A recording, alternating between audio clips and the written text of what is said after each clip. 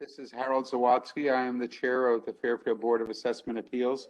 Today is Wednesday, April the 7th, 2021, and we are beginning our deliberations this afternoon to deliberate and vote on appeals that were properly brought before the board. The crew is taking our minutes today, so I would ask her to please do a roll call. And I am calling the meeting to order. Thank you. Okay, good evening. Kathleen Griffin, Here. Harold Zawadzki, I'm just going to run with the dog. Paulette Kuzo, Here.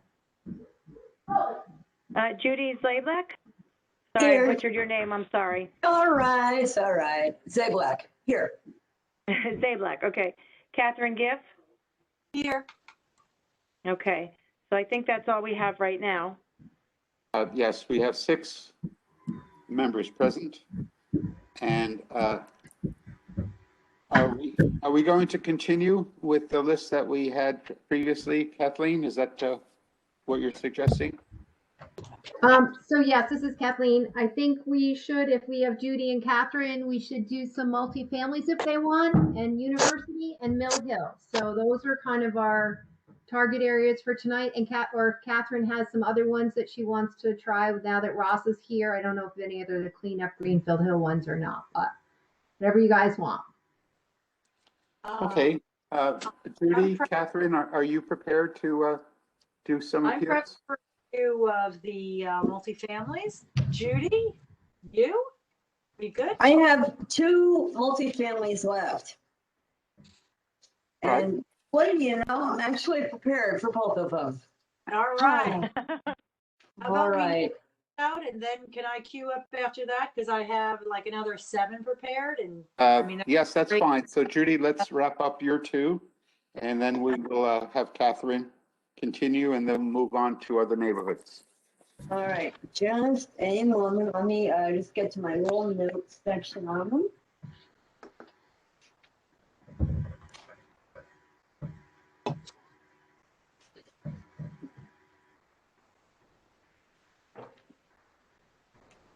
Well, I'd like to do 419. So this way, first of all, you guys can go look for it.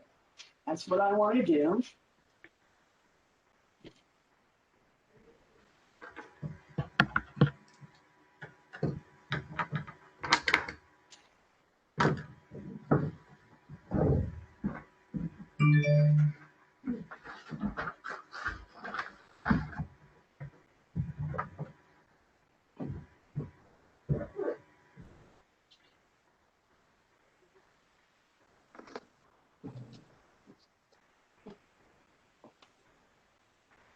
Where did it go? I know I just saw the other one that I need to do. Maybe my switch gears. Hold on. Okay. Let us know the appeal number when you have it. Thank you very much. Oh, here we go. 419. And I just want to put it up on my screen. The appeal number is 419419. Appeal number 419, everyone. Thank you. This is property owned by Jane Hayes. It's on 20-22 Rita Avenue. It is a multifamily. The appellant, I'd like to make a motion that we approve the appellant's opinion of fair market value, which is 629,421. For the record, the town's value is 784.3. Do we have a second? Catherine will second.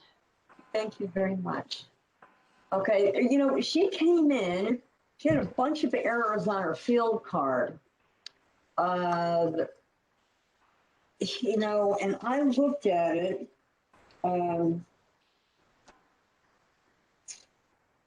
I think somebody probably should go out there. So I just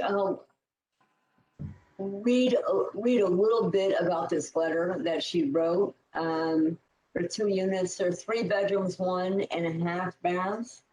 And I think that the field card says, there's 5 bedrooms and 2 baths total. It's pulling in a colonial and a multi at the same time. And it's the colonial, it's a little weird, but the bedroom count is not correct. The bathroom count is not correct. If there are 3 bedroom, 1.5 bath units, there's a lot of errors. There's the shed is not there any longer. So she did provide a few comps. And one of them was Beaumont.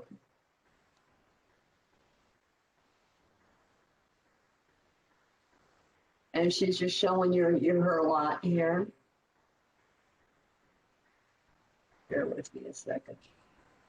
So if you look on page 8, there was another thing that really got her incredibly upset.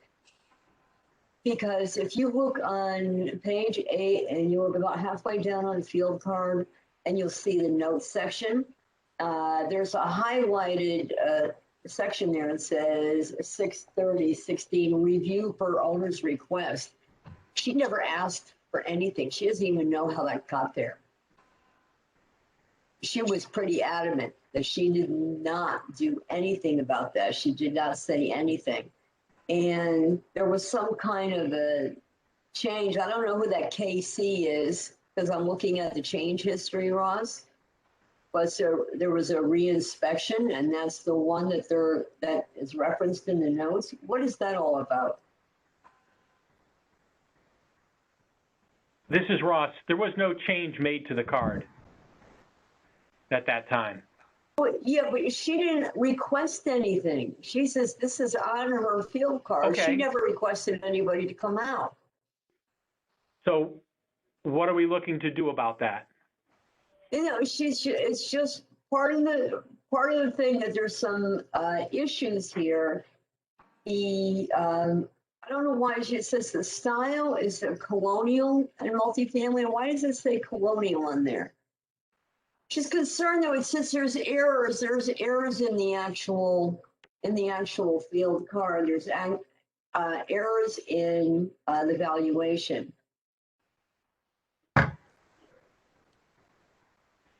Now, something else. They're duplex, they're side-by-side units. There's no shed there.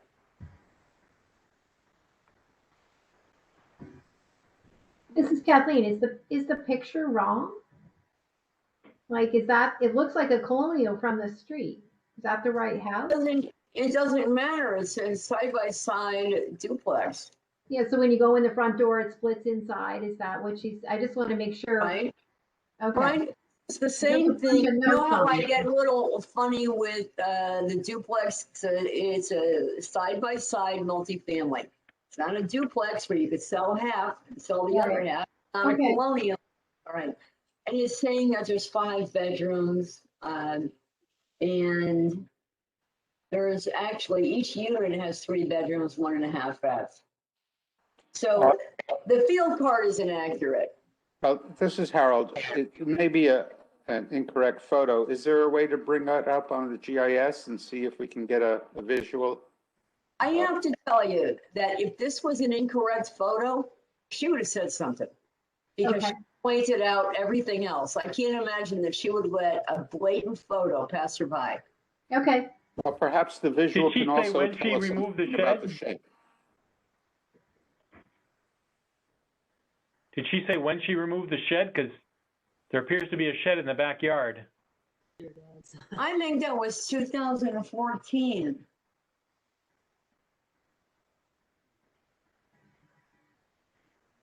What's the house? That's what my note says. That's when it was converted.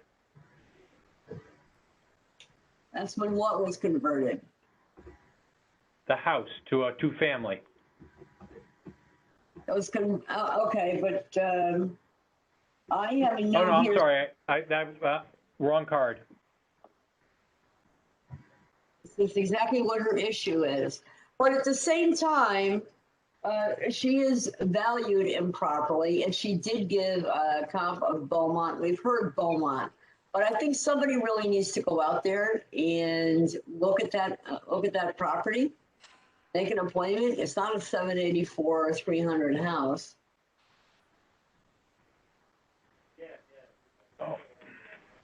It was reclassified as single family with an in-law, but it's a, and the mom never requested that. It's not a single family with in-law, it's a multifamily.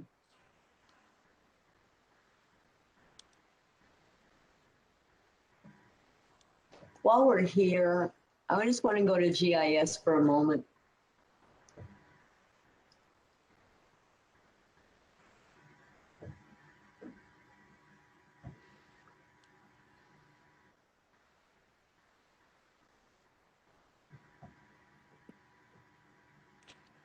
This is Harold. Did she Oh, say? no, you know what? I'm sorry. I'm just looking at this. I think I have to recuse myself from this. I just realized it. Hey, this is Ross. I've got Ken here. Okay. He might be able to shed some light on the property. Well, Okay. the situation with the house was, I think it was originally permitted as a two-family. And we had, at some junction, we made it like a single family with a secondary unit or an in-law setup. And then she, she called me and talked to me and didn't know why it changed and all this other stuff.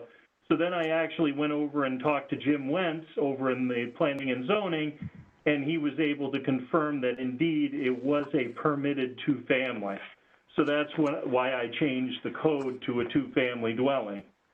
But I never physically walked in the property, so, this was all stuff that I was trying to educate myself as best I could through the powers within the building itself. So I don't know if that offers any clarity or what she said at the hearing. Yeah, there was some issues. There's some issues with the field card that certainly need to be addressed, but nonetheless, we still have a value issue that we need to that we need to address. Okay. Harold, Judy, did she describe how the two-family is apportioned? How many bedrooms in each unit? Yeah, I thought I mentioned that. They're both 3-bedroom, 1.5 bath units. I think we have 5. Yeah, Anything that'll make it go up. right. Yeah, just so you know, when she was talking to me, her main crux of our conversation was just in the fact that, of defining it as a two-family rather than a single family with an in-law setup. That was pretty much, the bone of contention, if you will, with us, or with that conversation anyway. It's, I do want to mention that it's also in a flood zone. It's on the corner of South Pine Creek and Rita, or just almost at that corner. And it's in a flood zone. Really at the corner, like Flora, if you look at the map, it's the way that the property on South Pine Creek Road is, it actually takes part of the little frontage, but this home borders Flora Boulevard and Rita, and it almost goes to the point of South Pine Creek. But it also have flood insurance there as well. So the comp that she gave was 83 Beaumont. Yeah, so this is Kathleen. Did Ken leave? He did. Do you need him? No, so the review in 16, I just want to make sure the card is correct. So we can change the bedrooms to 6 I don't believe that changes the value. Sometimes when we do that, it may in this case, but review per owner's request in 6/30/16. So that is accurate, right? She did call. No, no, she never called. That No, was this was part the of what I 10-120 mentioned at the review. beginning. I'm sorry, Ross? It was the 10-120. Ken was just out there in the past 6 months. It's the 10/120. Or, Okay. I'm sorry, he wasn't out there. He did it, he made changes from speaking with the owner and the other departments. Okay, so that 6/30/16 review per owner's request should come off the field card in the notes. Is that accurate? Well, no, I'm not, that's old, so I don't know what that was. Okay. So is the 12-60 correction C of C, is that the accurate note? I don't know what that. I'd have to check into that. I'd have to look that up and see. I think it's really not consequential to the value at this point.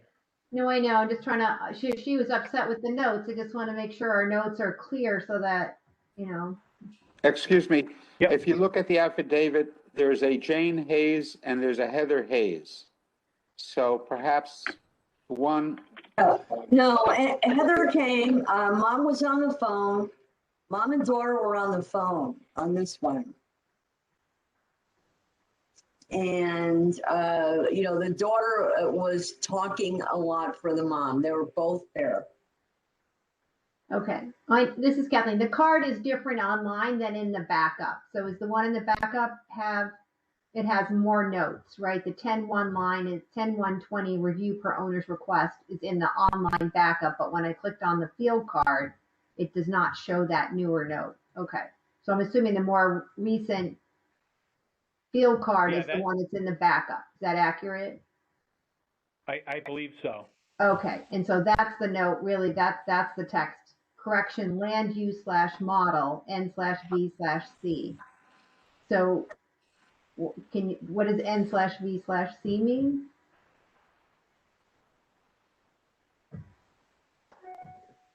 No value change. Okay, so went from So there was in-law to a two-family?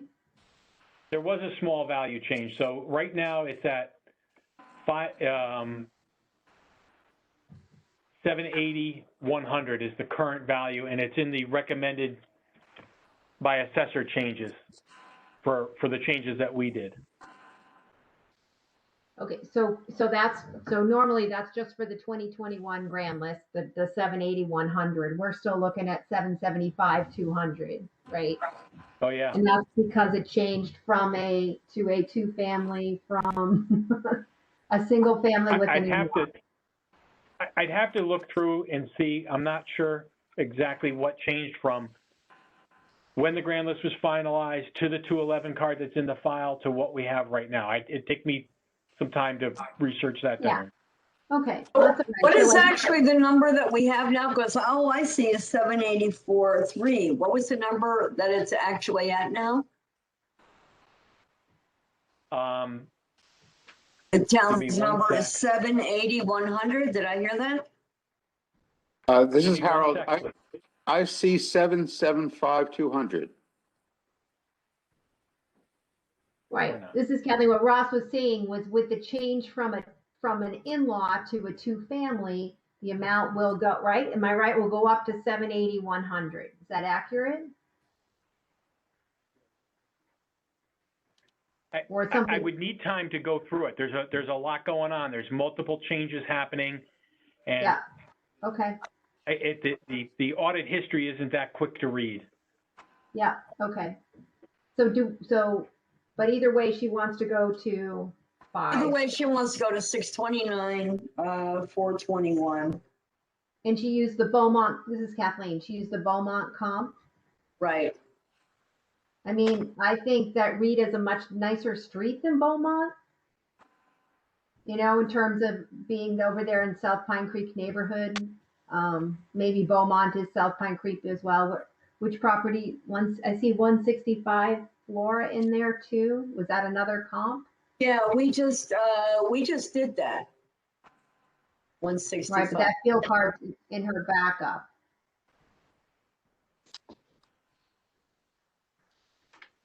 This is how the Beaumont house it's a much older house, and it doesn't have, it's 2 bedrooms and 2 bathrooms in each unit. Yeah, this is Kathleen. I wouldn't consider that a good comp. If her other comp is the 165 Flora, it looks like from the notes. And we just heard that one. We just heard that yesterday. Yesterday? These are all blending together. Yeah. Yeah, and I really meant to do these two together because they were right side by side, and I didn't get a chance to do that. So, do you have the number that we talked about for 165 for the one on Flora? I believe she requested from 665 to 523. These are just my notes, though. 665 to 523 as a revised version from 550. So, and I think it was That I have, but we voted on it. Does anybody remember what the 550 was granted. we voted on the 550? Yes, we went as low as, I don't think it was unanimous, but 4-1. yes. It was a 4-1 split. Yeah, Granted. Okay.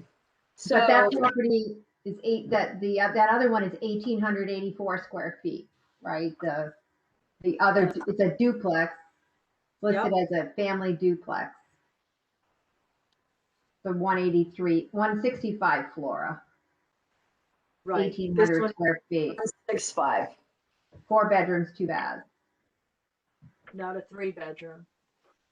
This one also has flood insurance. I do believe she's got to have some kind of an adjustment.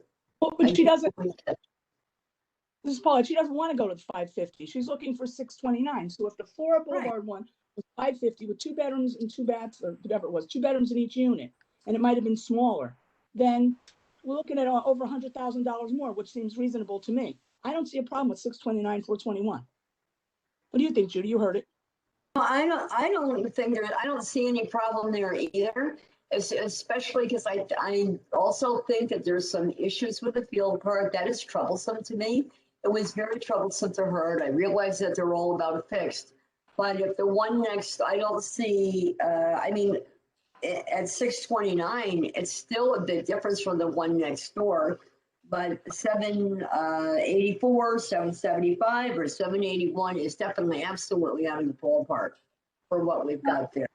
So This we is need to Kathleen. do something for this one. We absolutely need to do something.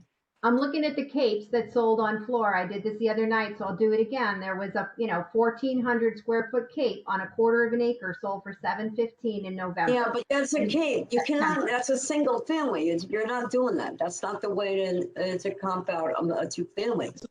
That's So a I $715. appreciate that, that information. It really doesn't matter when you're talking about the 2-family. And the ones, the Beaumont and the one that we just decided on, Flora last night, also very telling. So I would even consider a grant in part to 650 if anybody else was so inclined. It's got flood insurance too. It seems like there's a little weirdness going on there. I'd say, even the 629 is not bad, but to get something through for a property owner that it really is overassessed, then, I'd be willing to budge a little bit. This is Harold.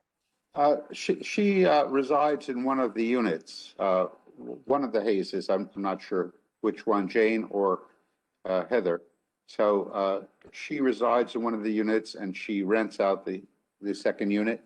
Is that the situation, or did she actually? I'm not sure that the family doesn't live there. I'm not Well, sure. it's her mailing address.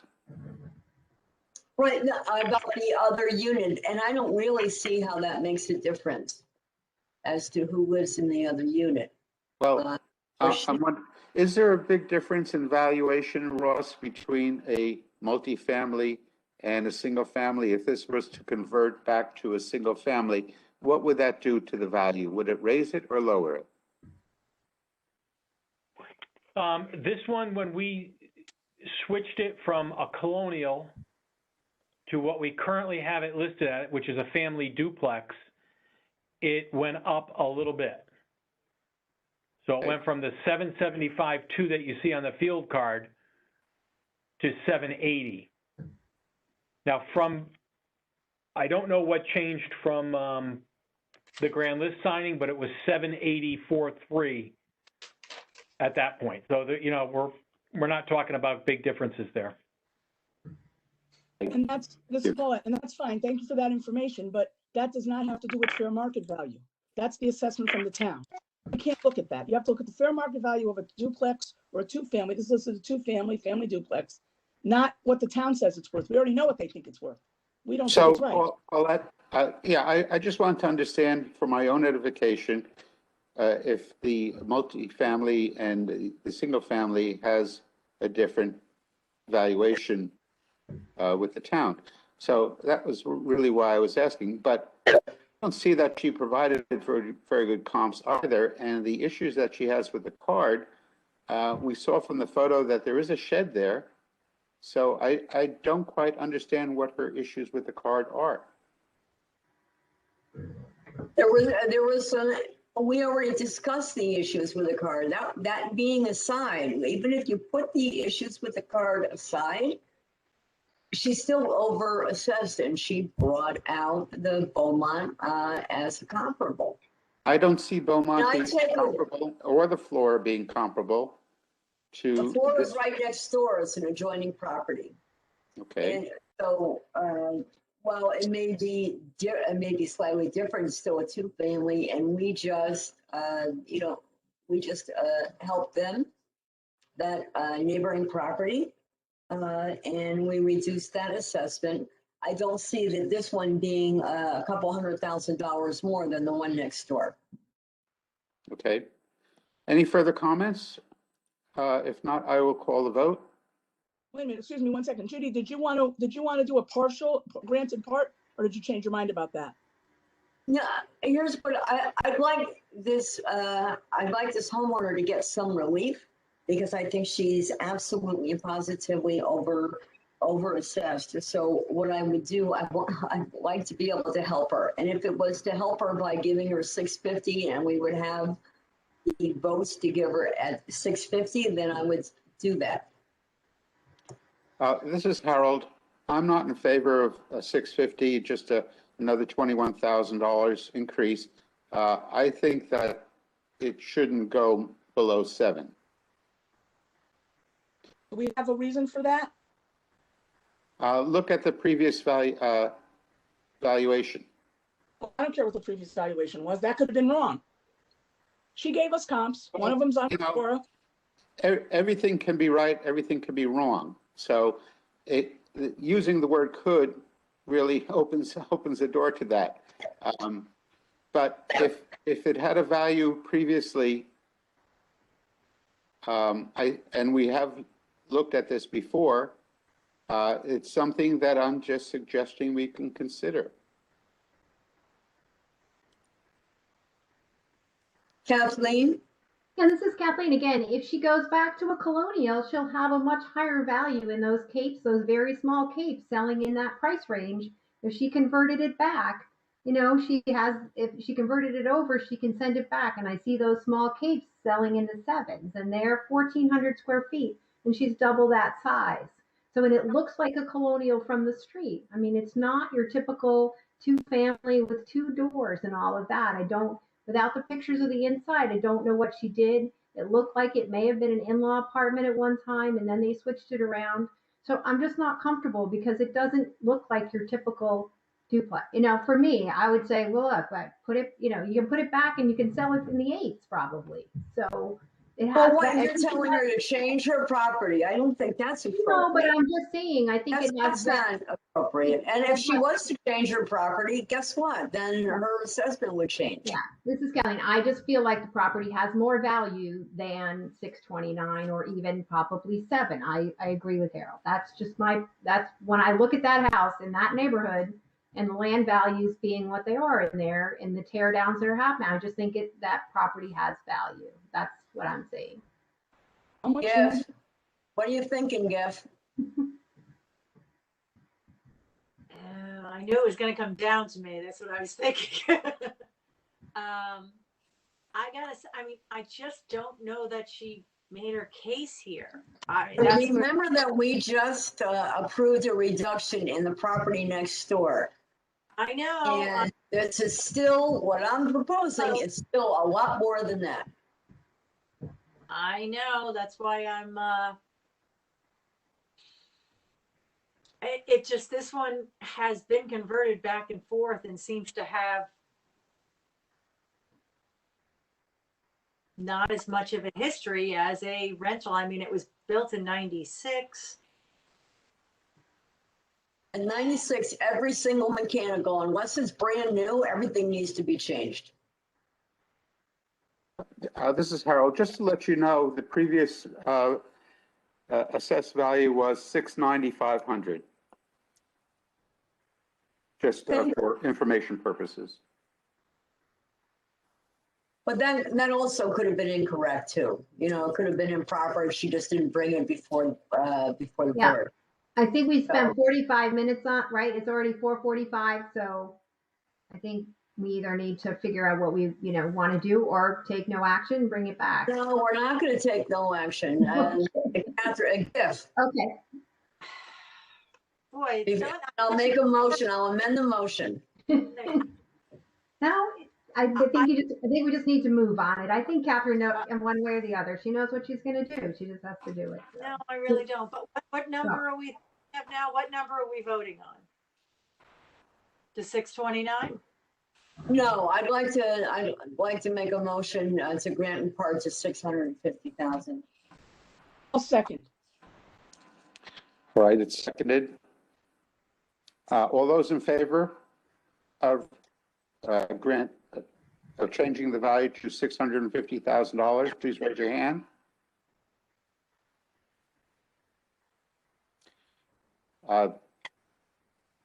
Opposed, please raise your hand. The motion is carried. 3 votes to 2, no abstentions. Now to vote on the original motion to grant in part to $650,000. Could I ask one question about the previous property, the Flora? How big was the land on that one?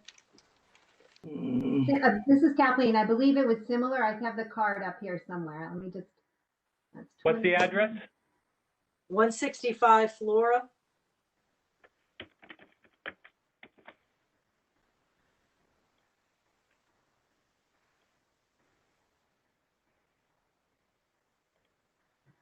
The field card's in the record. It's 0.215 acres.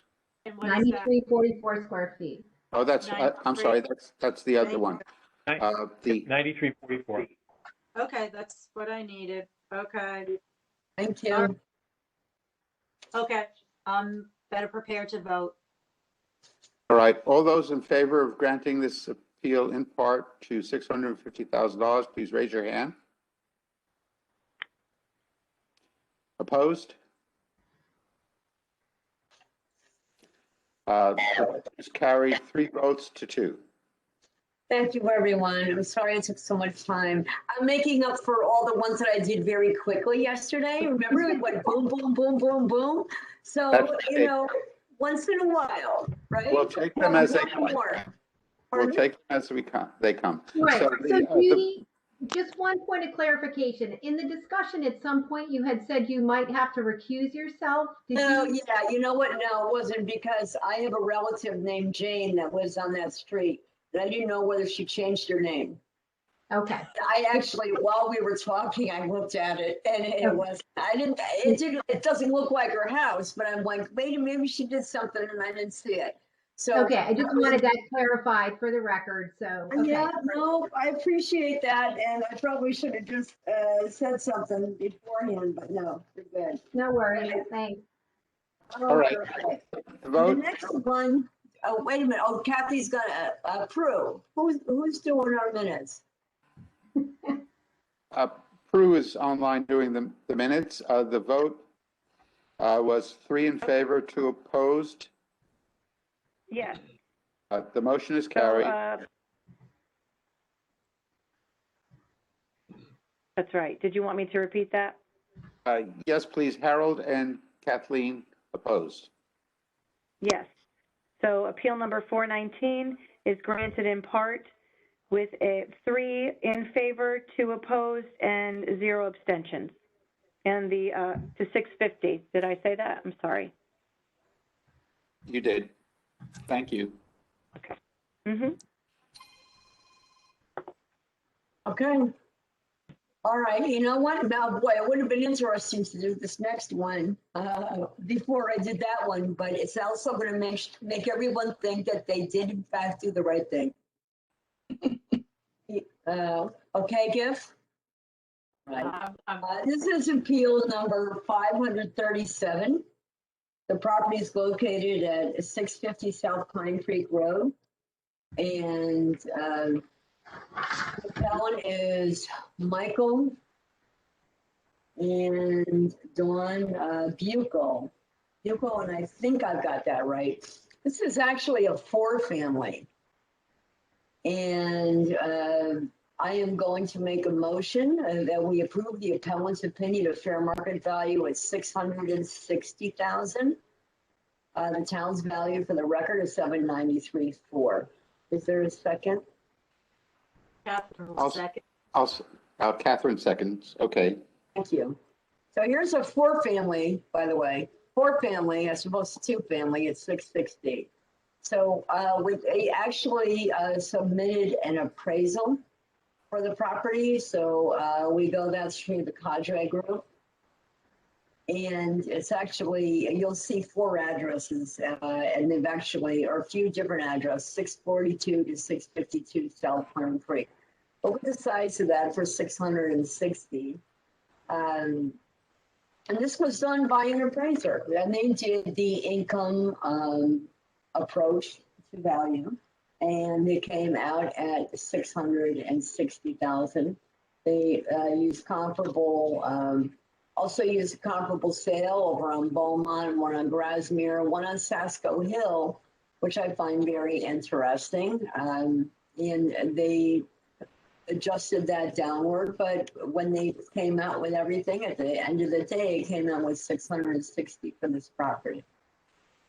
So I deferred to the appraiser that was inside the house, who has got a professional license, who valued the property at 660. You could take a look at some interior pictures here. And, I'm hoping that we don't need a ton of discussion on this one because it's pretty cut and dry. It's a 660 with the appraiser. This is Harold. And what were they requesting? They were requesting 660 as opposed to the town's value of 793,400. What's the date of the appraisal?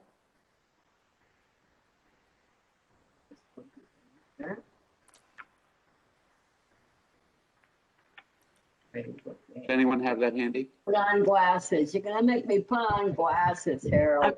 Looking for the same thing, as well as the appraisal amount, because it's not on the cover page. They make it hard. Yeah, I know. You gotta look. I know where to. It's usually on one of the bottom pages, so we gotta look for it. This is Kathleen. The bottom of page 10 says indicated value by sales comparison approach is 660,000. Right. Bottom of page 10. I didn't see the amount yet for the income approach. The cost approach is 664,200.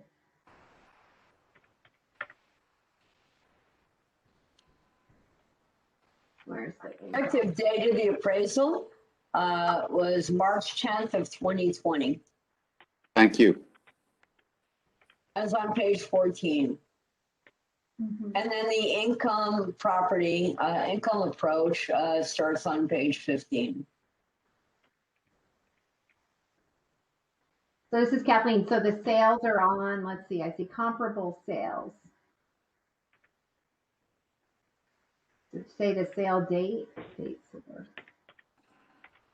These on market, must be in there somewhere.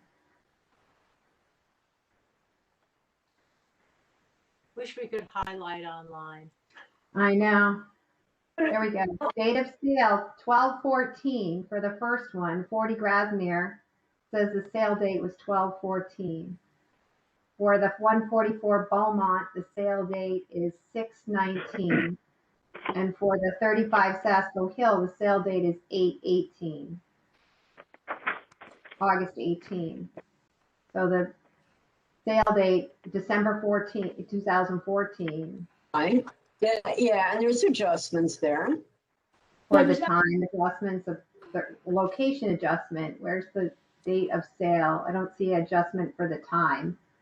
I mean, is that a 2014 sale, that 40 Grasmere Avenue? Is that because it's a 4-family?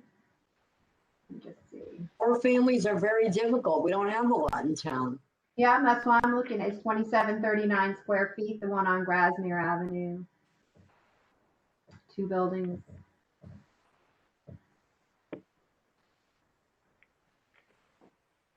Yeah, this is Isn't Ross, that the just to let time you know, adjustment?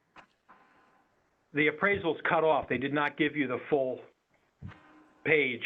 It's should be on legal size and it's on letter. So you're missing the bottom of every page. Oh. Well, and maybe they didn't do that. Maybe somehow something got messed up when the copies got made. Okay, Nope, here's what we received. okay. Letter. I don't see that there was anything malicious there. I I don't wouldn't see a problem. assume that. Example, the page of those pages where there's typed in information and it seems to end before the end of the page, so I'm not too concerned about it.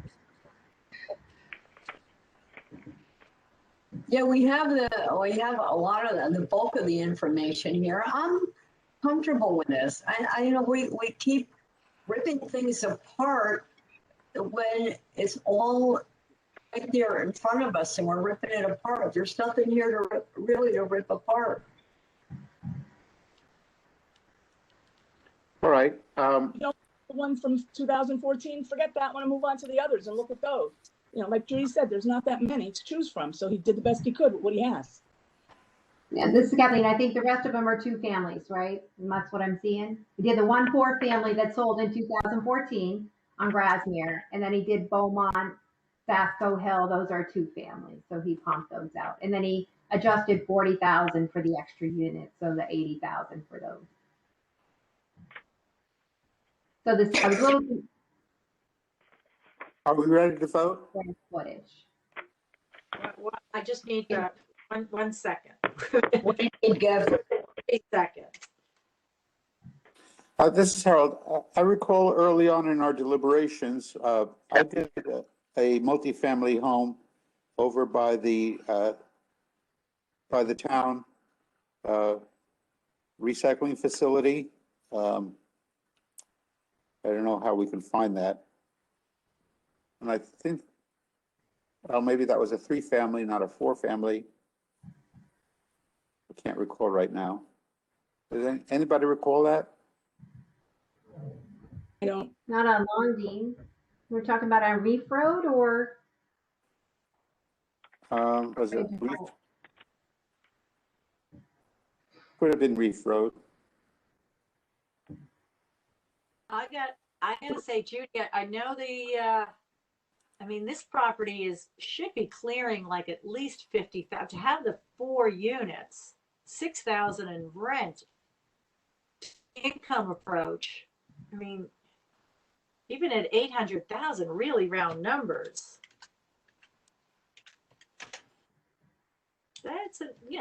Well, look, it's not but that's a 6% rate of return. You know, you do have more vacancy, I would assume, with what are they asking for? 660, huh? 660. This property again, I even forgot where we were. South- Where's South this, Pine Creek. this is on South Pine Creek Road, right? Yeah, I mean, that's a I don't- 7.5% cap rate. Yeah, I'm That's- not finding the, What are you finding? What are you I was looking trying to map it to see where it was on South Pine Creek Road. We went back and forth between, you know, each side of the road, but I have to find. So let's just take a look here. Just, let's look at the square footage, right? There's 2,880 square feet. Divide that by 4, right? These are really small units. Small, tiny. like we've been doing on the duplexes across the duplexes. I know duplexes across. And they're a the- lot smaller than the ones we've been doing. No, just even the duplex, right? No, 720 square feet. Those are, we've been doing a lot in the Beacon View. So they're that tiny. They're that small.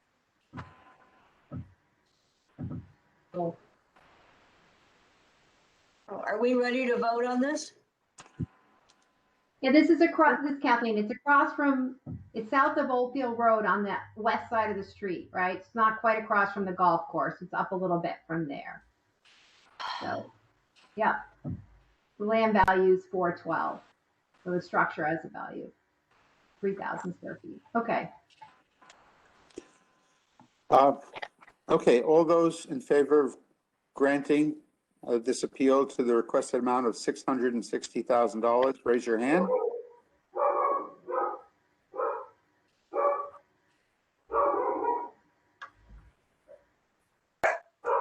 The vote is 3 favor, opposed. 2 opposed, the motion is carried. And whose dog's making my dog bark? Sorry, I'll have to, it's the puppy. That sounds like a dog, not a puppy. Thank you, everyone. And now you don't have to listen to me for the rest of the night. Thank you, Judy.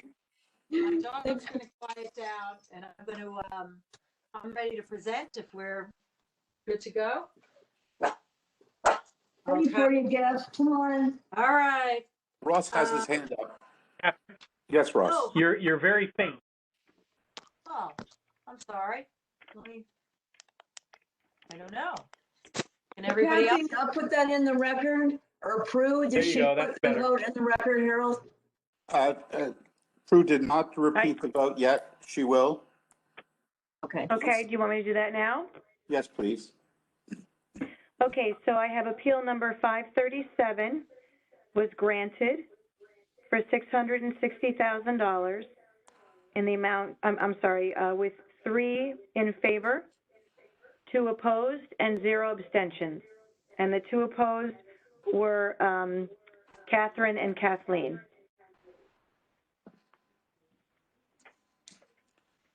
Okay, Judy? Thank you I'm very done. much. Done with mine. Oh, thank you. I'm jealous. I'm going to attempt to do, I think, 7 in a row here. Okay. Appeal That number would be 8, wonderful. sorry, appeal what was that? 8, 15 Campfield Drive, I'm sorry, what was that Catherine, we appeal lost number? you. 8. Am I still faint? Oh, 8, okay. 8. Campfield Drive, 15 Campfield Drive. James Bouvier is the owner and the appellant. I'd like to make a motion to to grant a requested value. The town's value is $280,800, and the requested value, we're going to start with the $280,800. The owner appellant was a gentleman who came in who was, it was his childhood home and he inherited. Yes, Kathleen? All right, do we need a second? Did you make a motion? I did make a motion and Judy's seconding. Thank you. Okay, I'm sorry. Go ahead. I was confused by the amount. So he's asking for the same amount? Okay, Yes, so he came in and this is kind of the standard half, the duplex that he owns, he inherited. It is the 4 rooms, 720 square feet, 2 bedrooms, 1 bath. The only thing he has done is he re-roofed, needed a new roof in 2019. The gentleman came in, it was his childhood home, and he spoke. His mother must have been a very feisty woman. He was very proud because not only did she get the street lamp installed in front of their house, because he's on a curve, and she also got the deaf child sign put there. So I've driven past this many times, and I always wonder, like, how do those deaf child signs get there? And it was for him. So the gentleman, when he came in, he just said that his is not the nicest one there. And he's on, quote, the wrong side of the street. So the pie shapes in these curvy streets, he has that strange pie shape, but it's more frontage and nothing in the rear. It points in the rear. So he was talking mostly about neighborhood and growing up there. He no longer lives there. And quite honestly, I don't think he really understood the process. So given all of that, I am going to make an amendment. He has done nothing to this house. This is, I've looked at the pictures for the rental. It is rented, and he does rent it. It is, it's got its paint, but there have been no renovations in this home other than the re-roofing in 2019. So I'm going to make an amendment to a new requested value for the other, for a value of $225,000, which is a match to the other grants that we have given and the other sales. I will discuss the 3 values, but right now I would like to make an amendment to bring that to a requested value of $225,000. Kathleen, are you seconding? Or Kathleen's seconding, she's on mute. Thank you.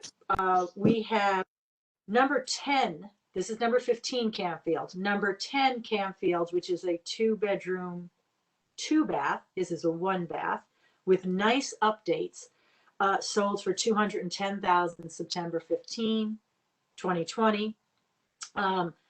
14 Campfield was appealed. Appeal number 232 is a match to his at 2 bedrooms, 1 bath, and the Board of Assessment Appeals approved that reduction to $205,000. And number 38 Campfield, or 38 as an appeal, is also a match to him, but also includes an enclosed porch room, and the Board of Assessment Appeals granted that to $225,000 based on a 2019 purchase. So I think it is fair.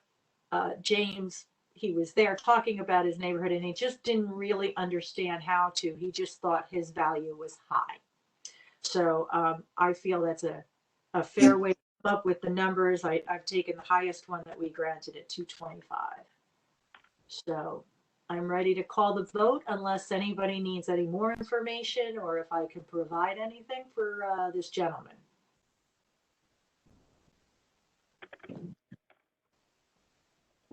I'm good with that.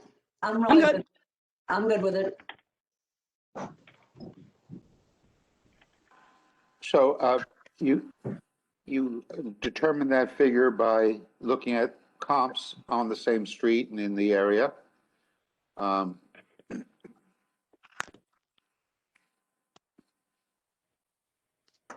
Okay. We're voting on the amended amount of $225,000. All those in favor of the amended value of $225,000, please raise your hand. Okay, it's unanimous.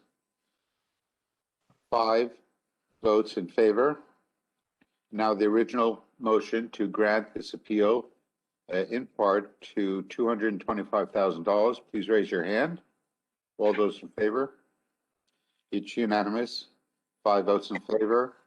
Vote is 500. Thank you. Thank you all. Prue, Okay. could you please state the vote for the record? Sure. So, Appeal 8 has been granted to the amended amount of $225,000 with a vote of 5 in favor, 0 opposed, and 0 abstentions, which is unanimous. Thank you. This is Kathleen Prue. So for the minutes, it is a grant, even though we amended it, it's not a grant in part, right? Because it's lower than what Right. he asked Oh, for. it- So oh, just make really? sure- Okay. Yeah, it's not an in part because that sort of says it's not all that they asked for. It's actually more than they asked for. So Okay. at least in the minutes, we call it a grant. Thank you. Thank you. Kathleen, for clarifying that. Next appeal, number 159, 60 School Street.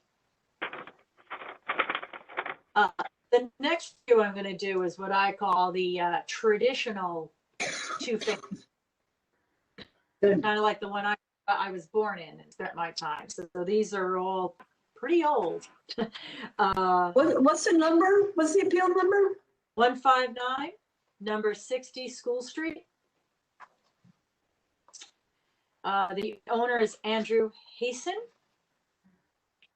And I would like to make a motion to grant his requested value of $400,000 from the town's value of $419,300. Do I have a second? Thank you, Judy. Okay. So this gentleman came in with a bank appraisal dated 8/28/2020 for $407,000. And in the appraisal, it does say this was an arm's length private sale purchase, non-MLS, but it is noted as arm's length private sale. That's how it's recorded on ours records. And it was purchased October 5th, 2020 for $400,000. So that's where the number's coming from. And that is the basis of the appeal. He also did, I went through some of the comps that were used in the bank appraisal. And if, it's either there, I could read them into the record, or they used both an income approach and a sales approach. Yeah. And this is Kathleen, he paid 400, right? That's correct. He's asking for his purchase amount, and he closed October 2020. Okay. I'm ready to vote. Okay. I want to give everybody the opportunity. This is Harold. All those in favor of granting this appeal to the requested amount of $400,000, please raise your hand. It's unanimous. 500. That's 5 in favor. The appeal is granted in the amount of $400,000. Thank you. Kathleen. Great. Catherine. And if we get these are the older multifamily styles. They're built from 1900 to like 1950. This is in total 4-bedroom, 2 bath. So, however they split those, but it'll be 4 bedrooms, 2 bath, around 2,000 square feet. And the appraisal is coming in at 400. So just a good piece of information to carry us forward to appeal number 33. I'm sorry, Catherine, what number? 33 33. for 343 Suburban Avenue. The owner was who came in to present the appeal, Eugenio Villagomez. I am requesting a motion, or I'm making a motion to request the appellant's value of $500,000 from a town value of $573,000. This is Harold. I'll second. Thanks, Harold. Once again, this is a purchase. He purchased this property in December of 2020. It was listed at $519,000.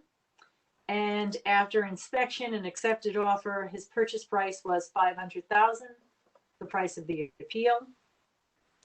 There is an appraisal there dated October 30th.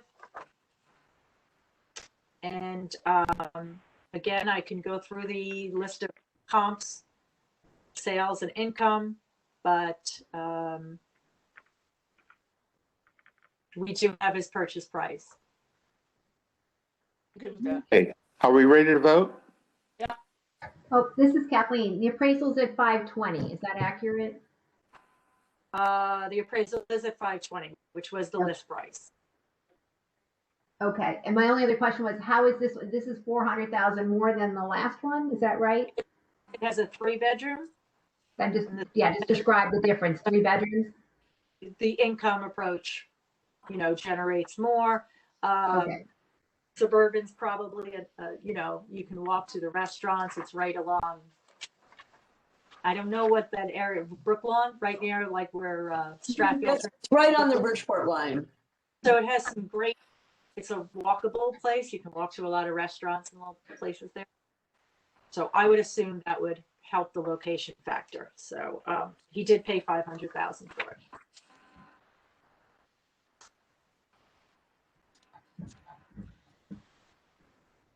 Excuse me, he paid what? What did you say for it? He paid 500 as the request, and that is his requested value. And he closed in December of Yes. 2012. Right, okay. All those in favor of granting this appeal to the requested amount of $500,000, please raise your hand. It's unanimous. 5 in favor, no opposed, no abstentions. The appeal is granted to the requested amount of $500,000. Thank you. All right. Does Prue Moving have to- along. I don't want, does Prue have to say anything, or do I go to the next one? No, I don't want to take your stage away from you. I think it's beneficial to have Prue record the vote. Okay, so appeal number 33 has been granted in the amount of $500,000 with a vote of 5 in favor, 0 opposed, and 0 abstentions, which is unanimous. Thank you. Thank you, Prue. Thank you. The next appeal I'd like to present is 459. The address is 634 Stratfield Road. And the property owner, Tracy and Peter Osborne. And I spoke with Peter. I'd like to make the motion to grant a requested value of $423,774. So let's just correct that or adjust that to $423,800 from a town value of $527,900. Do I have a second? Thank you, Kathleen.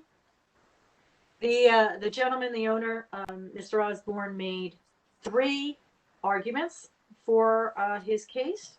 The first one, now this is it was built in 1909, definitely an older home, about 2,400 square feet, 4 bedrooms, 2 baths, 2 units.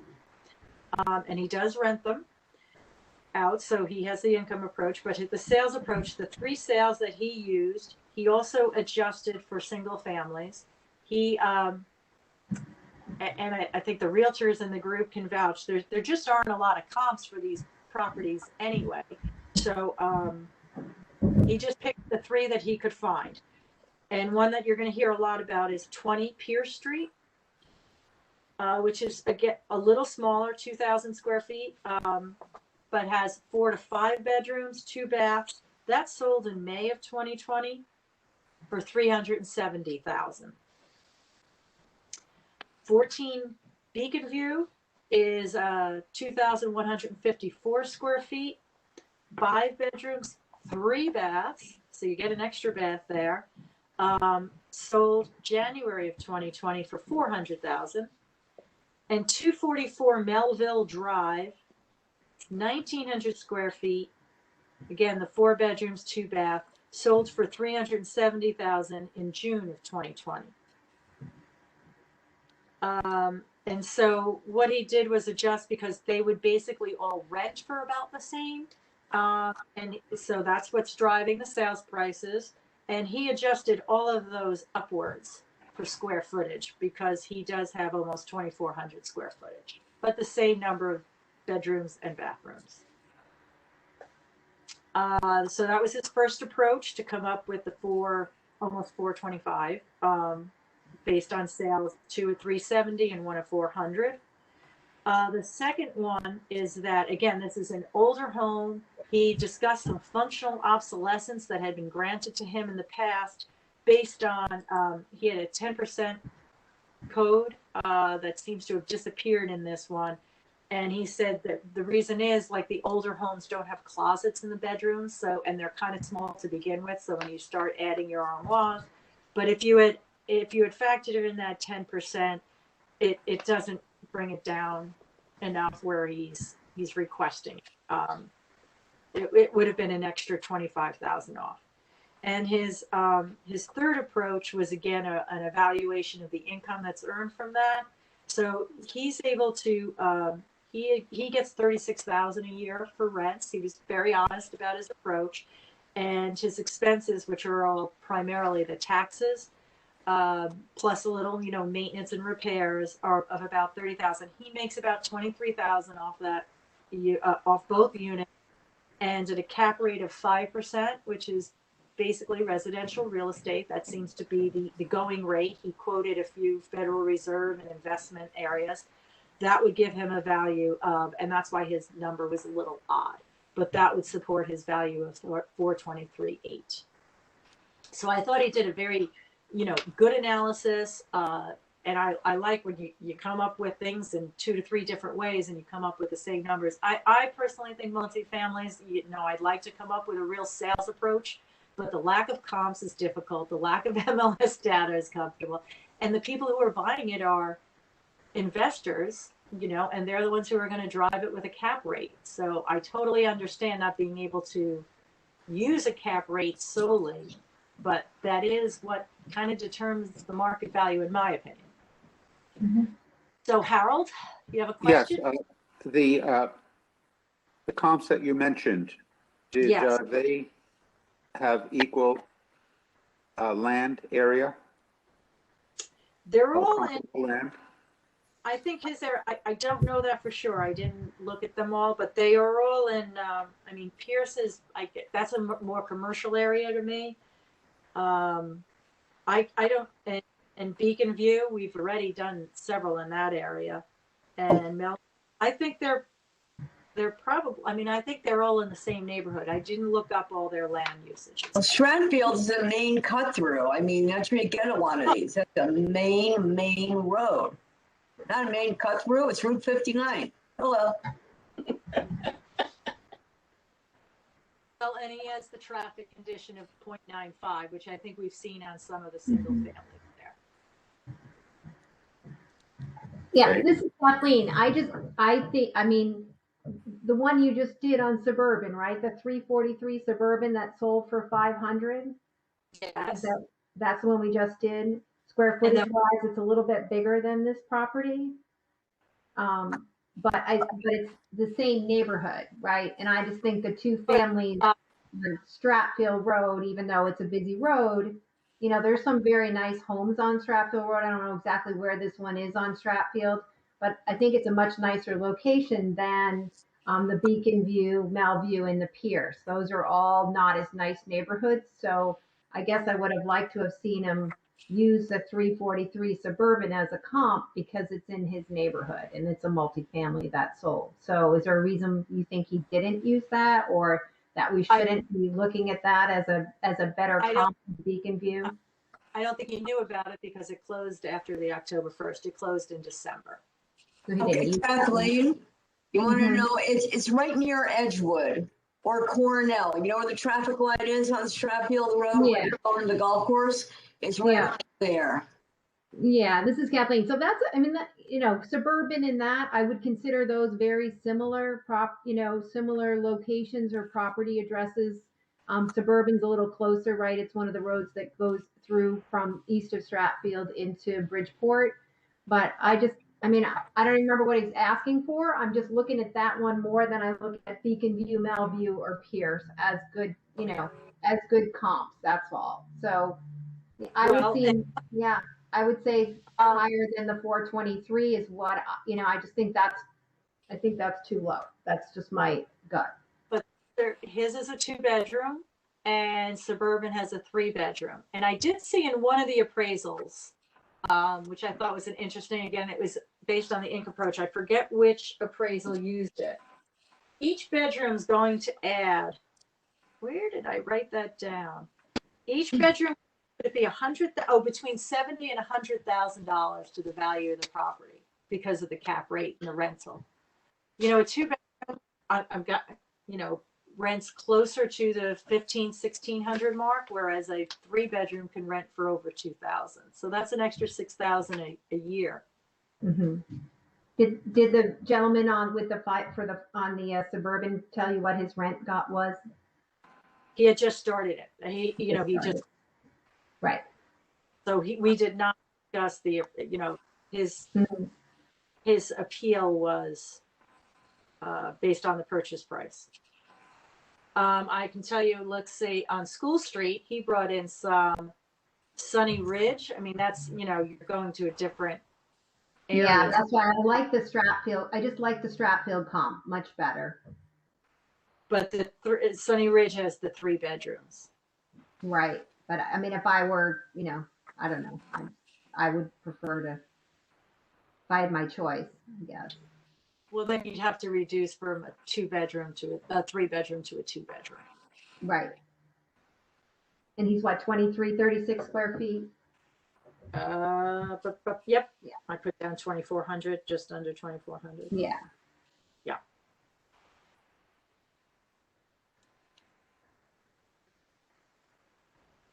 Are we ready to vote? I think Judy has a comment. I have a comment. I think the 423 is a little low. I think the 527 is too high. So I'm not inclined for either of those numbers, but I'd be willing to work with you, Giff, on something else if you had another number in mind. This is Paulette. Yeah, I'm looking at Melville Drive. Even though it's smaller, it's 4 and 2, just like this. Yes. When it's sold for 461,709. Now it's smaller, but that's a much better location. It's a side street, not on the main highway like 58. So I could rationalize making the subject property somewhat similar to this value based on the difference in location. So I think somewhere between the 420, whatever it was, and the 461,709 might be the number that I would be comfortable with based on location of the house. Yeah, this is Kathleen. I mean, the style of the Melville one is very different. It's, your traditional box with the 2 doors on either end. These older, early 1900s ones, they have some, there's a different style of home. Whatever. Maybe I just like them. No, they appeal to me too, but I get it. Yeah.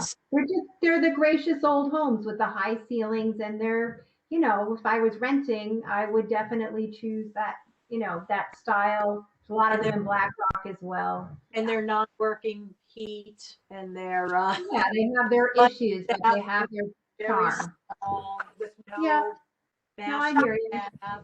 No double vanity, all that. Yeah. So I'm kind of hearing that 425 is too low.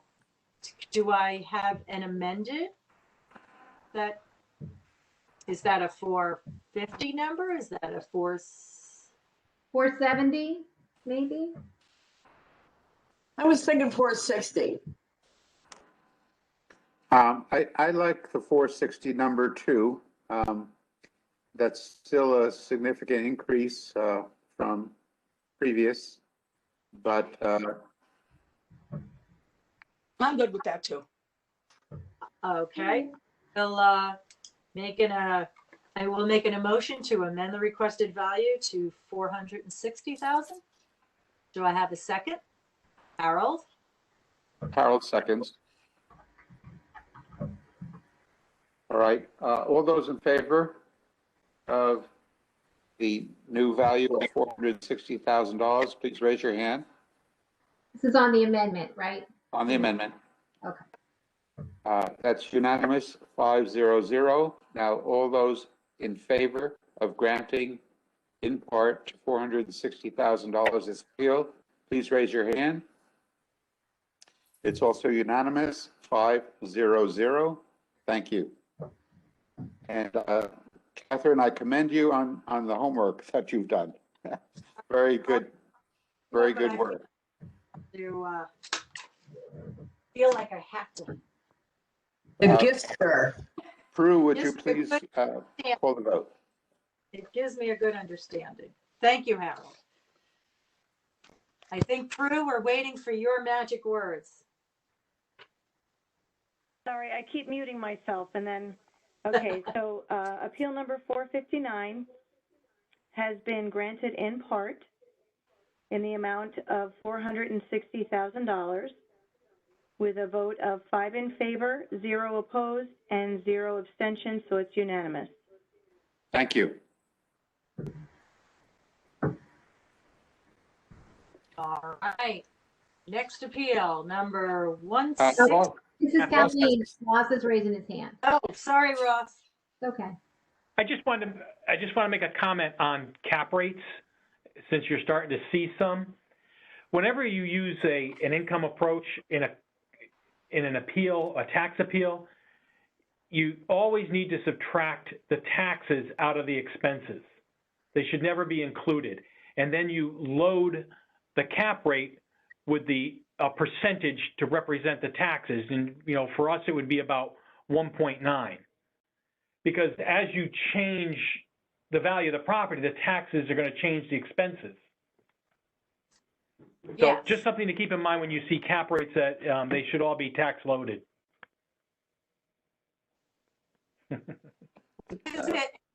He included it in his expenses. Right, but that. Right, that last one, he put taxes in the expenses, and that's not the correct way to do a tax appeal. Okay. Sorry, folks, the dog was barking. I'm going to ask you to give me a minute while I take her downstairs. Sure. Don't, oh, look at that beautiful. No, just leave her there. Oh my gosh. I'm in love. You can join us. The more women, more women is good. Wow. Oh, Oh, how My daughter's cute. dog, Oh, my cute. granddog. Bye. Like a puppy. Which appeal is next so we can pull it up? I know, I was just getting. I only have Bumble. I don't have a pet. I like Bumble. I've always loved Bumble. It always makes me happy. Bumble is so cute. Like, You want to? that's it. All right, I'm back. Appeal 168.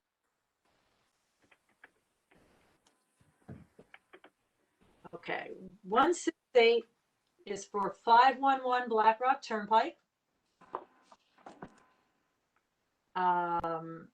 Susan Bento is the owner, and she made the appeal. I have Fox Street. I'm going to make the motion to reduce the town value of $619,400 to a requested fair market value of $520,000. The wrong appeal. What number was that? 168 Did you 168. state the address for the record? 511 Black Rock Turnpike. No.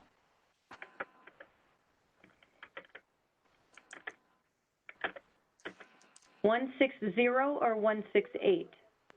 168. Thank you. 68 is. Oh, I see it now. Okay. Got it. Okay, I say this because the owner said it. She is a realtor, and she occupies one of the units and rents out the other.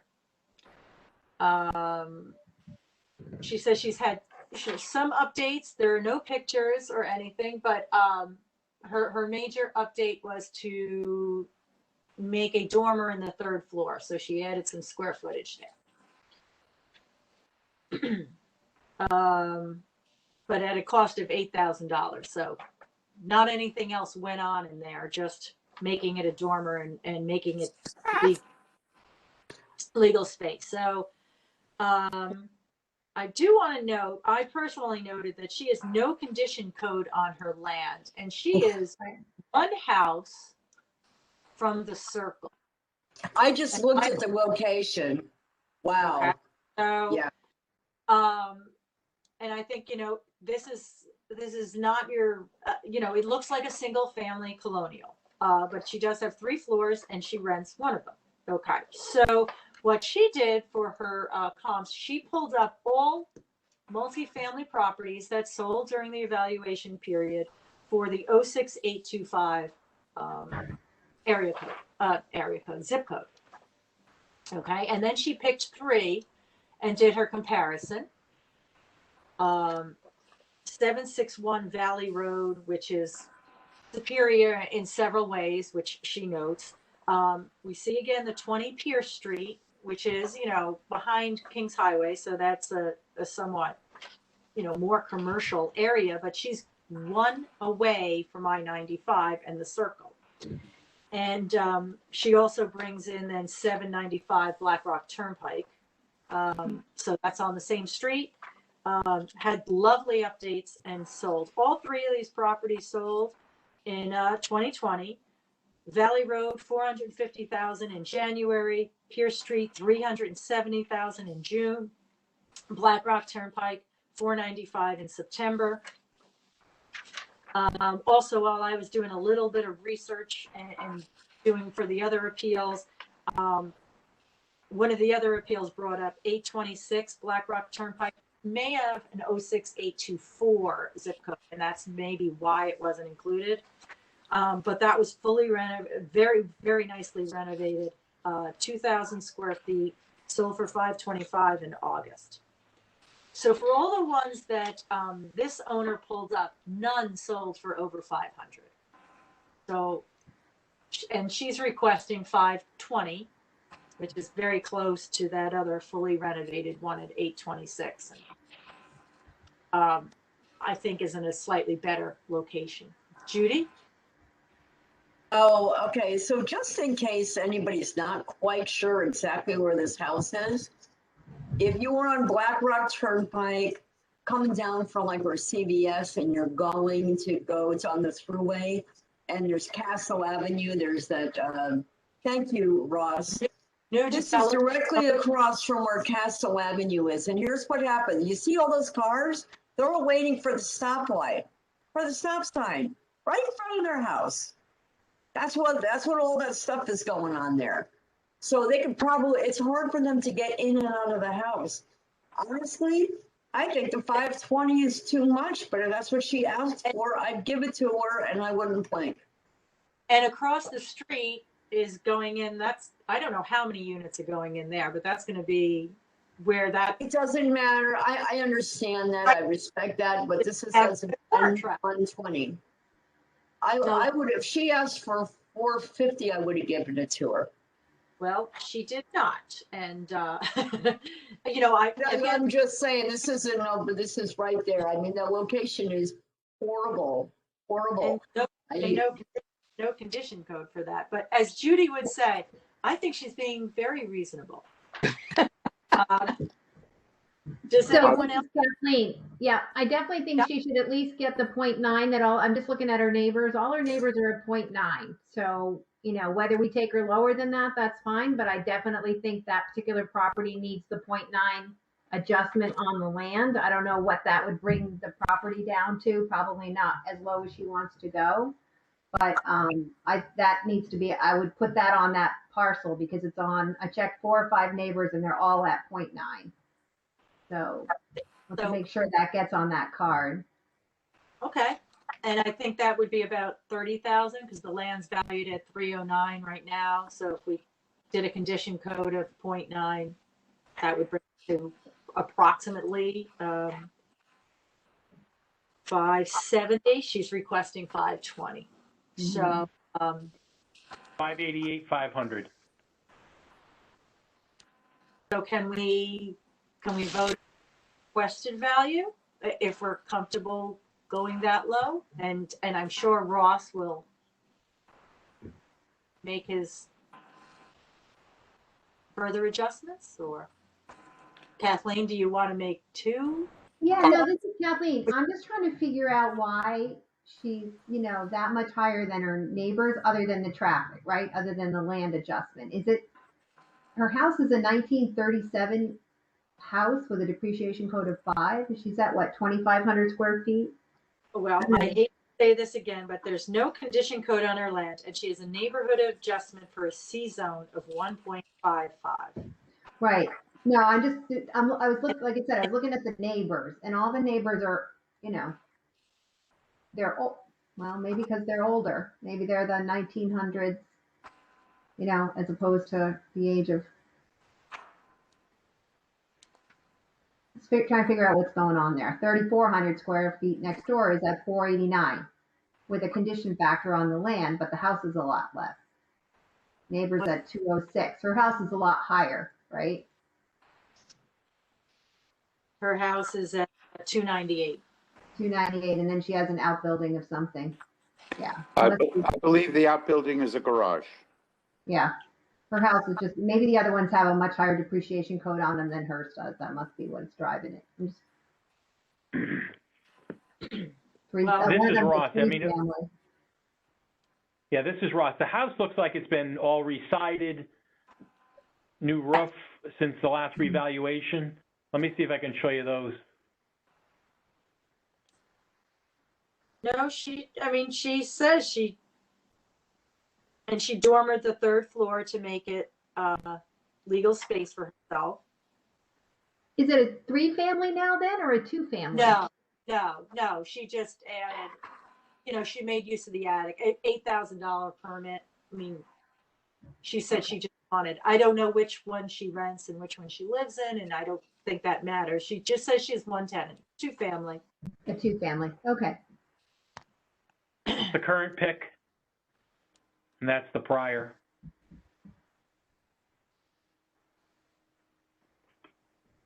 I still think her request for 520, is,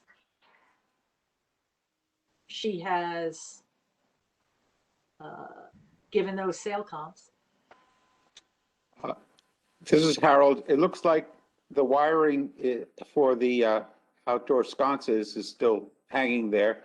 So the renovations haven't been completed. Do you have the prior? from I'm wondering if the windows were changed. Harold, that picture was from 2016. Okay. This is the current. The lights are installed. Okay. And the windows look the same. The windows haven't been changed. Yeah, hard to tell. So the 826 Black Rock Turnpike sold for $525. That is a 2,000 square foot house, right? Yes. Oh my God. Okay. And that's sold for $525. And that's an older, it's a 1933 depreciation code of 4. That has a traffic condition on it as well. I'm just going to look at the 795 Black Rock too. I just want to see that one. Sorry. No, that she The brought notes that. are very, right, they're on the same street. I'm guessing they're a little more up the hill with the higher numbers, but I didn't. Yes, 2,500 square feet in the listing. 2,500 square feet sold for $495 in September. The 495 is, yeah, a little bit larger lot, same traffic condition factor. Doesn't, yeah, different curb appeal. And that one's 2,000 square feet for 495, right? The 795 is 2,000 square feet. She's 2,500 square feet.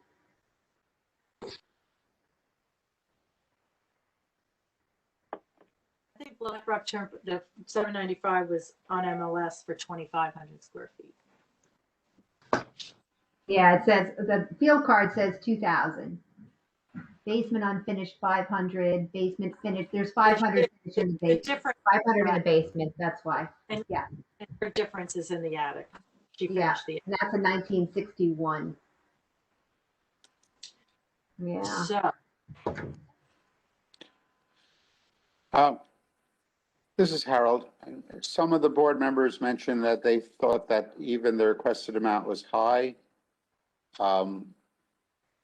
Given the comps that we've looked at, the town's value appears to be high. It doesn't have the traffic condition factor and the exposure to the turnpike.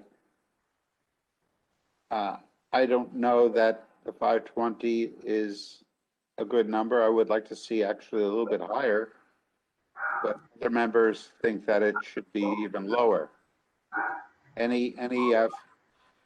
Kathleen, you looked at some of the comps. Catherine, you looked at some of the comps. Do you feel that the 520 price is in line?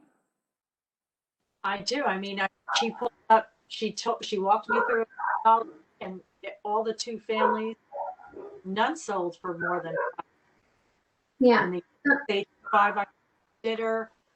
So yeah, no, I thought 500. Look, and if I had 520,000, I don't know that that's where I would choose to live. I wouldn't. This is Kathleen. Like I said, I just looked at those two comps. They're 2,000 square feet. One sold for 495 and one for 525. Hers may be in much better the shape than those, and she's bigger than those. So I just think 520. I think 520 is a little low. That's all I'm saying. It's in a super bad location. You really have to adjust significantly for that location.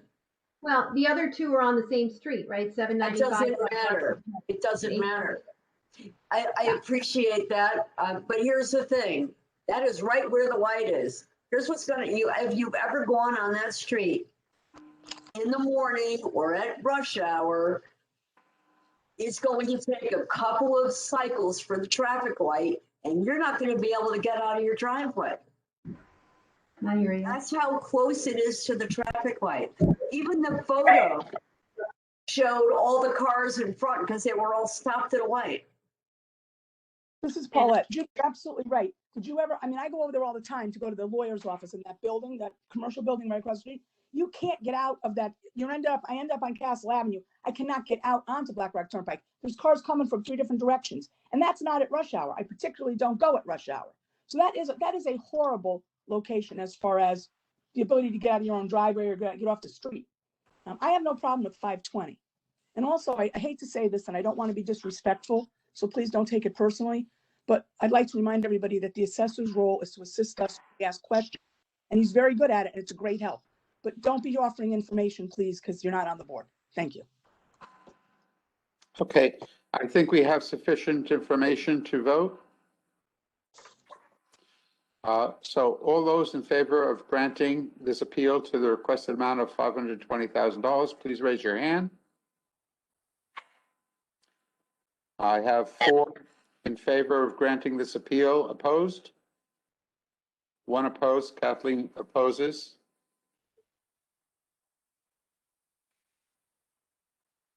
The vote is 4 in favor, 1 opposed, no abstentions. The motion is carried to grant this appeal to $520,000, the requested amount. Prue, can you provide the vote? Yes. Please. Yes, appeal number 168 has been granted in the amount of $520,000 with a vote of 4 in favor, 1 opposed, and 0 abstentions, and Kathleen Griffin opposed. Thank you. I just Thank want you. to Thank you. thank you, Prue, and everybody. And I'm just making a note here. Judy, you're not leaving at 6. I have 2 more to go. The last time I presented, you said I'm going to present because you're tired. Like, nope. So I have 2 more to go, guys. Appeal 26. Okay. Appeal 26 for 53 Northstern Avenue, owned by Tina Corning. Ugh. That wasn't a positive sound. I I'd like to make a motion to reduce the town's value of 466,400 to a requested value of 400,000. The appellant was sometimes using assessed value, so I want to clearly state that the appraised value for the town is a requested 400,000. May I have a second? Kathleen, second. This is Kathleen. So Catherine, can you just state that again? So she's requesting not the 280, she's requesting 400? That's the requested assessed value. So the appraised value for the town would be 400,000. 400 even. Okay, thanks. Okay. Could I have a second? Now that was me. I seconded too. Okay, Kathleen seconded. Okay. So this property is over by Tungus Hill Park. It's a little street off there. It's a nice- It is yeah, and all the goods and all the bad that comes with Tungus Hill Park, or living next to End Park. So there's good and there's bad, but that's where it is. This is a 1950 built, 2,600 square foot, 10 room, 5 bedroom, 2 bath house. It is the appellant's lifelong home. She inherited it from her dad. Still living there 10 years later. She lives upstairs and she does recently rent downstairs. It was not something that, so it's a new venture for her, but she does have a rental there. And really what she's requesting is a 10% increase from the prior year versus the 30% increase that she's experiencing. So she supplied a wealth of MLS information. I'm going to weed through it, looking for some assistance to support her if we think it's valid, to get to the $400,000 number. Again, Pierce Street does come up. That was sold because it's that was sold for $370,000 and is slightly smaller at 2,000 square feet. But that's, you know, the baseline that many of these multifamilies are using. There was also an older and smaller one on 241 Old Stratfield that sold for $290,000. Okay, so that's quite low.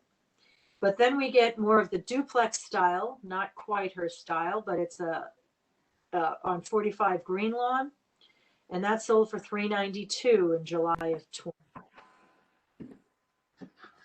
20. If we were to look at the town's value, we talked about there's an active listing on Old Stratfield Road because she thought those were pretty good comps. 246 Old Stratfield, 2,500 square feet. Is still listed. I checked it today to make sure that it's not sold. Its list price has been dropping. It's now listed at $485,000. And that's probably, I mean, if that had sold, that would probably be the best comp for her, but it hasn't sold. It is actively listed. And so that's kind of where she's just trying to find where she's in line, but she just feels that 466 is just too large a jump for her property.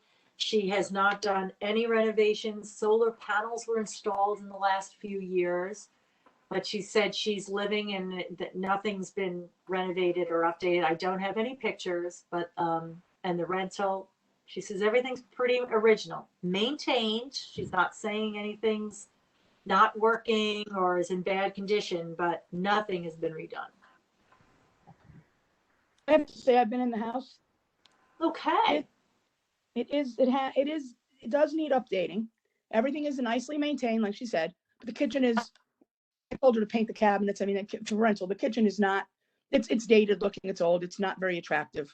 So, and the rest of the house is okay. I mean, there's not, it's just, you know, looks like it's an old house, but it's certainly livable and clean. So she's right. I didn't see any big updates in there. I've also been in the house. Lucky you. Okay. Okay. Yeah. Yeah, I mean, I think she's got a pretty decent location there, actually. Right across from the park.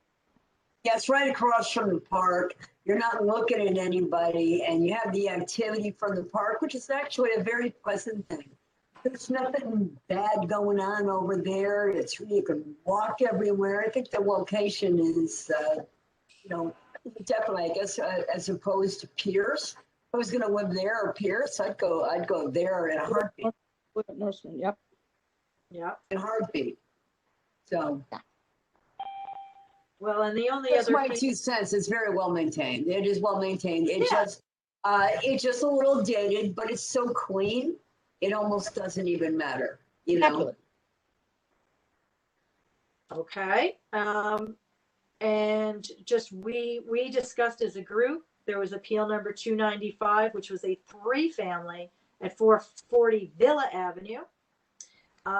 And we had changed the depreciation code. We advised the assessor to change the depreciation code to 2 for that 3-family, and valued the 3-family at about $415,000. Wait a minute. Wasn't that the old woman who's lived there? Yes. Okay. That house is in nowhere near the condition that this one is, and it's on a main road with a double yellow line. It does not have the park across. So no, even though you got the extra apartment, it's not comparable. No. But I appreciate you bringing that up. I'm just trying to, so do we, how does the board feel that perhaps the town is appropriately valued it in the mid-4s? Shouldn't low 4s? Just saying, just asking for,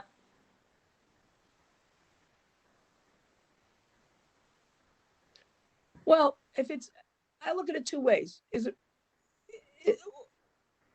guess I would say, if she's asking for a 10% increase from last year, right? Is that what she's saying? well, the last reval period, yeah, which was last year, but 2015, I mean,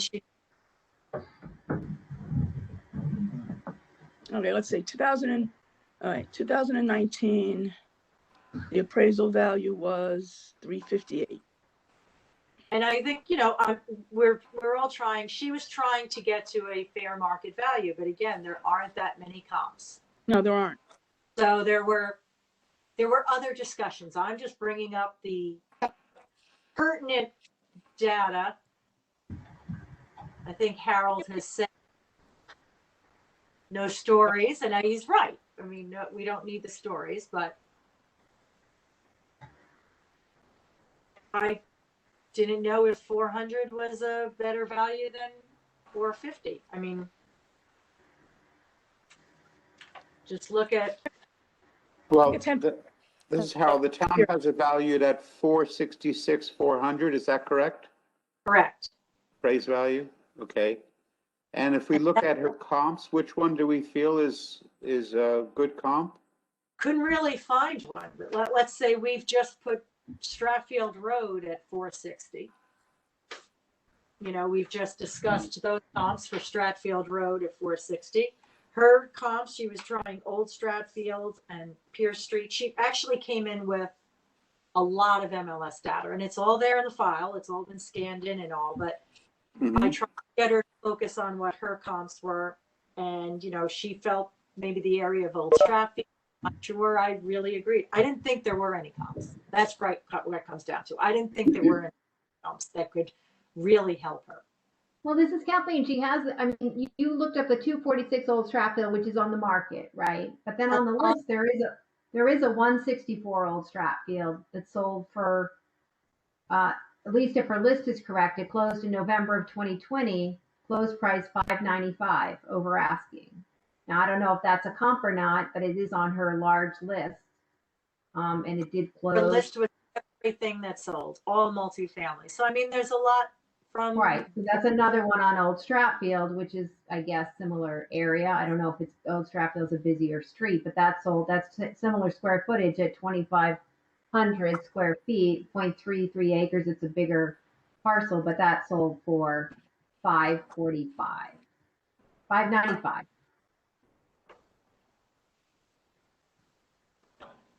And this is Harold. If you compare this with the Black Rock property that we just reviewed, it seems to be a similar structure to me, without all of the condition factors.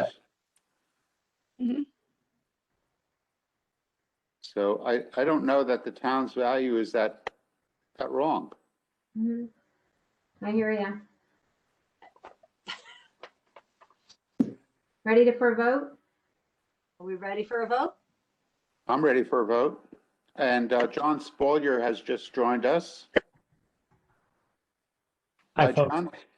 Okay, all those in favor of granting this appeal to the requested value of $400,000, please raise your hand. I have two in favor. Opposed? Opposed? I have 3 opposed. Motion does not carry. The vote is 2-3-0. Okay, I have, we'll wait for Prue. Okay, so for Appeal 26, it has been denied, and the vote is 2 in favor, 3 opposed, and no abstentions. And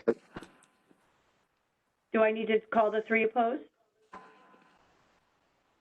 Harold, Kathleen, and Catherine. Yes, Yes. thank you very much. You're welcome.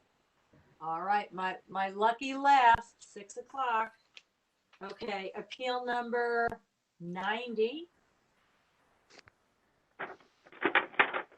221 Pandiati Avenue. Elizabeth Sweeney and Kazu Mizuguchi. Mizuguchi. Thank you. Both owners were present for the appeal. I'd like to make a motion to reduce the town's value from $537,100 to a requested fair market value of $365. Do I have a second? Right, that's a big jump.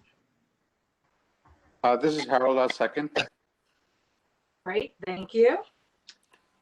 Okay, so the appellants, this is a 2-family, upstairs, downstairs, not side by side, which they a little harder to rent. They do rent. Sorry, Harold. Oh, nope. I'd just like to announce also that Ranik Patel has joined our panel at 6 o'clock p.m. Great. You guys are ready to listen to Appeal 90. Monique? 90, thank you. That's it. We just started. It has a single family appearance. It's located right off like Country Road and in that area. So it's in a very neighborhood of mixed family styles. And it is maintained but not renovated. So one of the bases for their appeal is that every sale that they looked up was less than the appraisal. So they're saying even at the fair market value, they would still be overappraised because all the other sales that they looked at are greater than the sales price. So the subject is built in 1936. It is 2,400 square feet. It's 10 rooms, 4 bedrooms, 2 baths. Rents for $3,000 a month for both units. And there were many pictures of the subject showing that it is maintained, but definitely vintage. And comparing it to 795 Black Rock Turnpike, which has been all renovated.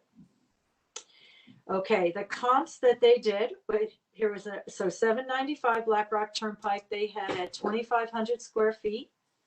The kitchens and baths were renovated. The pictures are all there. That sold for $495 September of 20. I believe that may be almost contiguous to where their property is, like their backyards may touch. Not sure, but I think they're in the same vicinity, but I'm sure that could be checked. But they, and the town appraisal for that is $486. So like right on the money with the sales price, very close. 826 Black Rock Turnpike, just over almost 2,100 square feet, also nicely renovated, sold for 525 in August of 20, but the town appraisal is at 485. The comp on Pierce Street, again, 370, sold for 370 in May. They are calling Grassmere the up and coming area. So they said as a rental market, they would be up against 41 Grassmere, which sold for 407,000 in April of 2020. And the town has that appraised at 404. We are working across different neighborhood codes and neighborhood adjustments, and they were aware of that. But they said, if you're looking to rent, those two would be more comparable than the neighborhoods might suggest. And again, they felt they had to go outside of their neighborhood to come up with comparable properties. And the other one that they thought was a very good comp, because it was so close to them, is 206 Country Road, because that was purchased. It was an antique multifamily, but it was purchased to demo. And it was purchased for just under 385,000. So that's why they're looking at the 385, the town appraisal for 387 on that. And they just don't think that they could anywhere near sell their house for 537.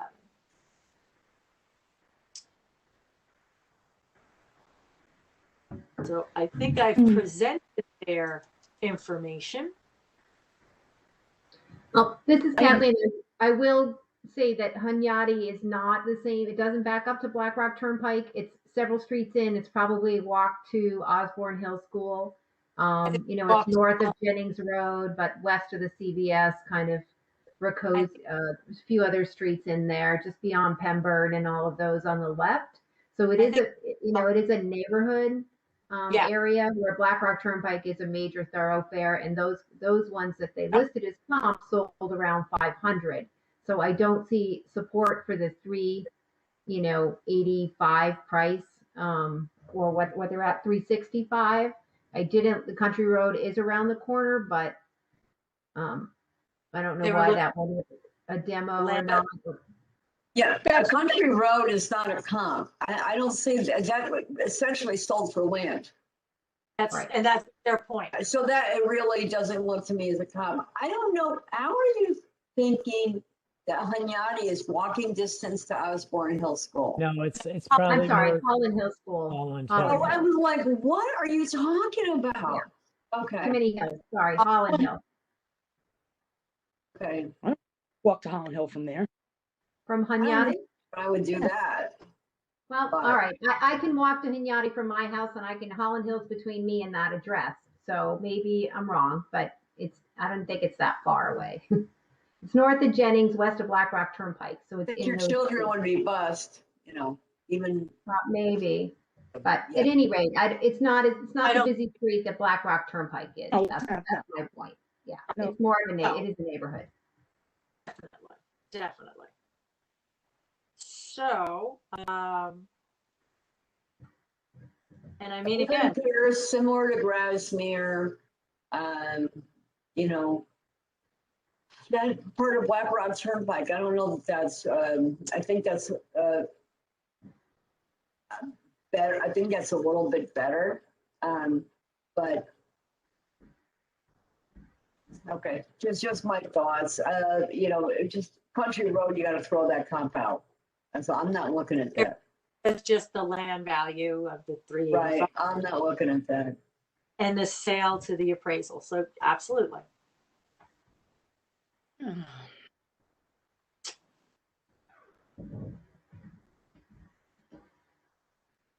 of these properties were appraised as they were appraised by the town. Yeah, this is Kathleen. There is a split that sold on Hunyadi, 1,246 square feet, sold for 520 in September. You can't compare this It's a to, single family. It is a single family, but it sold for 520. It didn't sell anywhere close to the 365. So I hear you when you say they're not the same, but I still think there's shows value on the street. Multifamily that sold for 460, 272 Hunyadi is a multifamily that sold in May of 19, 2,400 square feet on 0.57 acres with a sewer easement for 460. So I just have a hard time supporting a 365 with that multifamily. I don't know what kind of multifamily, but Well, anyway. maybe we need to look at a different number between Yeah, I 365 I and think the 5. 367 is too low. It is. It really is, but the 537 is too high. Right. So So we have to come up with a number then. that's, Harold, you're on mute. Harold, you're on mute. So you saw my lips moving. Yeah, I did. I think And a number in the mid fours or under mid fours would make more sense.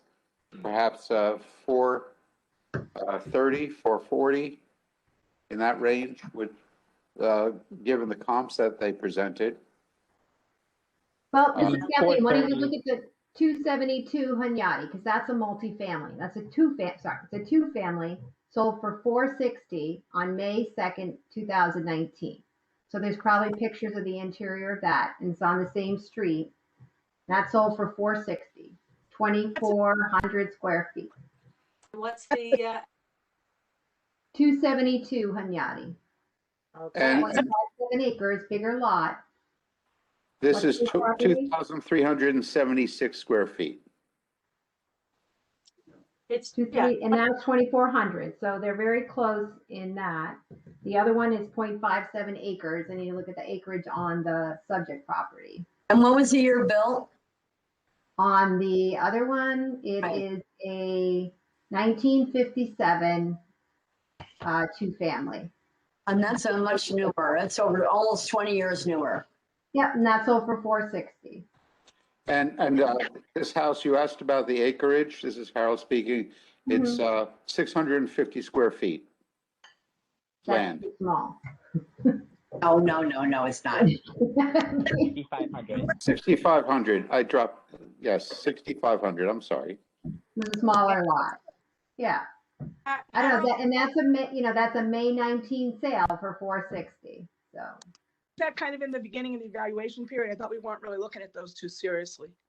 This is Kathleen, I was looking for value on the street. So, and you can look at the sales going backward. So that's why I picked that one. Because it just shows some value. And then again, the other one that sold for 520 shows kind of where things are going on the street. But you're right, I would expect it to be higher than that today, higher than 460 today. Yeah, and 430 would go down to the sale price that you bought it for in 2014. So even 450 I would be comfortable with. Let's see, what's the land value there? land value is 320, almost 325. Okay. 325 for a 0.15 acre lot. That might be part of the issue. That neighborhood, well, the, Go, let me neighbor- guess. the University, right? 155. Sorry, What's Paula? the- I'm sorry, what, let me guess what neighborhood that's in. University, right? I don't know, no, 80 with a 1.55 neighborhood adjustment. East of North Benson, it's Kathleen. East of North Benson. I think it's east of North Benson, right? North Benson. University is north and west of the Fairfield View. I was North Benson.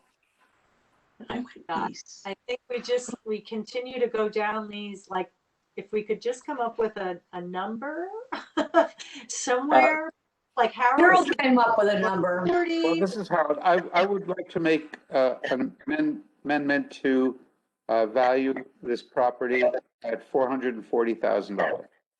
I'm okay with that. Me This too. is Veronique. I'll second that. Second that. Oh, Roni, second. that. Veronica, second. All those in favor of amending the value to $440,000, raise your hand. I have 1, 2, 3, 4, 5, 6 in favor. Opposed? 1 opposed. Kathleen opposed. The motion is carried to grant the value to $440,000. Now, all in favor of granting this appeal in part to $440,000, please raise your hand. I have 1, 2, 3, 4, 5, 6. 6 in favor, opposed? 1 opposed. The motion is carried with a vote of 6 to 1. 6 in favor, 1 opposed. No abstentions. Motion is carried. Thank you. Bye, Harold. Judy, thank you for staying on and hearing all the multifamilies I had hoped to I present. needed to do that. I had to support my multifamily gift store. I still Thank you. haven't seen left, but they'll be all good. You're not. are Thank you, If I Judy. can come back in a little bit, I will to hear more, okay? So Mrs. Kathleen, we're good. I mean, Judy, we have plenty of people, right? We got, yeah, we've got dinner breaks and all that, so. Okay. All right, you can text Thank me you. just in case, all right? Okay, appreciate Thank that. you. I do have you Bye, tomorrow Judy. night from 6 to 9, right? Yeah, we do. Yep, I'll see you tomorrow. Okay. All right. So you can Bye, finish it guys. tomorrow. Okay. Okay, Judy is signing off. Bye. 6:14. Thank you, Judy. And thank you, Catherine, for working through your list. Thank you. Thank you all for listening. We have 6 members present for the deliberations and voting, so we will continue. Do we have any more multifamilies to do? This is Kathleen. I have one, but I will maybe wait and do it tomorrow night when Judy is back, since it's in the South Pine Creek area. I probably should have done it earlier, but although the comps are in Catherine's neighborhood, so no, I'll wait till tomorrow night rather.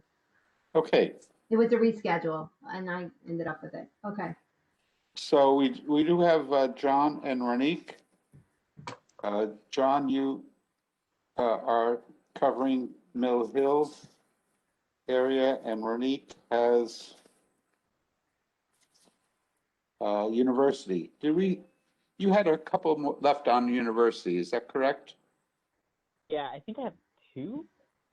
Yeah, this is Kathleen. I have too many listed because I didn't get all the votes from last night, so, or I probably have them by now, but when I put the list together, I did not. So Shady Hill, Drum Road, Carroll Road, 4. Gilson.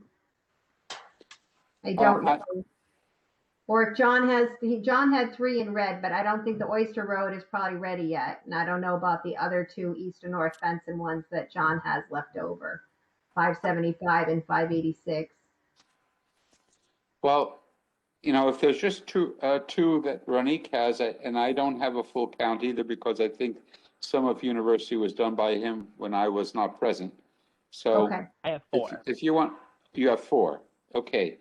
Yeah. So that would be, 251, 287, 389, and 378. Exactly. Okay, sorry, can you say those again? 251, 251, 287, 389, and 378. 378, okay. That means those other ones were done last night, right? Okay. Yeah. So do you want to tackle those, Ronique, if you're prepared, and then we'll move to John shortly after? Kathleen, if anybody wants to start rotating out for a dinner break too, that's why we have 6, so that people who've been on for a long time can take a break. I think Catherine has raised her hand. You're on mute, Catherine. Could I go at 7? Because there's a Zoom thing I want to learn about zoning. So can I take a break at 7? Certainly. So I will leave now, and I'll hand it off to Kathleen, and I will come back in 15 to 20 minutes, no more.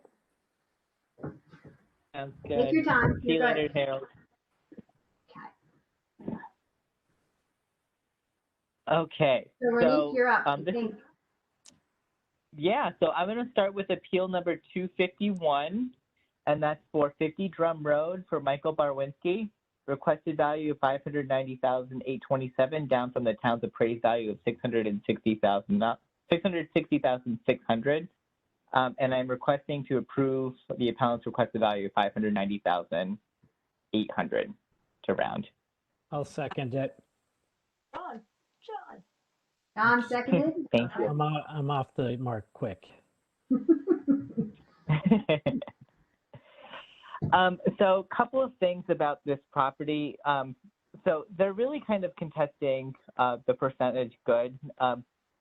It's not as modern as some of the other comparables, and he gave two comparables. The first comparable he thinks is the best comparison, especially with the photos attached, and that's 15 Fife, sold on April 20th for $685,000. It's a little bigger and it has a 4-bedroom. The other comp was 17 Doreen, which sold on October 2019 for $675,000. Also a little bigger as well. The pictures of the house show the depreciation of the house. He believes that it should be a 3 and not a 4. And you don't get it confused with the modern photos. That's of the other house. So like the bathroom and the kitchen, those are the modern house. If you scroll down, like I believe it's like halfway, it kind of shows more about the house itself. And just kind of shows the differences between his house versus the modern house that was sold. I asked the assessor to do evaluation on a different depreciation code. So I asked to do a depreciation code of a 5, which brought him down to $617,800. I don't believe it should be a 3, even though the appellant believes it should be a 3.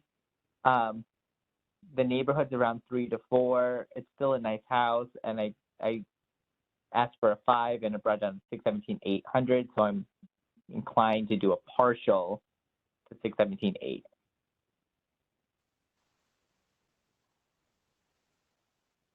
I can Catherine? second. I'll second that. Is that what you want to do? I mean, am I you looking for a second? Oh yeah. Well, I was gonna like if anyone had any considerations, but I am inclined to go with the change of that value to $617,800.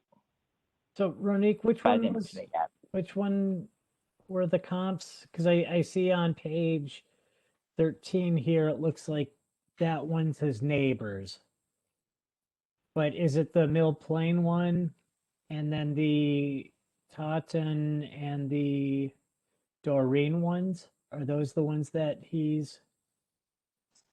Yeah, he gave other comps besides the 71 Doreen and the 15 Fife. But I asked him which ones were the most comparable, and he said those two.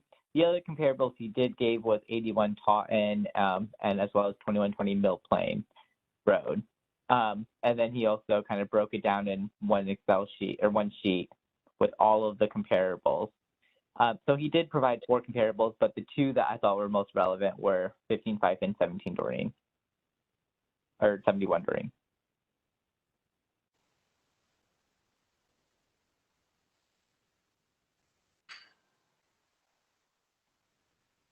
But you're right, he did the neighbors too with Drum Road.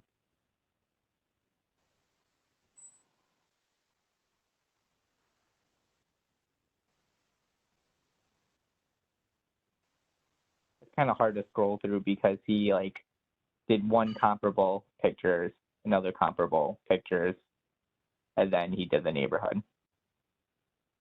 I'm sorry, I have a question. So I'm looking at Drum and Fife side by side, and I'm looking at the land, and he's got a smaller lot than the neighbor on Fife, but the land is higher price, valued higher than the neighbor's. That's the first thing I see. The neighbor has a 4-bedroom with 8 rooms. He has a 3-bedroom with 7 rooms. So if Fife sold for that one sell, yeah, 685. Yeah, 5. 685. 685. Then town's valued him at 660. That's only 20,000, 25,000 difference. Yeah, I don't have a problem with his 590 if I use that comp, which is the closest one to his house. If I go to the other comps, that one sale price 655. Which one is it? Taunton Road. Okay, different street. All right. Well, I'm sorry, what number 5 was that? 15. 15, 5? 15 Fife. I mean, that sold for what, 685. So you said even with that, the difference is you'd still be comfortable with 590, Paulette? Yeah, because that one sold for 685, but it's got an extra bedroom. Yep. It's got an extra room, which is probably that bedroom. So that's the extra room there. And his land, the land on Fife is valued less than his, but it's bigger. Right. His land is valued at 370, 700, so say 371, and theirs is 339, say. So there's $40,000. I'm doing it real quick. Is that $40,000 difference in land value for a bigger lot? Well, this is Kathleen, I think it's 15, Fife has an adjustment of 0.9 for traffic and highway. So I don't know if that's accurate on that, unless it's a corner lot. Maybe used to be 1031 Mill Plain Road. I'm looking at the notes. So maybe they changed the address, but it's a Mill Plain house. And that might be why it has the, the condition factor for the traffic, because it's on the corner of Mill Plain and Fife. I'd have to map it to see, but I don't know what FKA 1031 Mill Plain Road means. And he did pay But This is Ross. That's normally $685. They changed the address. It used to be Mill Plain Road. Normally, Okay, so it's a corner lot, so that's why, because in general, Fife and Drum are, quieter streets. So Drum is a cul-de-sac, so it's a nice location, and I don't know if they back to some Looks like marshland or wetlands in something. there. Yeah, it's a little bit wet, and the open spaces in the back there. So those houses on Drum are have some privacy to them as well. So I would value his lot more than I would the one that's on Mill Plain Road, because Mill Plain is a much busier street. So Yep, yeah. I get it, but if his is wet, I wouldn't. And is Drum the one that has, is Drum the street that has a septic system still? Or is that Fife? Yeah, I'd have One of to- them has septic systems, not sewers, and they're never gonna get sewers. Drum has all public utilities. Okay, so we're good there. Drum has all public. I haven't Okay. looked at Life field card. This is Kathleen. So he paid $685 in 2017 for the house, right, on Fife. I mean, on Drum, 50 Drum, he paid $685. The previous people paid $723 and $15, and then it looks like it was National Residential owned it. I don't know why. I don't know. Yeah. Relo Company. Okay. Anybody $685 for it? So to me, that's, if they paid $685 for it, to me, that's an unqualified sale, because they're paying the guy to move out. It has nothing to do with market value. They'll pay him anything if they really want him. So it would be the sale after that I would be more interested in. Well, same day, same price. That's what I'm saying. Same day, same price? Yeah, 7/26, 2017, both for $685. This is Ross. That's typically what you see with a reload company, is they don't take possession until the day of closing, and then they flip it the same day.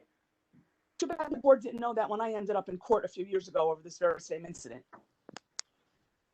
Well, I had to go with the client because nobody recognized the fact that it was done that.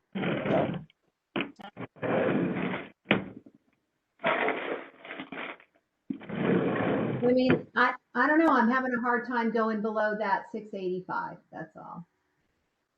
Yeah, I'd like to switch the appraisals, the town appraisals from between Fife and Drum. I think, and that's their argument, that their neighbor at 15 Fife is just, as the building percentage. I mean, I think that's a great chart that they did pay right after their fields card, page 5. Mhm. Other than that's a busy location. That 15 Fife is busy. did they mention, did the guy on Drum mention that whether or not he has a finished basement?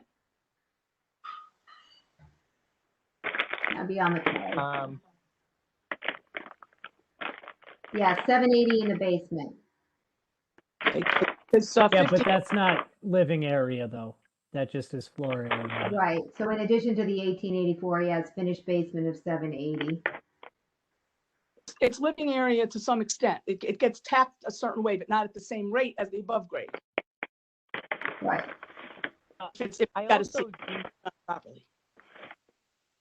I also do think that this house isn't a depreciation code of 6. I mean, judging from the photos and compared to the other 6s in the area, I also don't think it's as low as what he thinks is as a 3, which is why I looked at a 5 depreciation code. I mean, what are the board's thoughts on moving it, the depreciation code, to a 5? It would bring it down to 617.8, but I don't think it's due for a depreciation code of 6.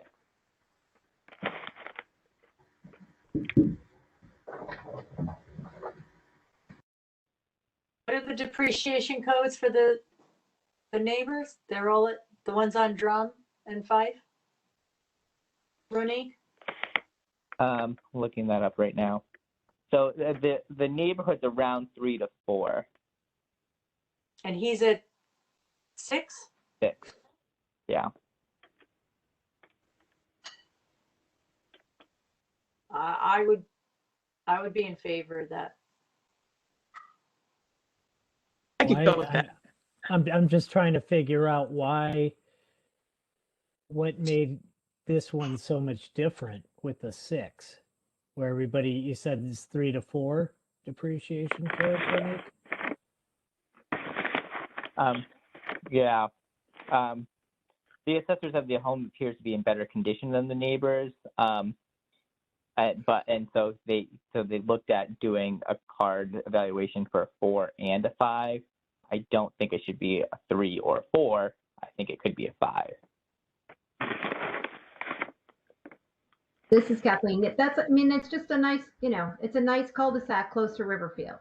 And that's the Mill Plain area, easy commute to the train station, a variety of other things. And they have some privacy in the back. So I agree. I don't think it needs to go as low as he's saying. But you're going to make a motion I'm sorry, I'm chairing. I forgot that. Sorry. So are you making a motion to amend and grant in part? Yeah, so I don't want to go all the way down to the requested value, but I do want to go with changing the card to be a depreciation code of 5, and so it would be a partial approval of 617.8. 6178. Yeah. I will second that. Okay. Okay. See, there's the doggy. Sorry. All those in favor, raise your hand of the amendment. All those opposed? The motion carries to amend, carries 5-0-0. And then if there's no further discussion, we will vote on the motion as amended to reduce the value to 617,800. All those in favor, raise your hands. All those opposed?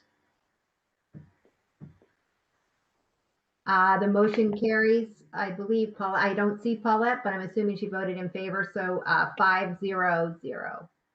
I did vote in favor. Yep. Okay, sorry. Okay, so that was Yep. appeal number 251. That was 251, yes. Okay, You have to have proof or after you call the minutes. So Appeal 251 is granted in part for $617,800 with a vote of 5 in favor, 0 opposed, and 0 abstentions, so it's unanimous. I just have a quick question. Who seconded the original motion? John. I did. Okay, thank you. Cat, not as quick on the draw with your being responsible and accountable, huh, John? And then Catherine seconded the amendment. Amen, okay. Ronique, do you want to do another one?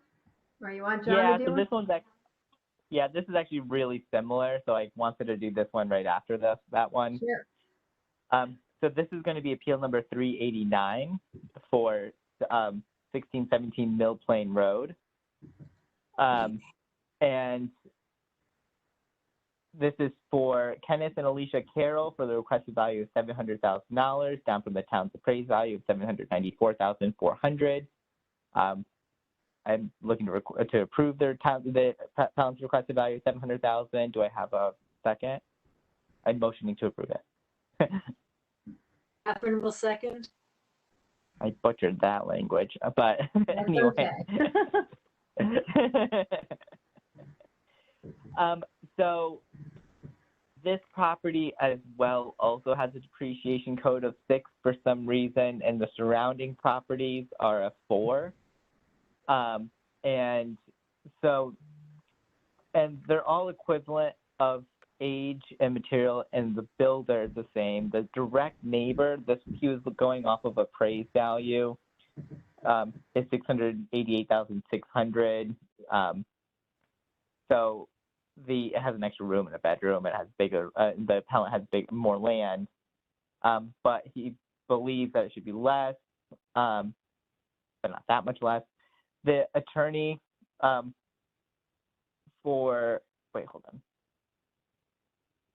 he's also an attorney in US representing, but he really kind of was looking at neighbor to neighbors and looking at depreciation codes on this one as well. And I don't believe he had sales data, but what I did do is I asked the assessor to code it as a 5. And it wasn't depreciation code in this one. This was actually a grade change. So I looked at a 5 instead of a 6.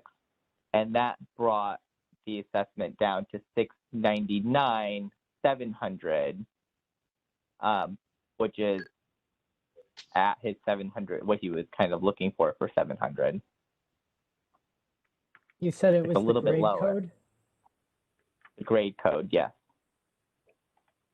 Not the depreciation code. The surrounding properties are 4. He's at a 6. That's for And so we looked at doing depreciation a 5. code, right? Because I'm looking at the card in the file here on page 8, and I see the depreciation code is 6. But the grade code, grade is 06 as well. Okay, got it. It's just that mark on the line there for just depreciation code. Oh, yeah.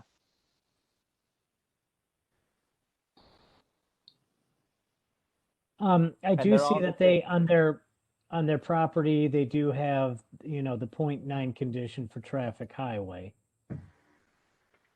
Yeah, I mean, the biggest thing with this case is I'm just surprised that the other houses in the area, which are from the same builder, around the same age, or like the same age, material, and equivalent, 1601 Mill Plain, 1575 Mill Plain, 1553 Mill Plain, 1531 Mill Plain, why, for some reason, he has a higher higher grade than them, doesn't make sense to me. Unless it's what's on the inside. But would that be what the grade is, Ross? Yeah, this is Kathleen. There are pictures online because it's sold in 15, so you can see the trim and the finish. It doesn't mean he hasn't done more things to it since then, but you can see they did some remodeling in 2012, which was before the sale. Looks like they did windows and replaced some patios, something or other. So you can see the inside to know whether that's an appropriate grade, right? I think, Ross, the grade usually goes up as they have nicer finishes inside. Yeah, it's both the exterior and the interior. Mm-hmm.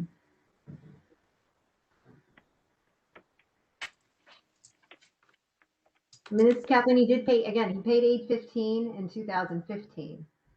So I know there's a lot of I want what my neighbor wants, but some of it, we also have to keep in mind the market value too, right? And that's why I'd like to see comps. Right. But. I think everybody should have what their neighbor has as long as the houses are comparable. Because why shouldn't one house, if those houses were all built around the same time, they're pretty much all finished the same way. They were not all built by the same builder, but fairly close as far as finishings and amenities. So I don't see why, if the house right next door and the one after that are at a different code or a different value, then I don't see why you can't have what your neighbor has when it seems to be right. Well, the answer is, do you raise the neighbors to match him, or do you lower him to match the neighbors, which is the right sale price, right? Maybe the neighbors are too low, and that's why the neighbor to neighbor doesn't always work. Well, I wouldn't be so quick to be raising people's taxes when everybody's screaming that they're already too high. Well, And I hear you. I'm just saying, hard, it's just hard to go down that sometimes with no sales data. They give you some sales data to sort of support it, that helps. You know, it helps understand why they're higher than the sales. Just, And I'm saying yeah, that he's right. Sales, and I yeah, know I there was just, look. no Did he plan. give you any sales data, Veronique? No. I guess I'd be curious as to what makes the grade, because as Paulette said, these were not all the same builders. The lots that were on Mill Plain Road were sold off before the interior lots that were developed by the same builder. So they may just be assuming that, and the ones on the street were definitely by different builders. So there's that, and then they're still 20 years old. So just Ross, I'm curious, does the grade ever go up when you go in and you put in your own trim and you know, when you boost those finishes after the 20 years? Or is the grade? It could, Okay, and is if you do extensive, 668. you know, trim and molding inside, you could potentially bump the grade. You could bump that. And then is that, and is 6 one of the highest grades? I mean, without getting into, you know, mega $1 million properties and beachfront, like a 6 is pretty high grade, right, for your average home? Is that correct or no? I mean, it's a question, not a. Yeah, it's higher, but you know, we go up to I think 15, but there's not as many at the higher numbers. You know, Right, those but are your would more be- elaborate. 6 would be, you know, for a home that's on Mill Plain Road would be on the higher end? Just curious, question really. Yeah, and I can tell you that we have evidently, let's see, who was out there or who spoke with the owner. Karen in my office evidently spoke with the owner at some point in February, and she did change she's indicating she changed the depreciation from a 6 to a 4. And Ronique, This is Kathleen. So is that in one of the assessor corrections, card corrections? No, I think that was done. I don't know if she knew it was under appeal. So she did that and put it into the recommended by assessor group. So she left it at a grade 6 and moved the depreciation to a 4. Just double checking my figures. And that brought it to $725,800. On the field card, it still shows 6. So it's what was recommended? Yeah. Well, the field cards are static. Well, I think your request came after that. So when your request came in, Ronique, I dropped it to a grade 5 with a depreciation code of 4. And that's what brought it down to $699,700. And what did the recommended do? It was a 5 with a grade of what? The grade stayed the same, and we brought it to a depreciation code of 4. Oh, I thought you said depreciation code of 5. no, that was the grade that was dropped down. So this is Kathleen. We need to have one of these naughty numbers. And if we don't do anything, is it going into the grand list at $725,800?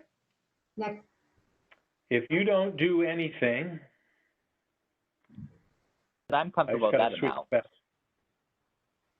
I think it would be, we're going to send it through as a recommended by assessor. And I think it's a these ones we- 725. Yeah. So what are all the, this is Kathleen, what are all the neighbors? Are they all, Ronique, you probably looked at the neighbors. Are they all 4-4? I'd rather just keep it consistent with the neighbors. I know what Karen did, and I understand why she did it, and it's recommended by assessor, but I think if it's easier, you know, for consistency's sake, it's what, a $25,000 difference between the, you know, I don't know, Ross, unless you feel like Karen, you know, what Karen did is a better solution than what we're looking at. So I'm looking, Kathleen. I'm looking up and down the street, and there are a couple 6s, and I would say mostly it's 4s and 5s. And again, just eyeballing, it's about equally split. And we're And then talking, there's about depreciation code? No, I'm sorry, that was the grade. Okay. Because I do notice the comps here are 5s and 6s that they submitted on the cards. But everybody else seems to have a depreciation code of 4 on theirs. Right. On their cards. So I then look at- perhaps what Karen did. Yeah, and when I look at the picture, it's just the outside, but that has some nice elevated features. I mean, it has, you know, the bump out bay windows up and down. It has that extra trim work. It's not straight sided. It has the side garage, not a front garage. I mean, I think Karen probably, you know, I can't assume anything, but I am comfortable with Karen dropping the depreciation code to be to be what everything else is, because it's 20 plus years old. Right. But this may have a higher grade than some of the other ones. But just looking at the outside, didn't we have that broker opinion drive-by that what the outside is usually on the inside? Mhm. And they have some extra thick molding. They have panels on both sides of the door. They have nice. Yeah. So this is Kathleen. So I think if someone, Ronique, do you want to make the motion? I think it sounds like everybody would be comfortable with this 725-800 number, and we'll just remove it from the recommended by assessor and take care of it now since they appealed. Does that make sense? Ross is nodding Yeah, yes. so- Okay. I Yeah, prefer that. absolutely. So, Yes. so that's Okay. 725.8, right? I believe that's what Ross said, right? Ross, 725-8? Okay. And what's the grade and the depreciation again, just so I know? Grade is staying. It's a grade 6. Depreciation is 4, and the value comes in that way at 725,800. Okay. Just I needed that for the motion. So I would like the motion to do a partial approval for appeal number 389 for Alicia and Kenneth Carroll, down from the town's appraised value of $794,400 to an amount of $725,800, changing the grade to a 6 and the depreciation to a 4. I'll second. John seconded. Yep. So I'll call for a vote unless Harold's back, but I'll finish this one up if that's okay. So all in favor, all those in favor of the amendment, raise your hands. That's 5 in favor, 0 opposed, 0 abstentions. And then if there's no further discussion, the vote on the main motion as amended to reduce the appraised value to $725,800. Raise your hand. All those opposed, any abstentions? So the appeal is granted in part to a value of $725,800. And then I guess Harold is rejoining the meeting. Is that? Yes, I'm back.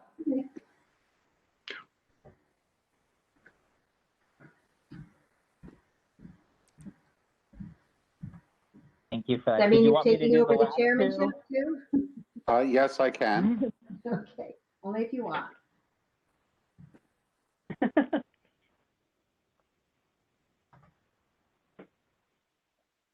Do we need to have someone read the vote, or? Yeah, I don't know. Do you want me to just automatically read the votes afterward, or? Sure, that'd be great. Okay, so Appeal 389 was granted in part to $725,800 with a vote of 5 in favor, 0 opposed, and 0 abstained. So it's unanimous. Okay. Did you want me to finish up the last two? Go Yeah. for it. Yes, Ronique, I think so. And then we can pass it on to John. And then also, I think, Catherine, you may have a few more to do between tonight and tomorrow night. So, Why don't I let John go and I'll take out to tomorrow or whatever. okay, we can let John have a run and reserve time for you tomorrow. Awesome. Okay. All I'm just right, going to put Monique. myself on mute, but I'm listening. Sounds good. So this is going to be appeal number 378 for 281 Orchard Hill Lane for Jeffrey and Leslie Mertz. The requested value is $975,000, down from the town's appraised value of $1,158,800. This is Harold. I'll second. And I make the motion first. I'm sorry. yeah, I would like to motion to approve the appellant's requested value of $975,000. My apologies. This is Harold. I'll second. Great, thank you so much. So there's appraisal on this one. So they're basically asking you to go down to the appraisal value to $975,000.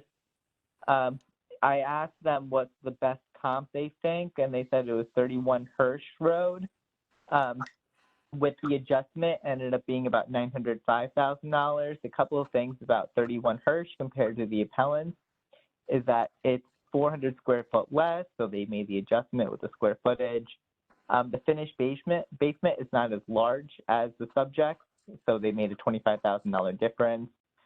They have nicer rooms on 31 Hirsch. 31 Hirsch is also a little bit of a smaller lot. A little bit of background on 31 Hirsch is that it was on the market for $899, and it was 165 days on the market. It ended up selling for $860. And so with the adjustments, because of the lot and the square footage, they adjusted to $905, and the appraisal came in at $975. And if I asked her, I was like, what would you think that if you put it on the market today? They said they would probably put it on the market for $899 because they think that $975 is still too high. But she still is kind of go with the $975 figure. It is time adjusted, except for comparable number 4, because it was the beginning of April.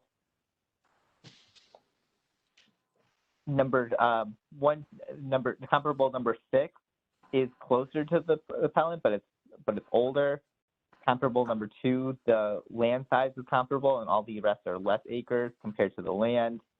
But I don't think she's really out of line with $975. I mean, again, she would think it would go for $899, but she's not asking for $899. This is Paulette. I would want to look a little bit because the houses on Orchard Hill Road tend to sell for over $1 million. 31 Hirsch Road was my listing. And I can tell you that Okay. while it was nice inside, it wasn't anything to look at. And by the way, it went on the market for over $1 million at the owner's request and ended up selling for $860. The backyard in that house is completely unusable.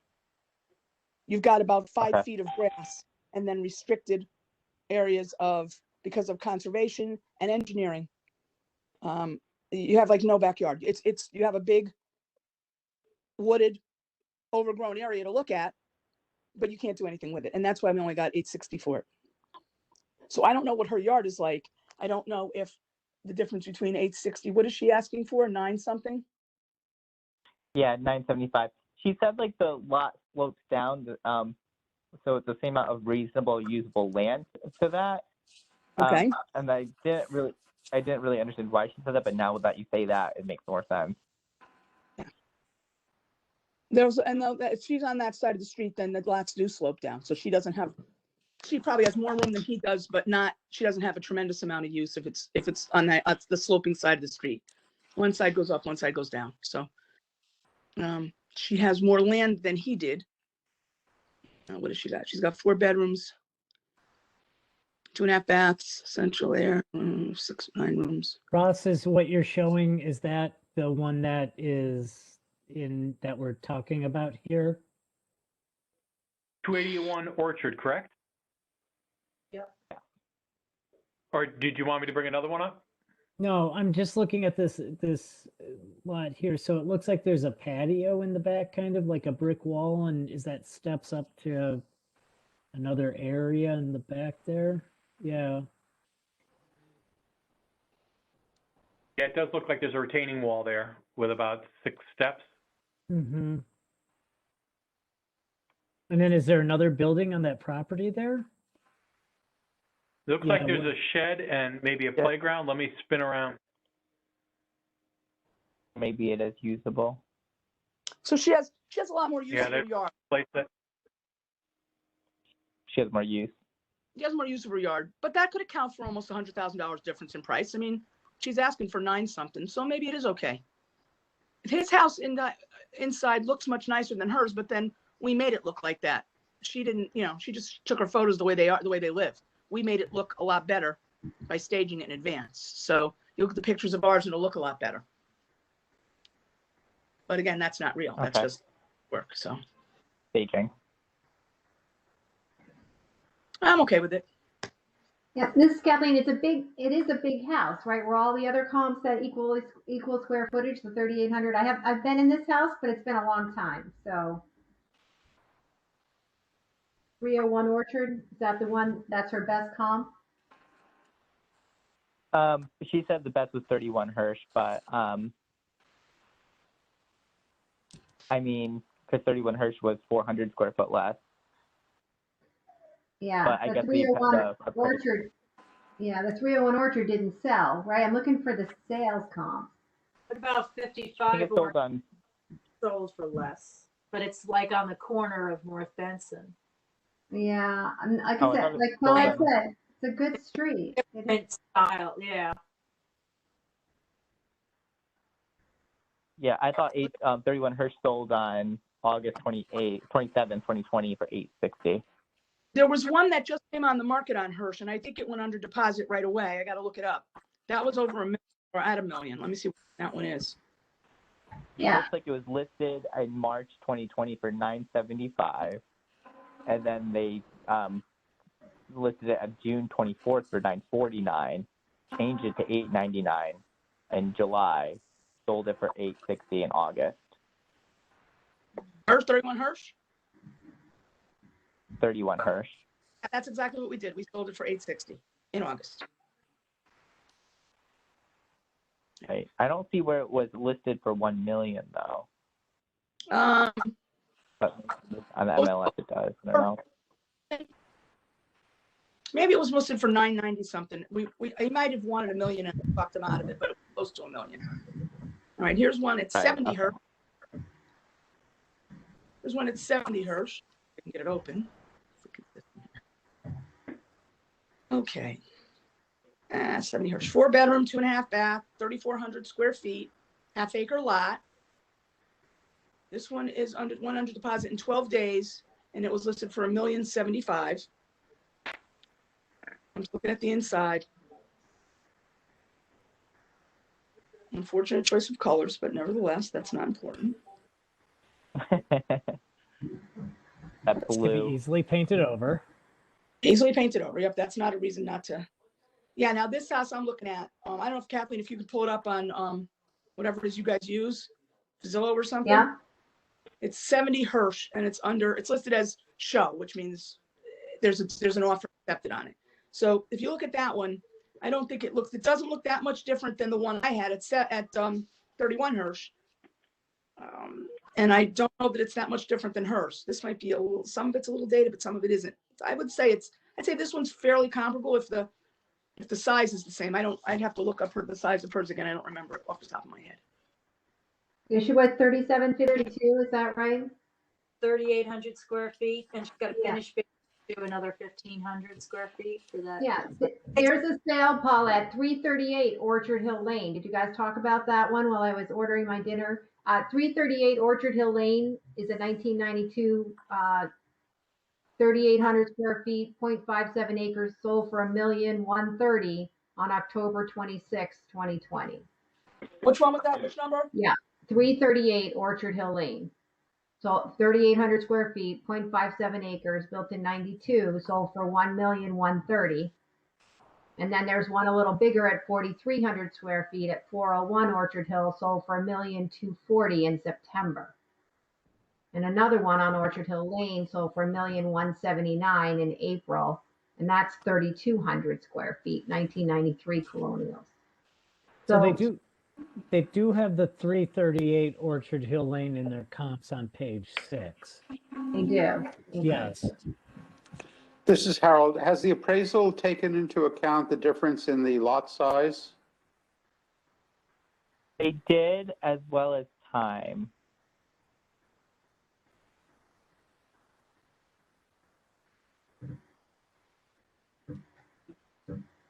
Hey, And John, appraisal came in at 975. not 338. No, 338. 338 That's was updated. If you look at the pictures inside, it looks a lot nicer inside.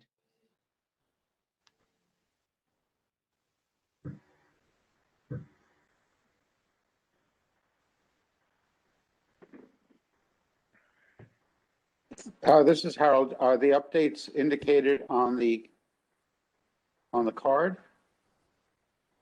Yes, remodeled in 18.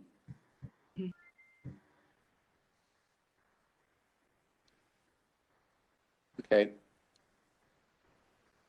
So that was 1,130,000, is that right? That's what that was for? I think the 1,130,000 is too much. Yeah, No, that, 10 so that, it's nice, 58. nicer on the inside, right? And that was the sale in October of 2020 for $1 million, and they're at $1,158,000. So if you think this isn't as nice as that one, then I can see why, somewhere over $1 million is accurate. They want to go to $1,044,000. this is Harold. No, they want to go to 975. I'm looking at the petition and I see a figure that's different than the appraisal. Did they state that they wanted to change their opinion of fair market value from the $1,004,500? They did. They said they wanted to go down to the appraisal during the appeal. Okay. Thank you. You might have mentioned that. I might have missed it. I may have glazed over it really quick too, so my apologies. What's the appraisal number? It's lower? No. 975. I like the $1,450,000. I don't like to see him under $1 million. I don't know.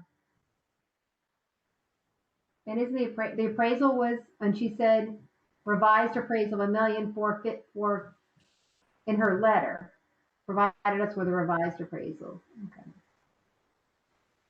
I mean, we can certainly do a partial to 104.5. I mean, that's or 1,004,500. But This is Harold. I would feel more comfortable with that number.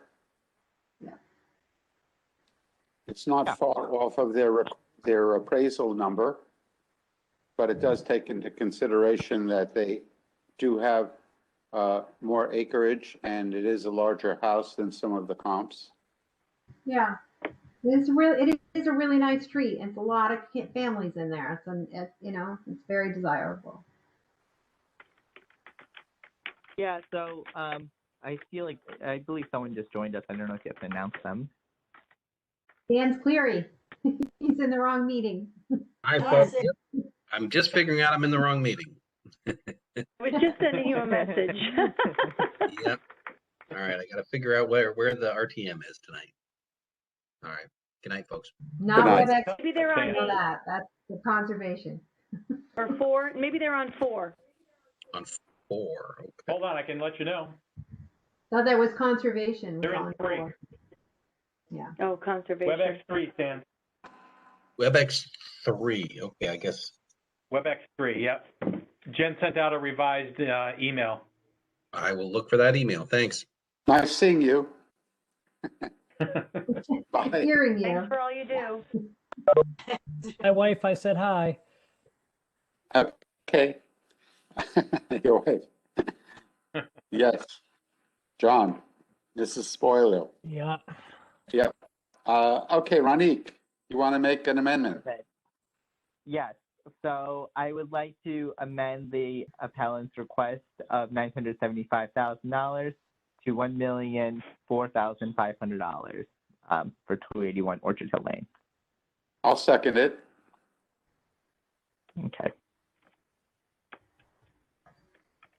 So all those in favor of granting the value to $1,004,500. Please raise your hand.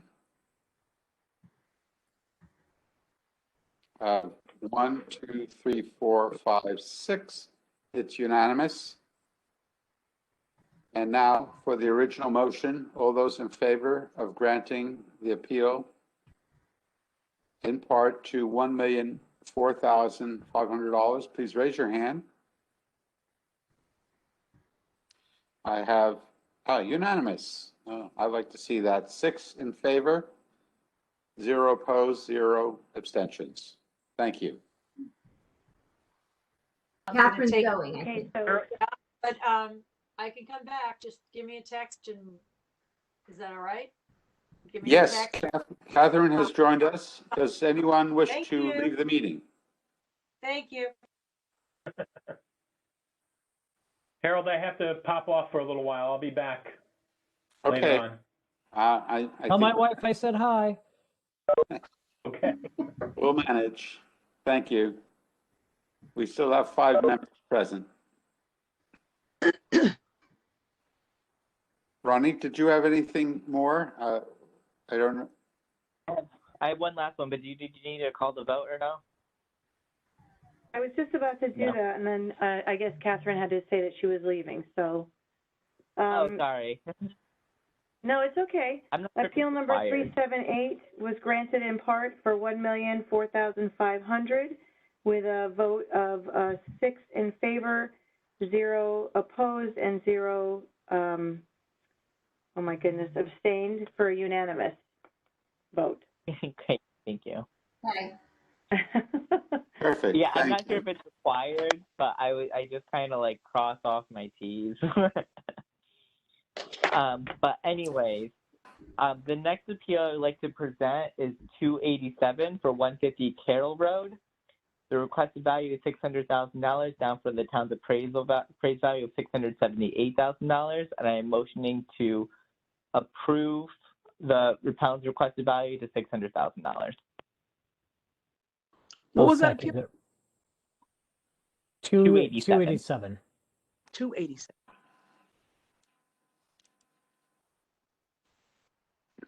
Do I have a second? Yep, I'll second it. It's John. Okay, great, thanks. So there's a comparative market analysis done in this home. The comparative market analysis believed that the house on the low end would be $620, on the high end would be $849. And so what they did, well, I'm sorry, that was the comparable prices. The comparative market analysis said it was going to be between 575 and 6, and he's requesting for 6. I asked a bit about a couple of things about the house. It differs because it's on a steep access road. It's really narrow. It sits on a hill, on top of a hill. Needs new siding and new roof. He believes that whoever will buy the home will have to bring it back to a modern condition. It's more of a fixer-upper. I asked him what the most comparable house was, and that was 37 Limerick, he believes, which sold for $639,900, and that was sold on the list date I show was March 4th, 2020. Let's look up the exact sales date. But he just believes the house isn't modern, and he wants to go with the comparative market analysis. Oh God, look who did the market analysis. Ken Camaro. Yeah. Yes. Okay. And You said 37 Limerick Limerick or sold 94 Limerick? 37 Limerick, and it sold on June 23rd, 2020 for $639. So, and that has 300 square feet less space and less acreage. Correct. Yeah, but If that I'm was reading just that. what they thought was most comparable.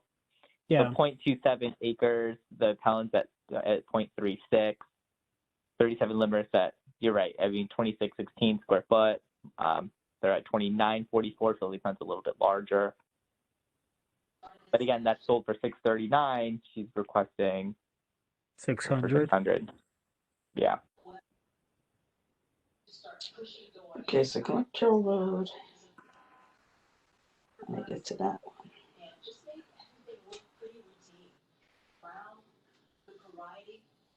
This is Harold. He says that the basement card is wrong. Does that, and I don't see a value for the basement, finished or unfinished.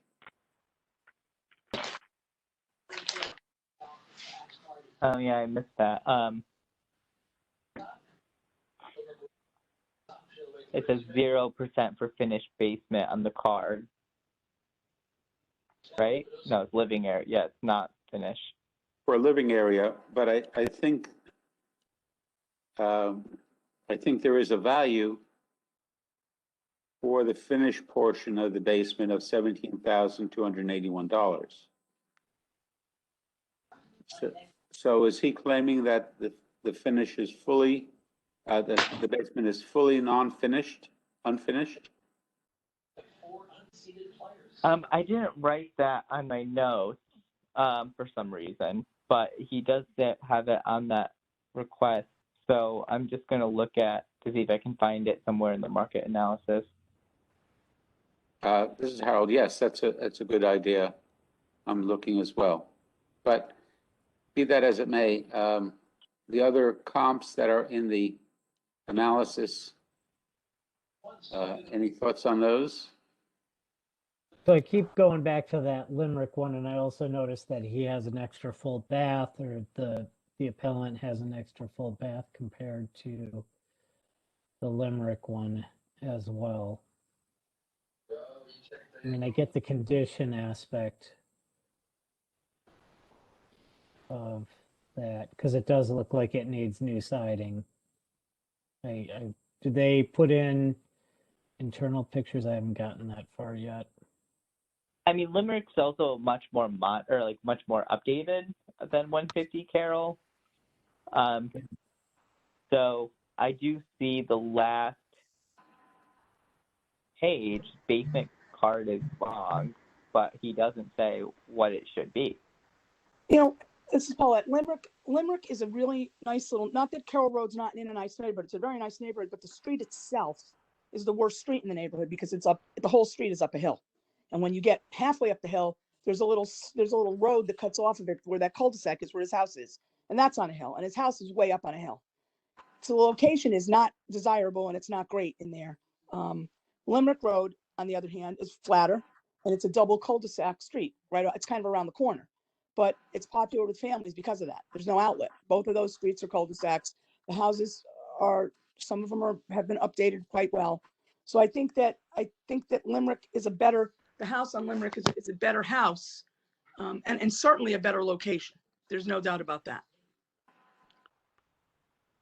And this is Kathleen. Does he have an adjustment for the some of those ones back to the university and some are on the inside of that? So does he back kind of to the university property? And no, up far enough to back into that.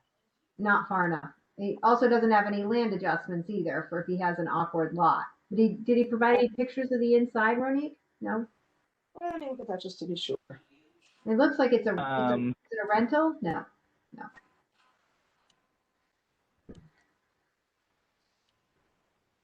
You know, it doesn't look like he did include photos. Yeah. He did not. But he told you it's very dated inside? He just said it's not modern. And so Modern. He believes that 37 Clinic was more modern. I don't think it's bad.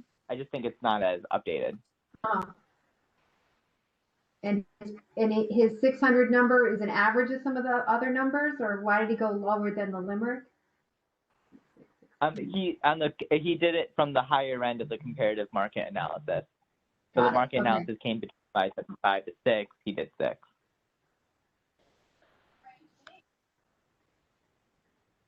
I mean, if 37 Limerick sold for $640, it's 4-bedroom, 2.5 bath, 25 square feet on a half acre, that's a nicer lot. then he wants his to be what, 6?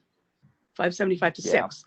I would be okay with 6, knowing the area, knowing that I've seen that house 1,000 times on the outside, and knowing the location and the condition of that lot. I would be okay with 6. Mm-hmm. I don't think that's unreasonable, looking at Limerick, and it's got a lot more to offer, the way that street is laid out, and the way that neighborhood is laid out. Yeah, and he's got 94 Limerick in there too, in addition to 37. 94 Limerick sold for more, sold for 769. 94 Or Limerick, might 755, and it's smaller. But he Limerick is picked the that. 37 Limerick, right? Because like High Lawn, Wilton, those are not Pember, and those are east of the university. Those really aren't good. High Street, that's not a good comp. Nope, Even they're though not. it's not a good comp. Not certainly not that neighborhood over there. That's why the Limericks are the 2, and maybe the 2 Tauntons, in the 675 range. Though they're smaller. Depends upon whether they're updated or not. Let me see, what that 94 Limerick, why did that sell for so much money? I just thought that one's at 755 and it's a lot smaller. Why? I know. Well, it's also September. The other Limerick was March. So that's a pre-COVID price, probably at the 639. And then the COVID price is probably then September for 769, the 94 Limerick. That's my guess. Because these close to town ones, family neighborhoods, those guys, what do they say? Houses on under 7 and under 8 are the ones that really the market. That's where the market was in those under 8. Yeah, it didn't close. Interestingly enough, it closed, in the COVID period, the higher period, but it didn't sell at price either. So usually they COVID related. This one didn't sell for asking price. I don't know why. Got a nice yard.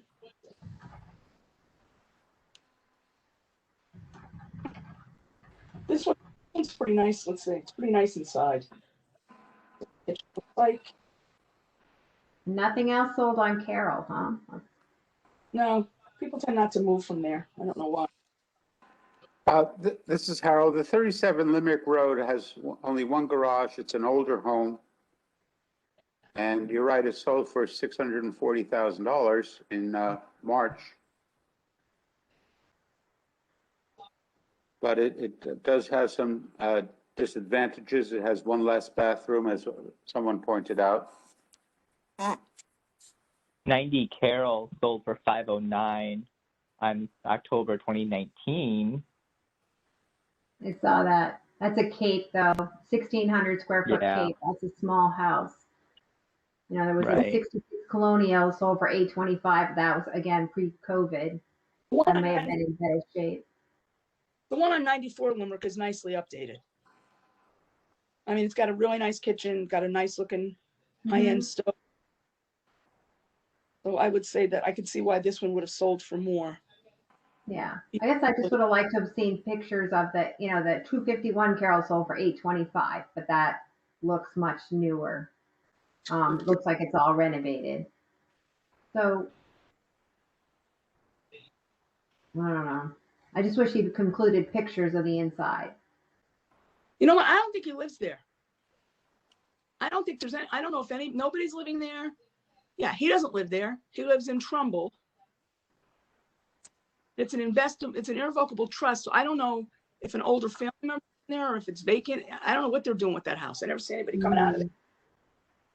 I mean, you can, even judging from the outside, not even the in, I mean, he did say that it does need new siding and a new roof. And looking at the photo of the outside, especially compared to 37 Limerick, it's more dated than the Limerick one, but maybe it's true. Maybe he does need new sidings and a new roof, but the side is not in good shape. I don't live that far from there. I drive over there. It's not in great shape in there. Okay. Well, excuse me,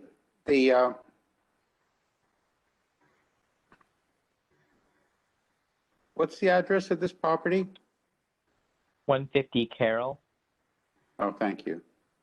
It's on the cul-de-sac. I'm looking at the picture, right? It's at the end of a cul-de-sac. Yeah, it's not such a great cul-de-sac. Or it's a weird driveway road. It says Great Oak. Yeah, it says Great Oak Lane if you look at it on the GIS. Yeah, it's The got two.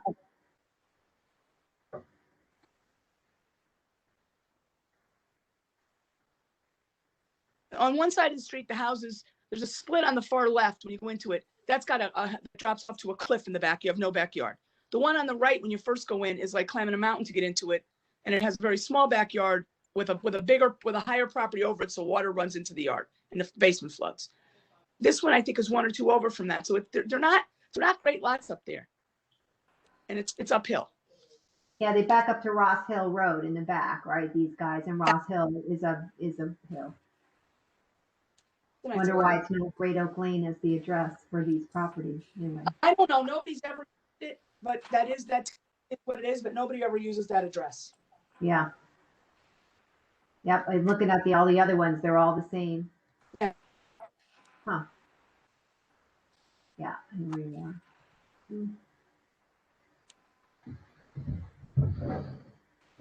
All right, what do we want to do? You gonna call for a vote?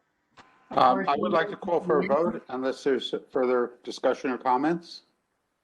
All those in favor of granting this appeal to the requested value of $600,000, please raise your hand.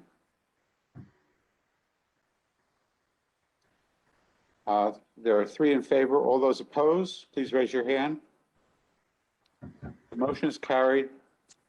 3 votes in favor, 2 opposed. Harold and John opposed.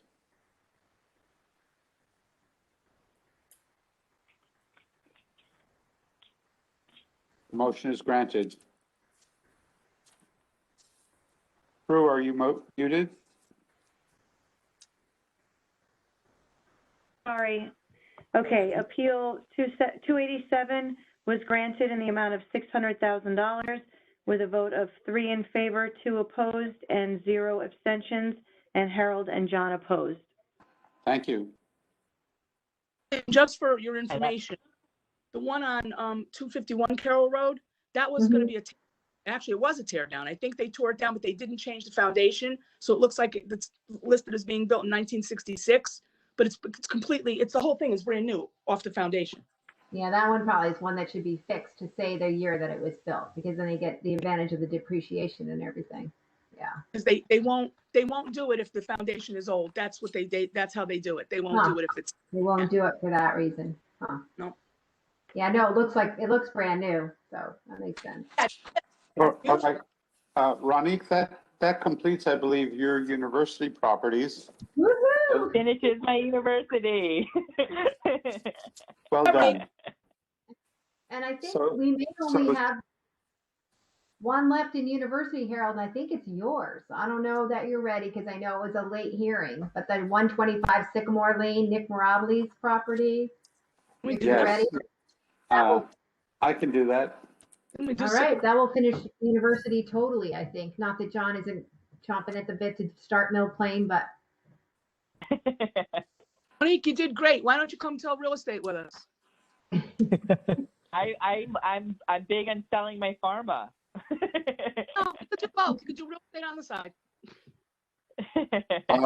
This is Appeal 461.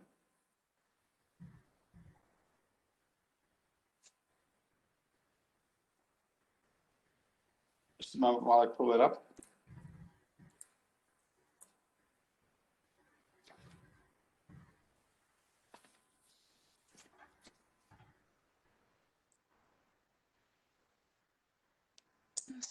There's an appraisal on this one. Let me just see my notes here. 461 is the appeal number. The town has the property valued at $1,022,900. And the appellant's request is $900,000. I make a motion to the requested value of $900,000. Do I have a second? This is Ronique. I'll second. Oh, sorry, Kathleen. no, go right ahead. Let me just find it.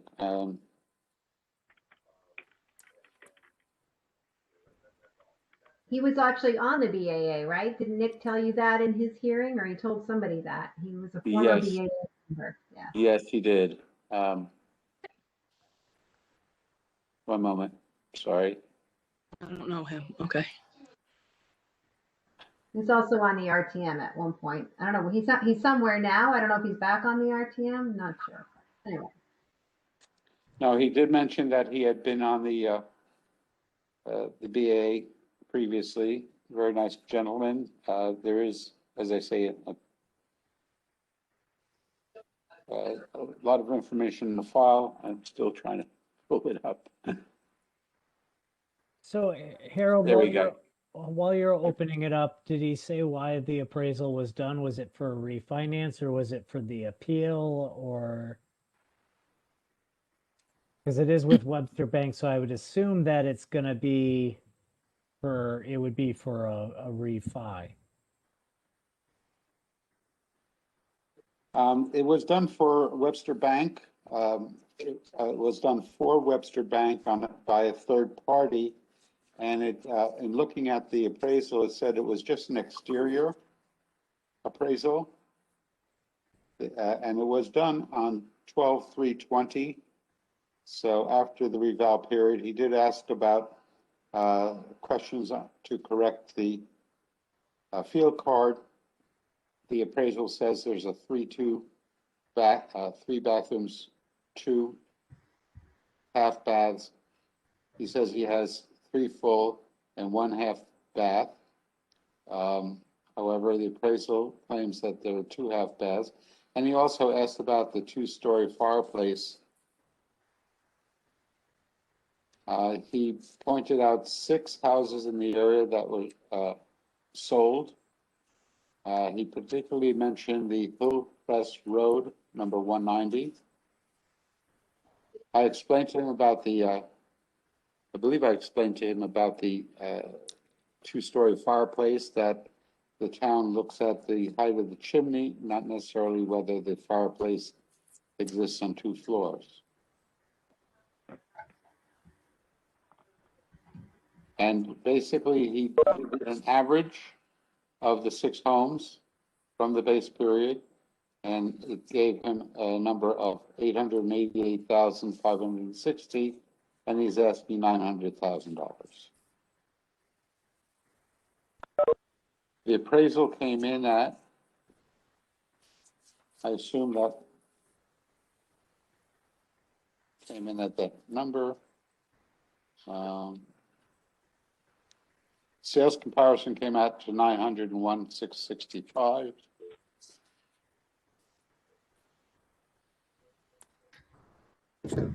That information is on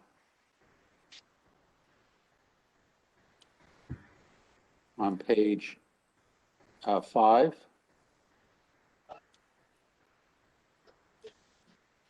yeah, this is Kathleen. The Hillcrest and the Overhill, those are really close to 95. Like Hillcrest may back up to the McDonald's, the 190 Hillcrest. I know it was in good shape, but it sold for 919. But I think that one, I know Hillcrest is that loop between Tomlinson and the train track. So. Uh-huh. Harold, And did then Milton, Busy Street. or last night? Yes, Paulette. What was that? I'm sorry, didn't we do one on Sycamore last night?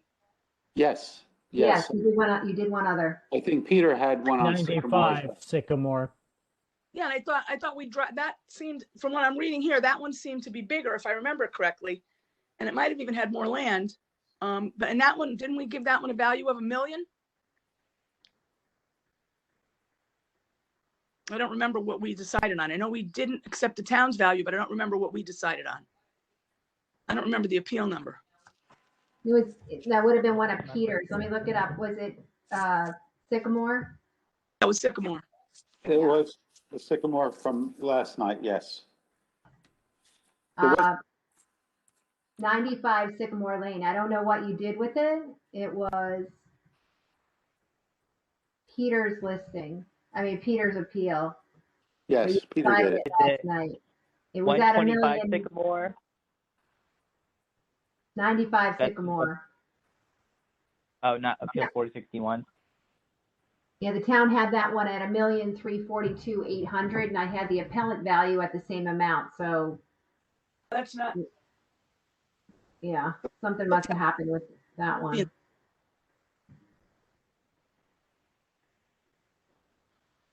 Well, he had it reversed, maybe. He had what he asked for, and he wanted to go to 1,040,116. I think Oh, his paperwork was backwards. So, I think I have paperwork in front of me. I don't do anymore now. So I do notice on the field card, and I'm checking the other ones on Sycamore, but it seems like everybody has that site index on their land as a 9. That gives them a site adjustment of 1.5. Because I know we ran into that last night in that area. I can look it up on the tax thing here. did we approve and so 95 that bumps Sycamore? their land up, right? Yes. Bumps Sycamore up. Yeah. It is a very nice street. Those houses in there are interesting, and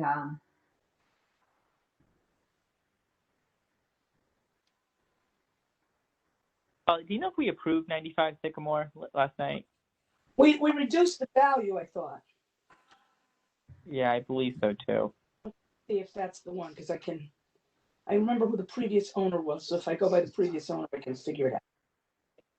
Bader, Bader, is the owner, and that was, yeah, I know the Brett Bader. And the previous owner, Leo J. III, Redgate. Redgate's, yeah, it's Leo Redgate's old house. I just don't, Prue might know what we did last night, if she has the minutes from last night. Did you send them to me, Prue? Maybe you even sent them to me, and I just. I can look at them. I mean, it's not a big deal, but I was just curious.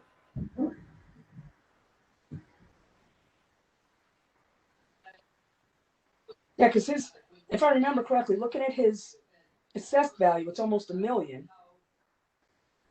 So, but his, I What thought, was the address again? 95 Sycamore Lane. Oh, okay. It was granted in the amount of 1,218,800. Oh, that's Okay. right. Okay. this one as I thought. I thought it was less And than it that. was amended from 1,342,800. Right. Okay. I thought we were closer on that number to this, so. Which is the asking price. He had written it backwards. I think it was I shouldn't say the town had it at 1,342,000. We took it down to 1,218,000. In reading through the appraisal, I would like to point out that it was done as an external appraisal only, and that the estimates, I read something on page, and I don't know if this is common text, that the appraisal takes into an extraordinary assumption is made that this information is correct. If you look at the property comments on page 11. I think they all say that. They all say that. Okay, just as a cushion, I guess. But we don't really know anything about the interior of this home. This is Kathleen. Other than his property card shows that he did $125,000 renovation, addition and interior remodel in 2014, or completed in 15. He did pay $840,000 in 2008, well, 13 years ago. Right, but the building permit record shows, that he did do some work on the inside, or did an addition.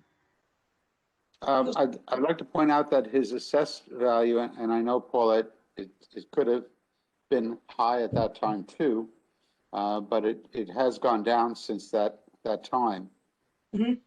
So the value of the home is less than it was considered at that time. Yeah. But I don't know that the comps that are listed here are adequate to compare. Oh, let's are they? I don't know if the Brookmere Drive house is, I think I noticed that some of them were not in the same neighborhood. Yeah, Brookmere is east of the university. That's over by us. So I would look at the 190 Hillcrest and see that sold for the 919. You know, like I said, 100 Taylor Village Lane, South Pine Creek Road is a busier street. You know, that's south of the Post Road, right? 90 South Pine Creek for 750. So I'm just not, I don't really like that comp either. That he, you know, he has his own list of comps. Secondary consideration were 2 on Mill Plain Road that sold shortly after 10-1, and he did a square footage analysis. But again, those are, Mill Plain's a busy street, and he's not, well, it's got that side index of 9. It's a nice street. So Let's see what the appraiser. I see the 177 Old Mill, that was sold, that was a 2019 sale. You know, that's just north of where he is, just north of Umpqua. I don't know, that was, you know, that's a November of 19, that 177 Old Mill for 2,600 square feet. 0.3 acres. Yeah, Hillcrest has a different neighborhood code. Yep. Well, that's one of those neighborhoods that probably should be university, but it's put in Yeah. east of North Benson, but it's between the McDonald's and the 95 in there. So it depends where you are on Hillcrest. If you back right up Gotcha. to the school Yeah. street. Yeah, so, This is Harold. Many of the comps are not in the neighborhood code that he's in, for better or for worse. I mean, even the Taylor Place, which is located behind the diner in Southport, Fairfield area. That's in a different area as well. This is and Paulette. I'll Well, look at the Old Mill. well, I have no use for those neighborhood codes, and I don't even consider them when I look at a property because they're made up. But to be honest, though, Hillcrest it's a nice house, but it's not in a great spot. And if that's sold for $919, if we're looking at market value, then his location is much better than that one. Way So I better would- than that. I'd have to say that, you know, honestly, I think that his value of 900 is too low. Whether I agree with the neighborhood code or not, if I look at that, I would look at that as a comp because it's close by. And I think that I don't know how anybody paid that much for it, but somebody did. So that makes it the market value. So I think his number is too. All right. Right, and this is Kathleen, I was looking at the Old Mill, 177 Old Mill. I don't know what the field card says, but this one has the 4th bedroom and bath with a separate staircase, you know, and it's up the street, but that was an older sale. And I think it's smaller. So, and I think it had an awkward layout. I'd have to look at what is it? But yeah, that's another one on his list there. But I think Okay. his house is a better house than the Old Mill one as well. And you know what they say in real estate, location, location, location. I love that street. If I could have found a house over there, that's where I would have bought, but. I think we can vote unless anyone has some further comments or wishes to discuss it further. No? Okay, all those in favor of granting this appeal to the requested amount of $900,000, please raise your hand. I have 1 in favor, 2 in favor. All those opposed, please raise your hand. I'm sorry, I made a mistake. Whoa, take that back. I wasn't listening. Okay. I'm not- going to call the vote again. And please vote in a Okay. timely and correct fashion. Okay. All those in favor of granting this appeal, please raise your hand. Oh, I made a mistake too. All those in favor of granting this appeal, please raise your hand. Paulette, was that hand up? No, No. I'm glad we're having fun. Holding my All those head, no. opposed, please raise your hand. It's unanimous. The appeal is not granted, is denied, 050. If you put up 2 fingers, does that mean you're voting twice? Okay, thank you. Okay, appeal number 461 has been denied with a vote of 0 in favor, 5 opposed, and 0 abstentions, so it's unanimous. I did ask Mr. Mirabile if he would like to join the board next year, maybe. maybe he will decide not to after this. I don't know.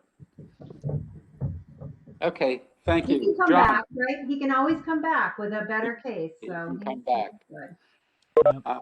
We have a visitor. Pardon? Oh, because they're looking for the RTM meeting. Yeah. I think. It's not like we can post Stephanie a note Coakley, on I the think it's outside of on- the door. Was it WebEx 2 or something? WebEx 3, I think. Oh, WebEx 3, thank you.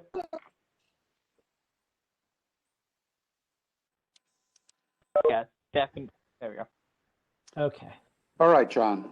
All right. It's yours. Okay, appeal number 205. All right. The property address is 1677 Bronson Road. The appellants are Eric and Kathleen Lang. The town has an appraised value of $827,200, and I would like to make a motion to drop it or to change that value to their requested value of $760,000. This is Ronique. I'll second that. All right, thank you. Okay, John, excuse me, I'm so sorry. What is the number, please? Appeal number 205. Thank you. That's okay. Sometimes I get out of the gates really fast, but then the piano drops right on me and I slow down. Okay, so really this one here, their whole argument or reasoning behind the requested value is they bought the house in August of 2020 for $758,000. It was on the market for 8 months. The ask was lowered eventually to $779 before they put in an offer. They did do an informal and was lowered a little bit with that, but you'll see in there that they have an appraisal for the house, which was done. Where am I? Where does it give me the date? The appraisal was done. I can't find it, but so basically they have their appraised value with the comparable sales approach on page 5, as you'll see highlighted, for the amount of 760. And again, they paid for it August 20 of 20 for 758. And they did acknowledge time adjustment a little bit. That's why they're not asking necessarily for what they paid for. I'm fine with the 760. He bought it in August 2020 and with an appraisal. I think it's a pretty clear cut that the market value is fairly compared to what the request value is. Any comments or discussion? Nope, I'm good. We'll call a vote. All those in favor of granting this appeal to the requested amount of $760,000, please raise your hand. 1, 2, 3, 4, 5. It's unanimous. The motion is granted. The appeal is granted for the requested value of $760,000. Thank you. All Fastest right. one all night. Thank you. Yeah, well, it might go downhill from here. Do you want me to repeat that? Yes, Please. Please prove. Okay. So appeal number 205 has been granted in the amount of $760,000 with a vote of 5 in favor, 0 opposed, 0 abstained, so it's unanimous. Thank you. okay. Thank you. Next up, I'd like to do appeal 313. The property address is 86 Fawn Ridge Lane, otherwise known as 11409 Mill Hill Road. The appellants are Charles and Deborah Reynolds. The town has a value of 687,600, and I would like to make a motion for the requested value that we change it to 642,500. This is Harold. I'll second it. Thank you. All right, what you'll notice on the first page that they have here with the reason for appeal is that they actually had 2 appraisals done done on this. So they had one appraisal and they were both in 2020 for a refinancing. Okay. One came in at 635, another one came in at 650. So he split the difference, and that's where he came up with his fair market value. He felt that the town didn't take into account that this is a private street. And also there's some easement and wetlands, he says, on this property. Okay. He has tried to pull building permits on the property after buying the house, and the wetland department said he couldn't build on it because he was within 100 feet of a water course. It's what they have, is what he says here.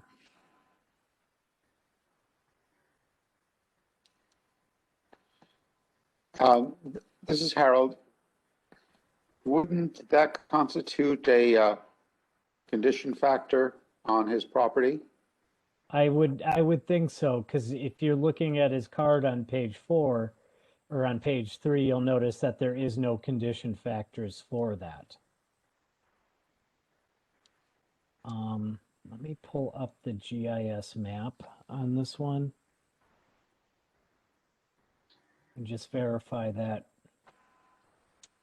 And both these appraisals are independent of each other, right? So one's Correct. TD and the other one. Yeah. Kind of So basically, one bank wasn't moving fast enough, I believe, is what he said. For it, so he got the second bank. So even if there was let's say a 5% adjustment on the condition for the wetland setback, that would still get him pretty close to his requested value.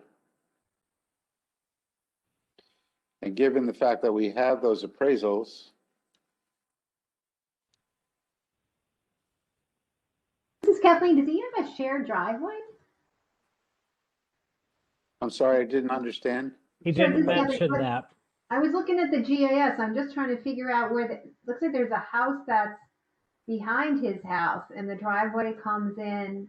I don't know. It's just difficult to see. So Maybe- it looks maybe I like took the wrong one.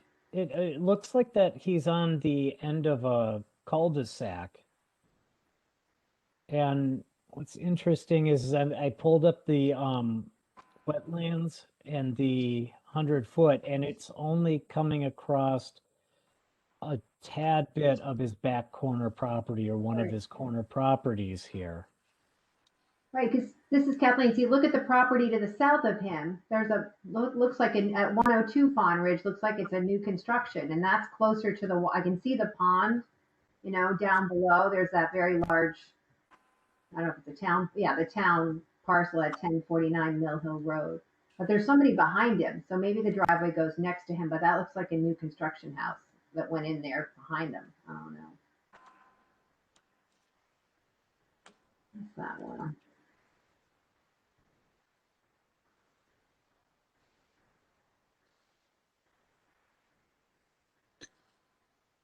Now, it's built in 1965, but it looks like it's all redone. The one that's behind him, it does say private road, so that must be why they have the Mill Hill address. Bond Ridge must be a private road.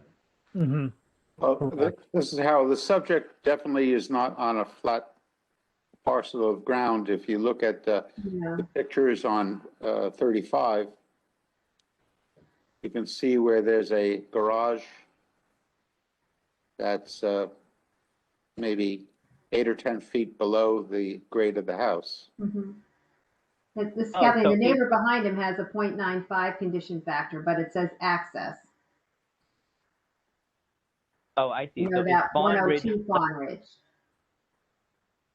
So Fawn Ridge Lane is a private road, but Correct. off of Mill Hill, which is why there's two. Ah, I get it. Okay, any further discussion? No? All those in favor of granting the appeal to the requested amount, please raise your hand. It's unanimous. The motion is carried 5-0-0. And I think we can make a request to the assessor's office to make an adjustment on the condition for factors of topo and wetland setbacks. Thank you, John. Okay. Go ahead, Prue. Okay, the appeal number 313 has been granted in the amount of $642,500 with a vote of 5 in favor, 0 opposed, 0 abstentions, which makes it unanimous. Thank you. Okay. I'm just trying to figure out which one I want to go with here because I've got such good ones. Harold, ahead. if the assessor make those adjustments, is it after what we just approved? Like for topo and wetlands? This is Kathleen, he's gonna have to figure it out. He's gonna have to make a small adjustment, and if it's more than what we did, he's not gonna be able to do it with a 0.95. He's gonna have to just put an override or do something different. If it's more than that, he probably can do the adjustment and then do an override for a smaller, say, $2,000 or something. Yeah. Okay. It is, when he's here. it's In easy other to- words, he can't go higher than what we've approved. Right.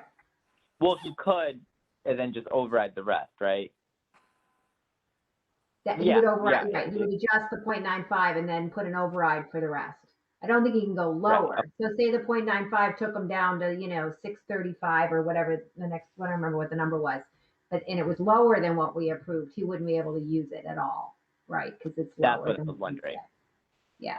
Okay. So it is better if he's here, I think, to, but sometimes it's easy, sometimes it's not. So Kathleen, this is John, this is Kathleen. I know you have some on Bronson. I have some on Bronson too. I don't know. You want to go down Bronson Lane or Bronson Road? No. What do you? I have got a two. I'm ready to go with them. I know. I don't know if my brain is there. That's what I'm trying to figure out because mine have got a couple of appraisals and they're really high swings and I'm a little. But I did like seeing your 1677. That sale was helpful for me to see that. So, Okay. You let me know what you want to do next, I guess. Well, Whatever you want to do is fine with me. I kind of want Catherine on one here, but just because there's other things, or because Muddy Puddle was one of the comps used. But well, why not? Let's go with this one right now. Let's go with 17. Okay. So this is appeal number 17. The property address is 108 Southport Terrace. The owner is Salerno Realty. The appellant was Helene Salerno. The town value of the property is $690,800. And I would like to make a motion to grant the requested value by the appellant for a change down to $320,000.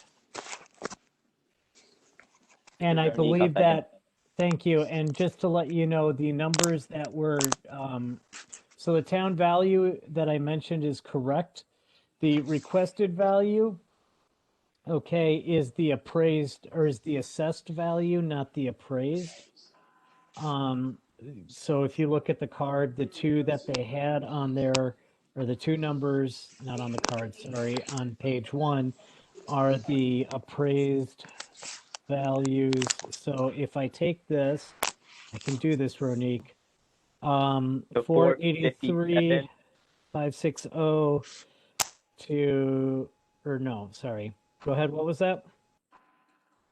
457,142, so 457,200, is that right? Divided by This is 20. Kathleen, I see, 20,000. I see 690, 800 out there. Is that the appraised value? That is the 690, 800? that is the town's appraised value on the card. Okay, so really I want to change that requested value to 457,100. Oh, 100, okay. 100. I'm sorry, Did is I do that that math right? Yeah. 457, 100? 457, 100. That is correct. Thank you. Okay. All right. So on this one here, this is an empty parcel of land. And they have comps here. So it's starting on page 3 that we have here. So if I go through each one, again, this is the appraised values, not the assessed values, okay, that we're dealing with here. But what she's saying is that their values went up, whereas these other values of sales of properties went down, except for the Mine Hill one. So if I take a look at 70 Meadow, she said it's a bigger lot, and it dropped in value. This one is across the street. So it was sold, you know, it's a bigger lot, but it has a less assessed value. 361 Cross Highway, about twice the size, but went down in value, less in value than hers. I do note that this is in a different neighborhood, just to let you know that 361 Cross Highway is in neighborhood 55.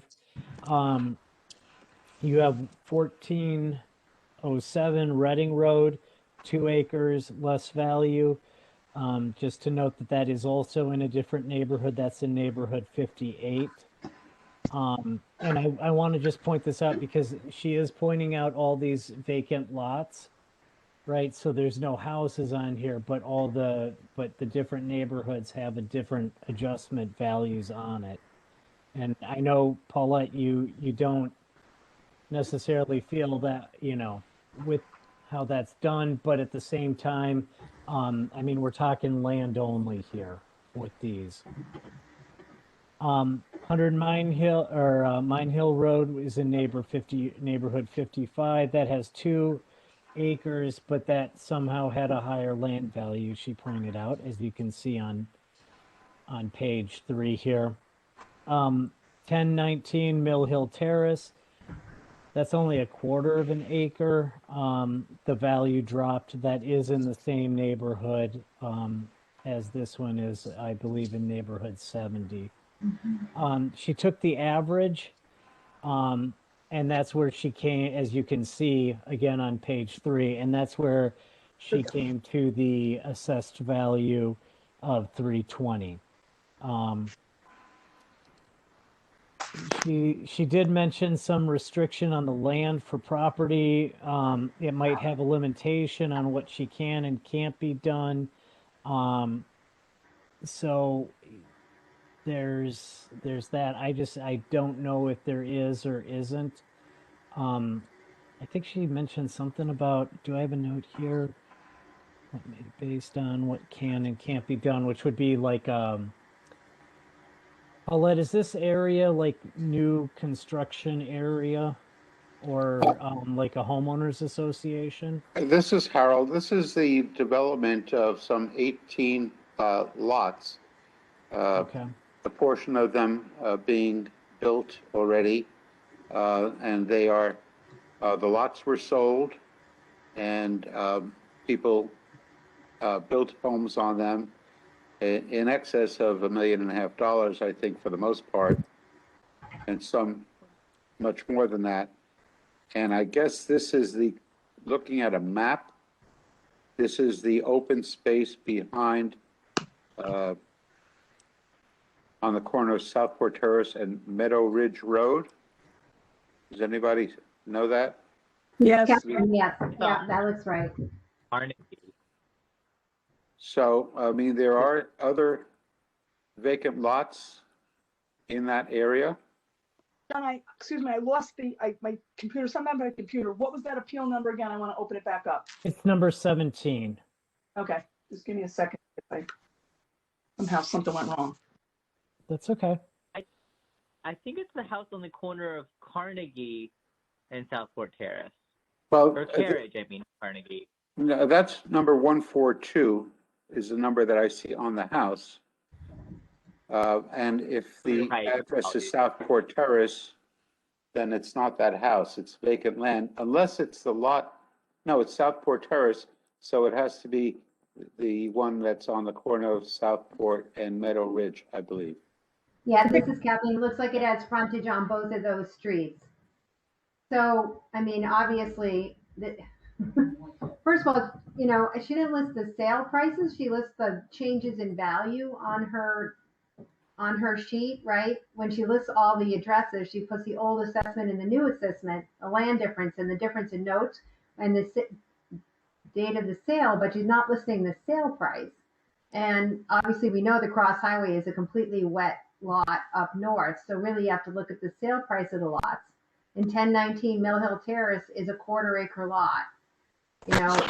So, I mean, I just don't think she proved her, you know, in any way she proved her point, especially when those huge houses in that neighborhood.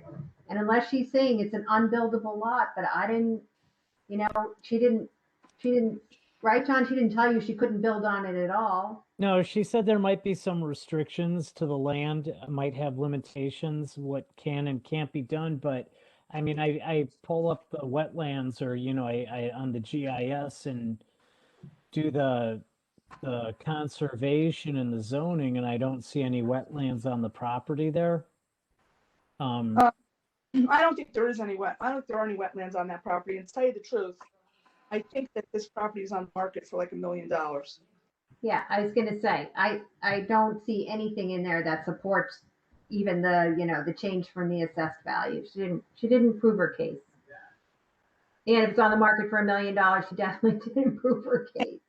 She didn't help her case by putting it on the market, so. Yeah, that's the same ones on Penfield Road. Don't put case there either. Yeah. Doesn't hurt All to right. try it.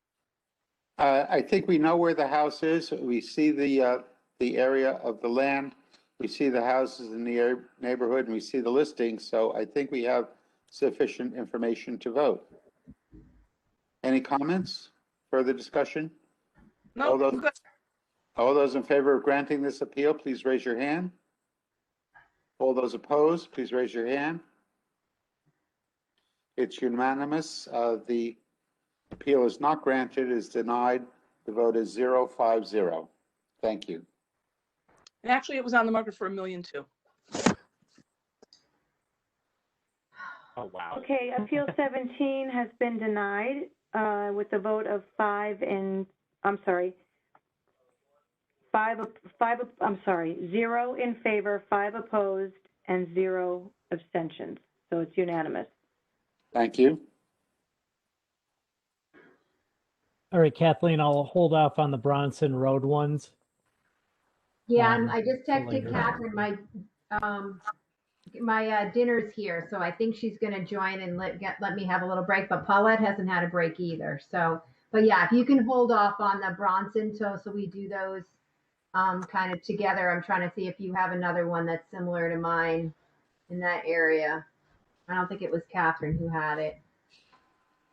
Captain, you can go do your dinner when she gets up. I can actually listen while I just get mine out of the kitchen. So I'll put my earpiece in and I'll just run and get something.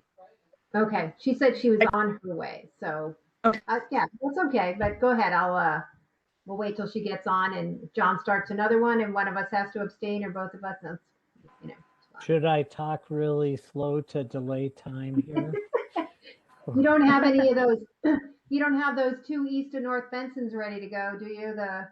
I need Ross there for those. For those two. So, Okay, yeah. just checking. I know they Especially like to run especially their the one lead. on Burroughs Road. Mhm. There's a whole lot of stuff going on with that one after they went Okay. out there. Okay. Okay, so let's do appeal number 309. Oh, are we waiting for Catherine or? Well, I'll stay on until Catherine comes on. She said she's on her way, so Okay. that probably means she's logging back in shortly. So I know she's got interesting stuff that she loves to listen to. So, all right. Okay, so this is appeal number 309. The property address is at 66 Mill Hill Road. The owner and the appellant are Sumati Nedkami. The town value is at 488,100. And I would like to make a motion to grant the appellant's requested value and make that change down to 318,000 even. This is Harold, I'll second. Thank you. Okay, so the appellant bought the house in 2015 for the requested value of 318,000. There's been no update since, and the appellant states the home is in disrepair. She has some comps in here. She said 132 Pequot is very similar to hers. This is located next to the house is located next to a condo complex, the train tracks, and I-95. She did appeal in 2016 for the value of the house, or her value then. And that's about what I've got. So if we take a look at the file here, you can see on page 5 where it's located. And it looks like that she pointed out where the train tracks are, I-95 is. Did Catherine just join us? I see your initials. Yes, I'll keep I'm going. here. Catherine has joined But I our haven't panel. heard the rest of are you in the middle of a? We just sort of started. We're on appeal number 309. 309, okay. Okay. Thank you. Yep. So you can see that, they are fairly close to the highway. There is the condo complex. I mean, they're in between the highway and the train tracks with that. And then if we keep going through the file that we have here, there's the picture on page 7, I believe from her house, where the train tracks are. Okay. And then from her backyard, the view of 95 on page 9 there. Yep, this is Kathleen. It does look like we gave her a change back in 2016. If I look at the card, right? She got a change from the BAA in 16. So that's probably why she bumped up as much as she did. Her assessed was at 224 and she went to 341. Okay. So that, although she paid 318 in 15. Okay, Correct. so that may be why we gave it to her back then. So on page 11 is her comps that she has here. And again, 132 Pequot was what she felt was the closest comp, square footage wise, bathrooms, bedrooms, etc. And you'll see that there's a sale date there of August 28th of 2020 for 287,000. There's also some Bronson Road ones there that are, at 32 and 40 as well, that were sold for low, but also smaller houses.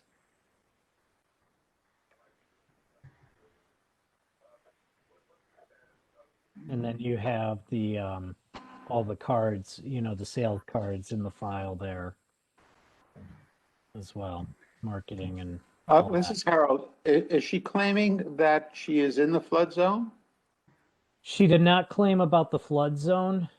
She was claiming about just the conditions around her of the condo complex across the street and being in between the train tracks and I-95. This is Harold. Well, I am familiar with the house. I live up the street myself. She's insulated from the highway by the Fairfield Woods condos. And on her left side, away from the tracks, is a vacant area of land. It may be developed soon. I see that it's been cleared. So I think the house is insulated from the traffic and the train tracks to that extent. Yeah, this is Ronique. She even used my house as a comparable, and it's just not comparable. So there's that. I believe it is a ranch. Flattered.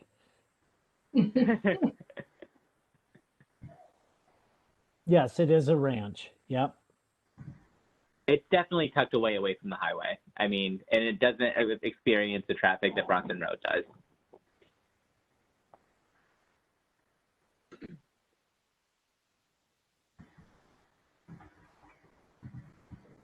So Ronique, do you think she should be valued at the 488 number, or just that maybe 318 is too low? Again, I mean, I just don't buy her case for the train tracks. I don't think it should be at 388. I'm just trying to figure out how to get to 318.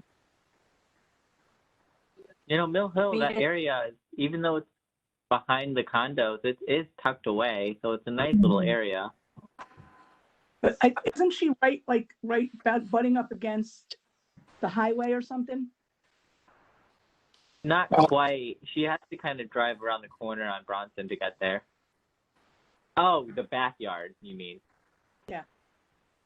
She does have a condition of 0.9 on her card for the highway, for the land value. This Kathy's got 0.63 acres. That's why her land is at 444. Yeah, she's got a lot of land. Exactly. Got a lot of land. I don't know if it's how much more it is over what she quote needs. I say that in a very soft, because you got setbacks and everything doesn't have to be, but Paulette, do you know offhand what an A zone minimum has to be? 9,375 square feet. Okay, so she has 3 times that. So her land is valued at 3 times more. But and some of those condos are selling for $400,000. Yeah. Kathleen, yeah, she's got 1,800 square foot house. I mean, it's a big house. Yeah. It does say it is in disrepair though, but I don't believe we have any photos here of what it looks like on the inside.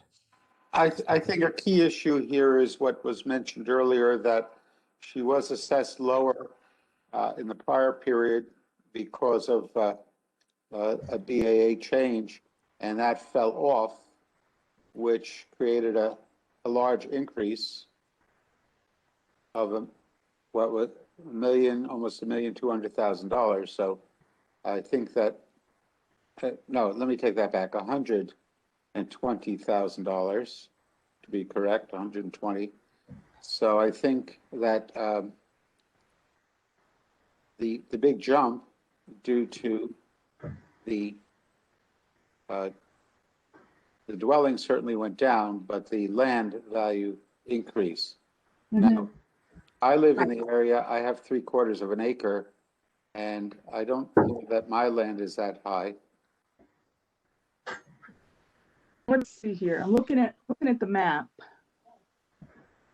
And I kind of suggest we come up with a number and put a condition code or something in the land to adjust it going forward.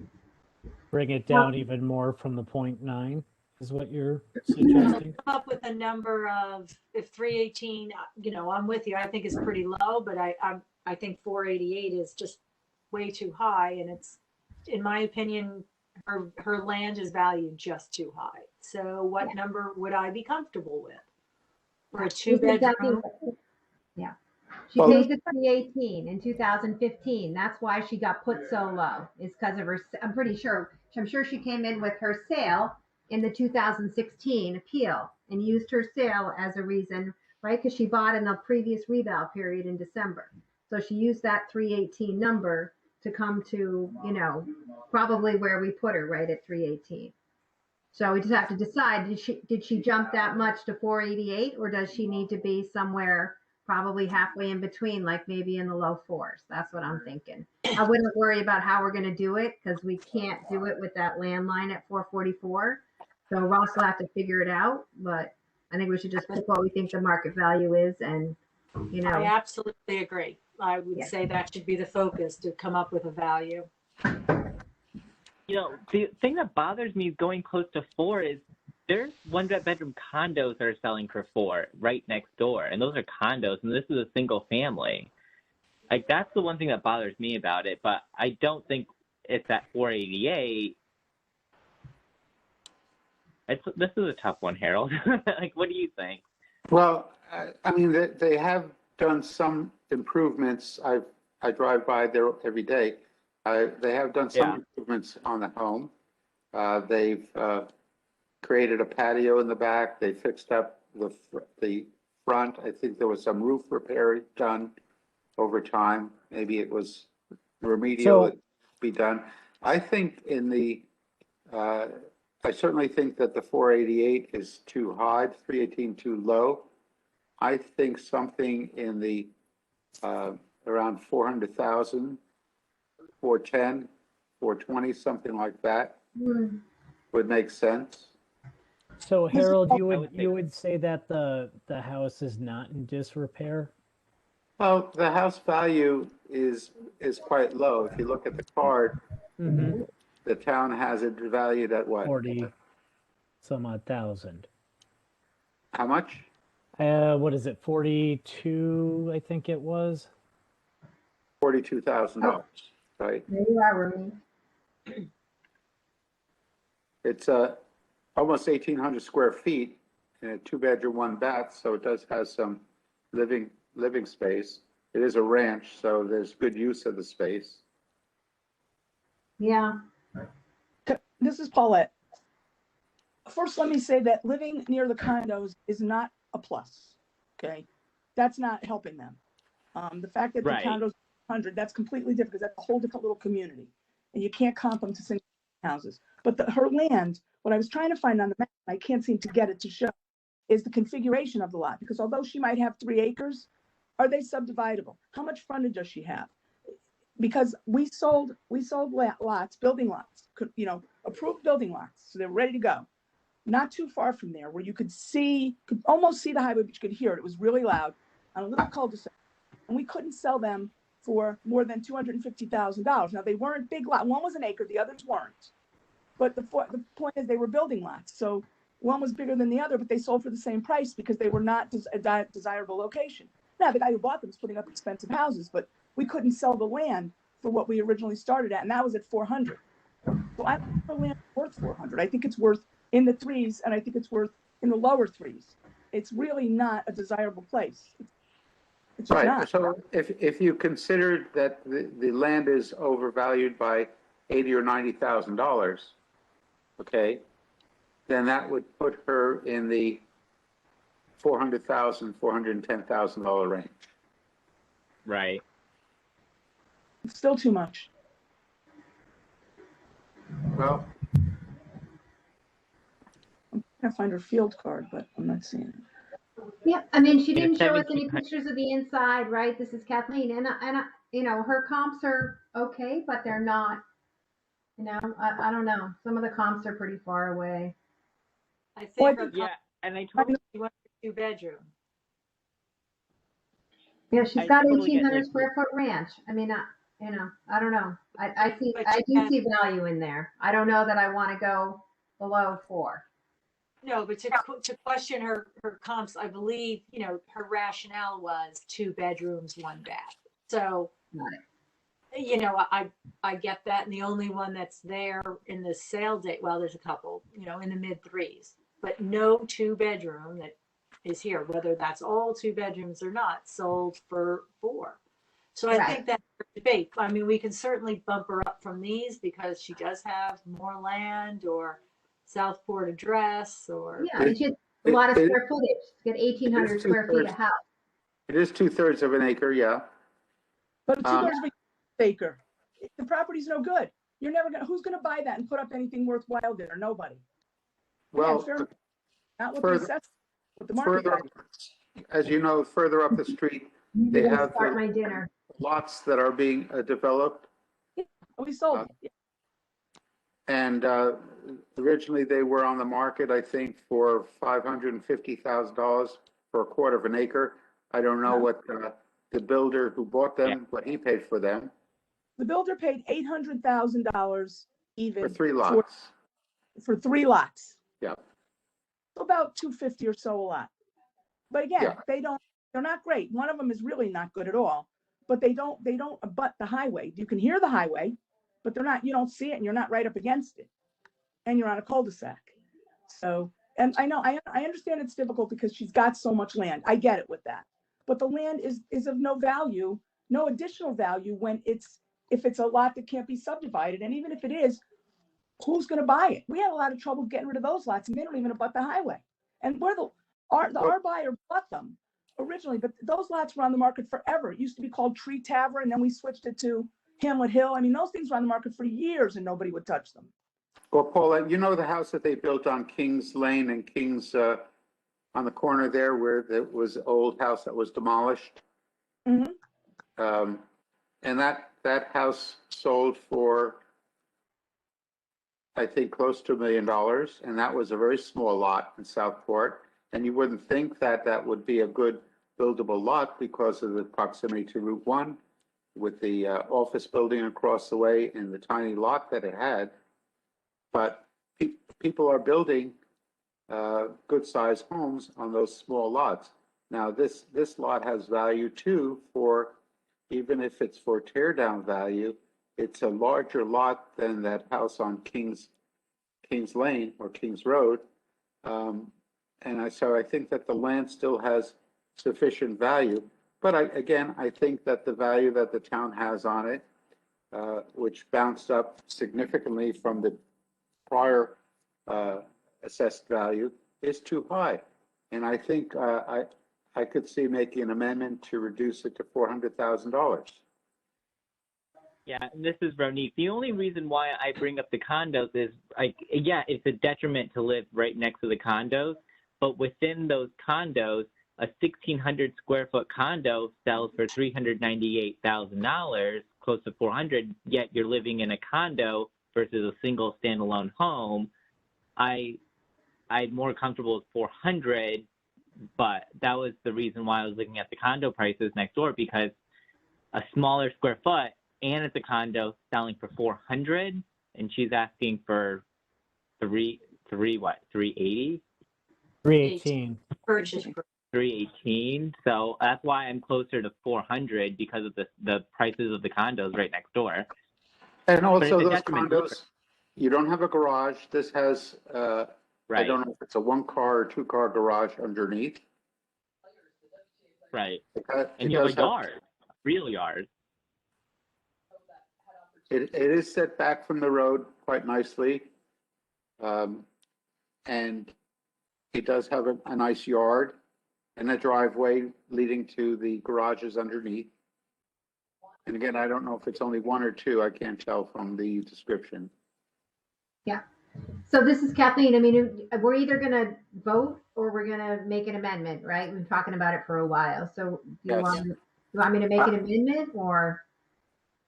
Oh, I mean, Go I ahead, thought Kathleen. 420 sounded good to me. I don't know how about everybody else feels about that, but I could make that motion. So I'll make a motion to grant this appeal in part and reduce the town's value to $420,000. This is Ronique. I'll second that. Okay. Catherine, are you with us as well? Yes, I am. Oh, sorry. I was listening. I just, Okay. Yep. So I'm here. we're voting on the amendment to reduce the value to $420,000. We're voting on the amendment. All those in favor of granting the amended value, raise your hand. I have 5 in favor. Paulette?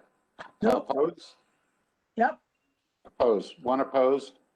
The motion is carried 5-1-0. Now to vote on the original motion. All those in favor of granting this appeal in part to $420,000, please raise your hand. I have 5 in favor. Opposed? I'm opposed. 1 opposed. The motion is granted in part to $420,000. When I list that property next year, I'm going to call you guys and see if you're interested in buying it since it's such a good deal. Well, we Paula's can't. not going to let me work we with her can't kick the anymore. people out of- who are living there now. Such a lovely location and cute little house. I'm sure somebody would want to buy that. Oh, no. The school system in Southport is very high in demand with the addition that they're doing to the middle school. Mill Hill, they're very close. That's true.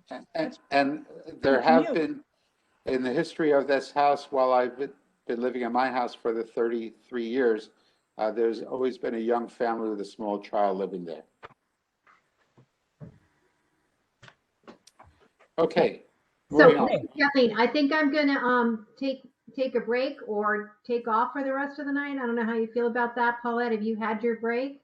I'm heating up my stuff now, so I'll be all set. You're sure? Yeah, I'm Okay. good. All right, if I- everyone else is going to stick in for the rest of the evening, then Kathleen, I think you can take the rest of the night off. Okay. Just requesting that John stay away from Bronson Road because I think I already put that on the side, so you're good. I think we. And I understand we're starting at 6 o'clock tomorrow. Is that correct? Well, I was trying to figure that out. I mean, do you want to just start at 6 or do you want to try? Well, from what I see of the availability of folks on the updated calendar, I see that the majority of people who are available at 6. I don't see more than 2 or 3 available earlier. I think me and you and Paulette. Well, that's- Monique, you're that's- right. Judy, I asked her to come at 6. So, but we probably don't need that many at 6 then. I didn't do a very good job this week, but whatever you want to do. And Catherine's at 6, right? I Other think choices to I choose? think we'll do 6. We'll do 6. Okay. 6 to I 9. will see you at 6. All right. And we'll try to Bye, guys. move it along. Okay. Thank you for your help. Okay, let's stay on Mill Hill Road and work our way up to appeal number 281 at 875 Mill Hill Road. What was that appeal number one more time? Sorry, John. That's fine. 281. Okay. The owners are Michelle and Matthew Hudson. Again, the property location is 875 Mill Hill Road, Fairfield.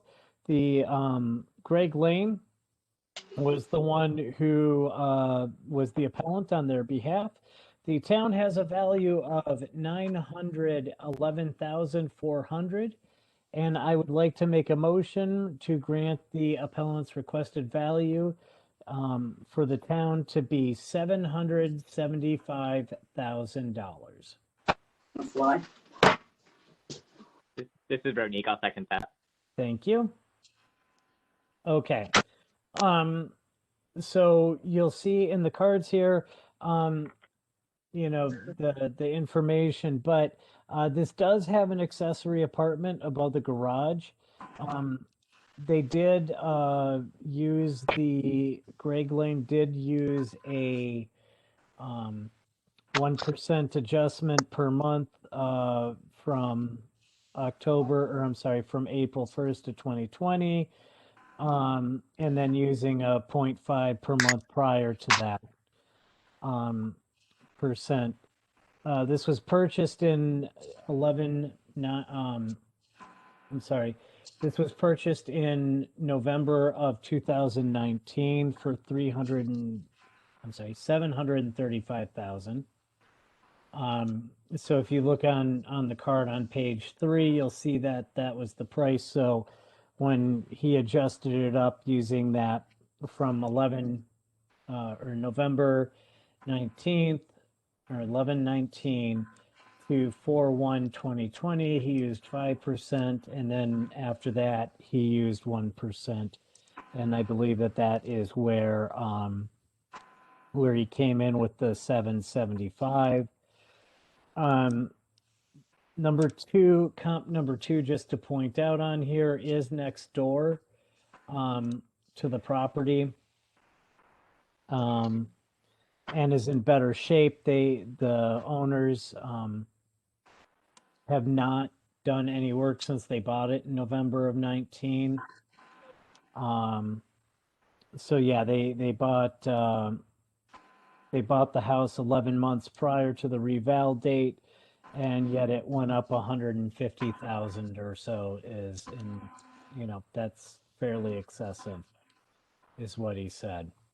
And then again, you'll see that we have the appraisal here, and again, comparable number 2 at 906 Mill Hill Road is right next door to the subject property there.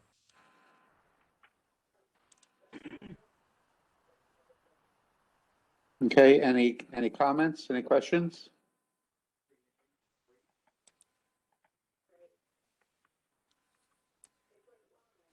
Now, I do believe that the 906 Mill Hill Road is a different style type house than what the appellant's is. She's spending time with her mom. Okay, I thought that was Paulette making a comment, but go ahead. Anybody? Yeah, Joan Allen is the mother of that daughter, who's the daughter-in-law of Irene. And I think it is, but I think she just didn't mute herself. Okay, so it isn't. You It want me to isn't. mute her? No, that's okay. It just isn't related to this, correct? I hope. I don't think so. Okay. Any further discussion?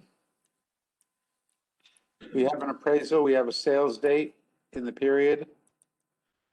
No, we have not of this. The house in question was purchased in November of 19. So I guess that would be technically in the. It is in the period. And it is time adjusted. All right. All those in favor of granting the appeal to the requested value, please raise your hand. Paulette, your hand is up. It's unanimous. The motion is carried 5-0-0 to grant this appeal in the amount of 75,000? Yep. Thank you, John. Thank you. Okay, so appeal number 281 was granted in the amount of $775,000 with a vote of 5 in favor, 0 opposed, and 0 abstentions, which is unanimous. Thank you. All right. Ready for another one? I would also point out that this house also received an adjustment as a result of the informal hearing. So it was valued even higher before. Okay. Okay. All right. Ready for another one. Okay, let's see how we do on this one. Appeal number 211 is what I will go with next. All right. Sticking with the Mill Hill theme. This is appeal number 211. The property address is at 520 Mill Hill Terrace. The owner and appellant is Andrew Nixaji. The town has a value of $594,000, and I'd like to make a motion to grant the appellant's requested value, that the town change the value to $505,000. This is Harold. I'll second it. All right, thank you. So the appellant recently had purchased this from other heirs of the family. As you can see on the card on page 5, it was an unqualified sale or transfer back in 10 of 2020 that we have here. And again, as I mentioned, he purchased it from his other heirs. They had 2 appraisals done on the house, and they're in here. As you can see, they did that again for the transfer. And it was one came in at 500,000, the other came in at 510,000. So they did, so he split the difference, and that's how he came up with 505. The appraisals are lower than the town's values were 5 years ago. This is a 2-bedroom ranch, which he said that it was hard to find comparables for to do. And I think actually we just had a 5-bedroom ranch 2 appeals ago at the 66 Mill Hill Road one. But I think it's in a different area, than what that was. Appeal 211. 211? 211. You asked if they cut something. Okay. People over there. I don't know what, I didn't look through the whole thing. I didn't even listen to Brenda's Oh, okay. talk. I had trouble joining.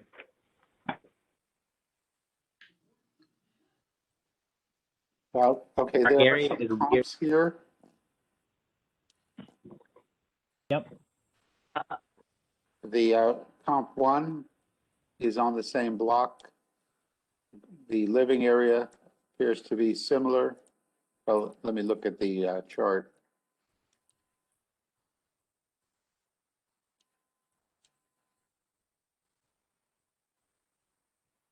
That sold in October 2019. Yep, which is technically within. Comp 2 did not fall, and Comp 3 did not fall within that period. Then we're talking on page 10, correct, Harold? I'm looking at page 10, yes. Okay.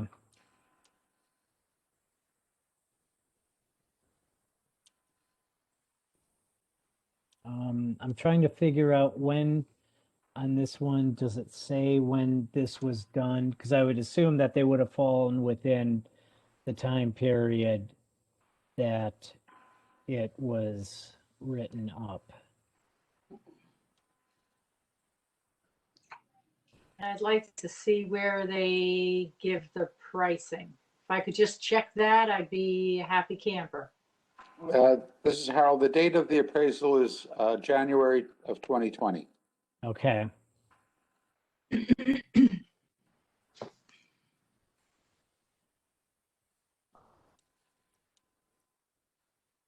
And this is the first appraisal, I believe.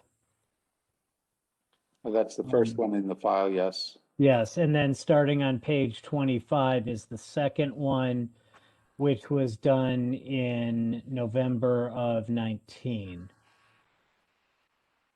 by Ali D. Bonaventura. So they were by 2 different appraisers with it.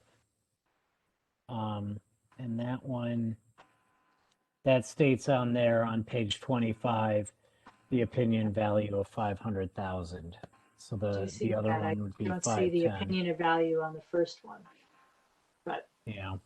we got one. And it's November of 19. Yep.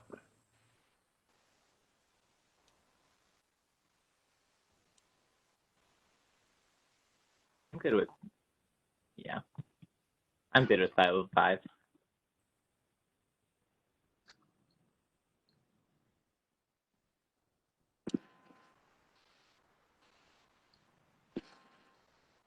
Any further Area comment, is discussion?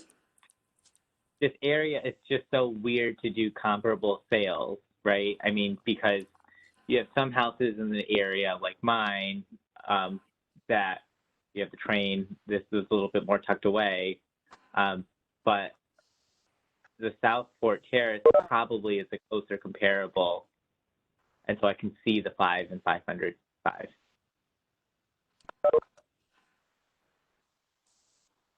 This is in the area of the Mill Hill School, I believe.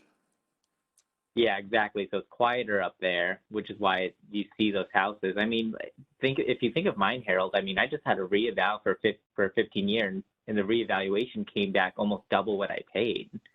I mean, this Yes. area can be pretty valuable. I'm gonna assume, based on that this has been in the family, that and I don't see any permits being built or anything, that on the inside there probably needs some work to be done. There are photos of the interior.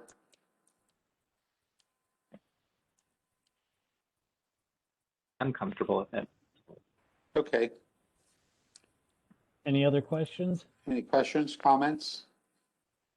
So all those I'll call the vote. All those in favor of granting this appeal to the requested amount of $505,000, please raise your hand. It's unanimous. We have 5 votes in favor of granting the appeal to $505,000.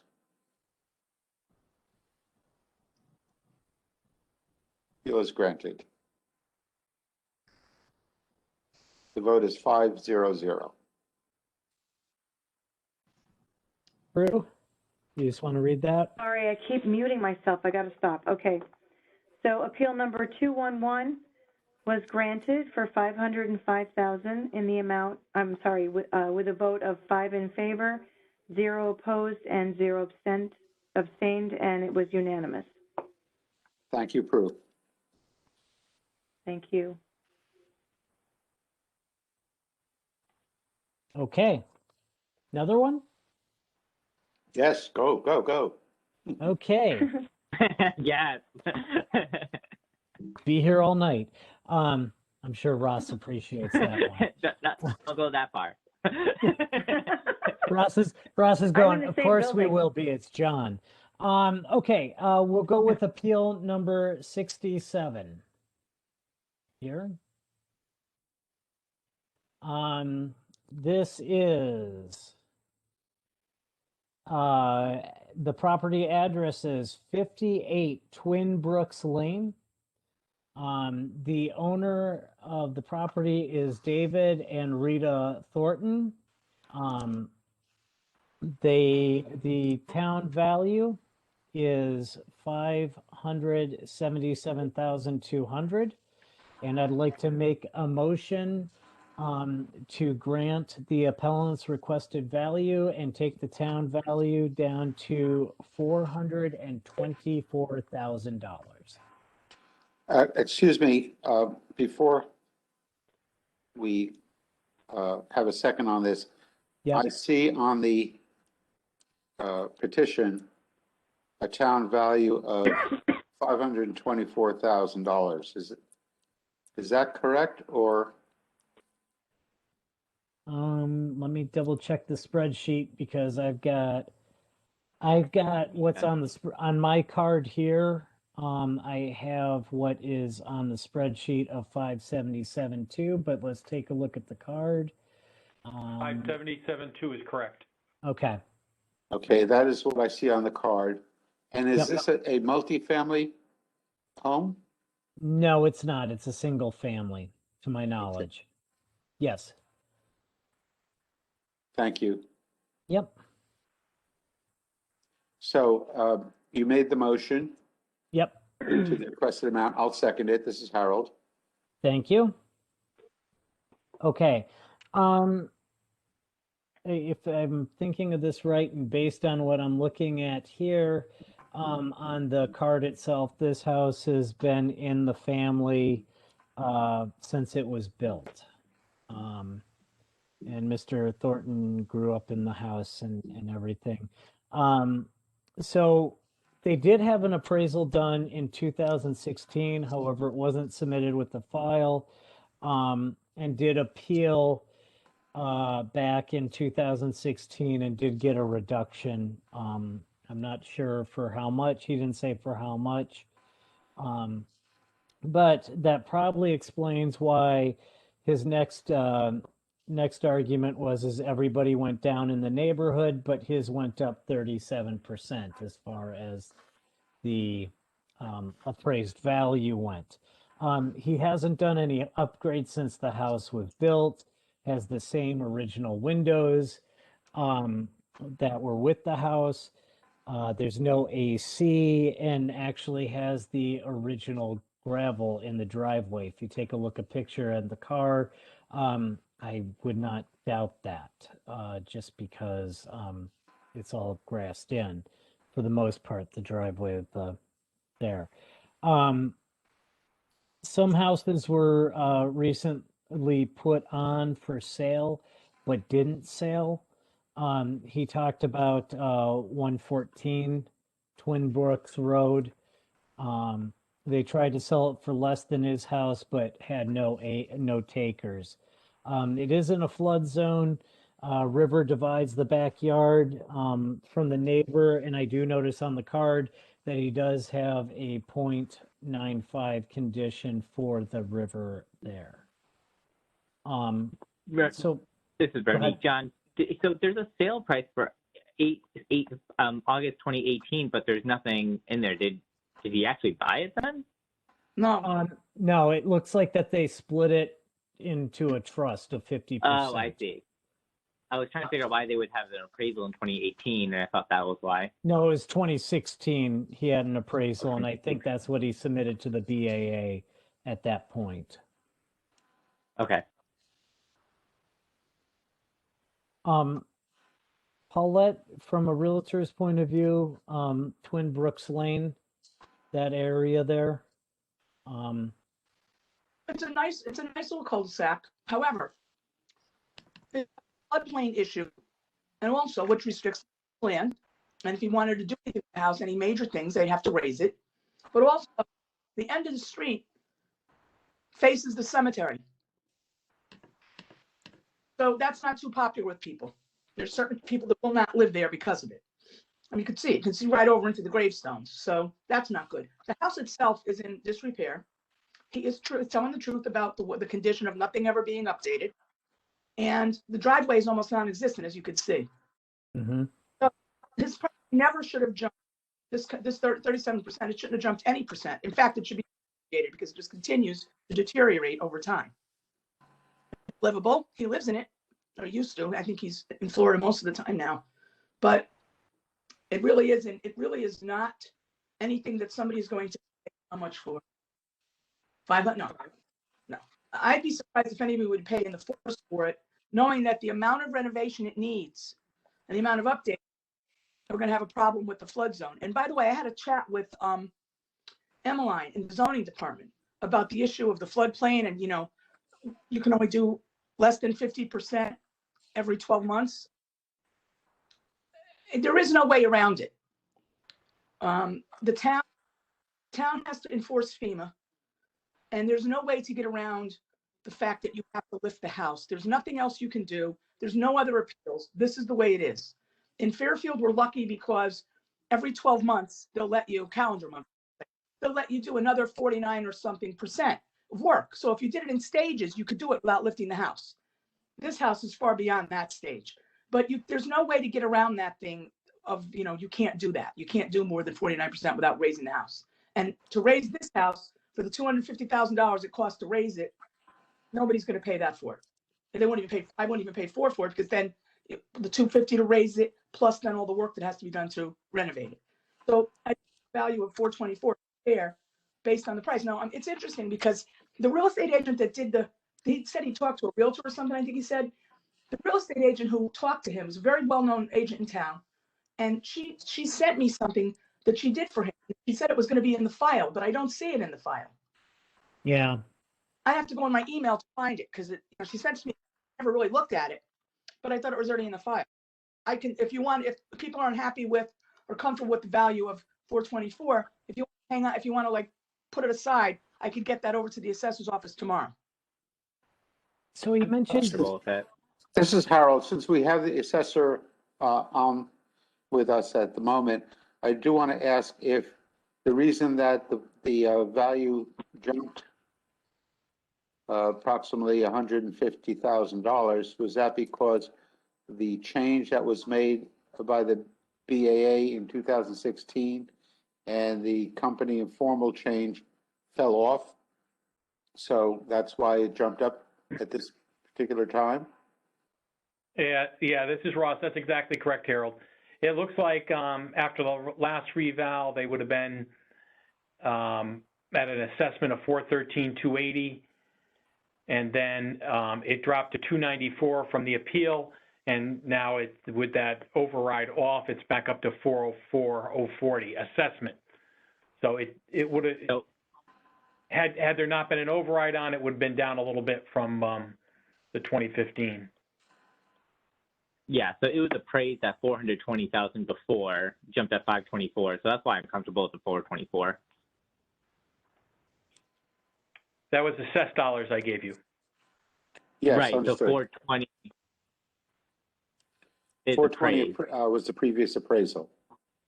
Yeah, And they're 420 asking previously. 424. Right. All right, any further comments or discussion? I'm just wondering if the grade and the depreciation code of 3 and the grade of 04 are potentially something that could be looked at later on down the line. Well, those are already below average for grade and condition. So I'd lower it to it. they That's can, how the assessor can always take it down further, but I think what we're considering is the market value at $424,000, which is the opinion of the owner. Yes, Catherine. Again, I don't know, Paulette, would you mind pulling up 14 Twin Brooks Lane? Which I'm trying to find on the map and I don't see it. Sure. If that's sold? If you could confirm if it's sold. Oh, no, I don't think it's sold. Maybe he meant to say 14 and not 114 Twin Brooks Lane. But he said that didn't sold. They tried to sell that for less than his house, but it didn't sell. But Paulette can confirm that. Okay, let's see. 'Cause I don't really like to trust Zillow, but Zillow has a different story, so I'd rather. This is Ross. 14 Twin Brooks did sell. No. We talked about not offering information earlier tonight. She asked me a question. I'll be happy to answer it. I'll check the field card too. If Okay, that gives 14, Catherine did not sell. It was not listed lower than his. It was listed for $599. Okay. But if you looked at the picture, it's a totally different house. It's a split, but it's a very beautiful looking design. I think I was in this house before. It was on the market previously. And this one is in impeccable condition, I think. Let me look at the inside. Yeah, all brand new in there. But it didn't sell. Rose, It's still do you listed? have some information regarding this 14 Twin Brooks Lane? I'm just giving you the info. I was still talking, if nobody minds. No, I'm listening, Paulette. I did ask. I was just wondering, is it still listed? No, it's been taken off the market. Okay. It came down 2020. It appears that the assessor's office has some additional information. Did we ask them But for it? Yes, I asked him for what's the information he has at 14 Twin Brooks Lane. Happy to hear it. The property sold on December 23rd for $595,000. It did, it sold off the MLS because it's not showing up here. So we can look at the card.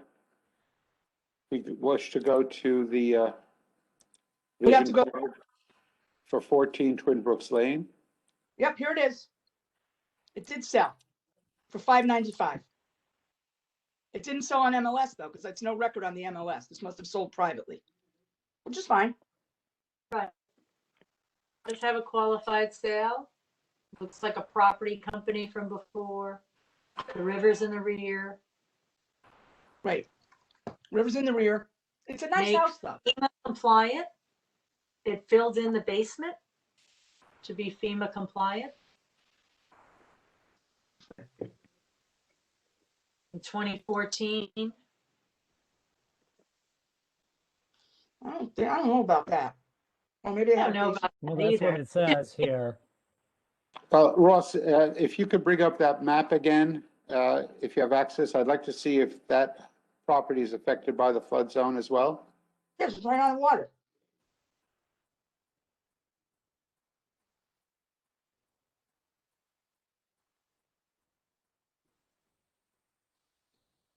And it's a split level, so what basement did they This is fill Ross. in? This is the subject is here and 14 is down here at the bottom.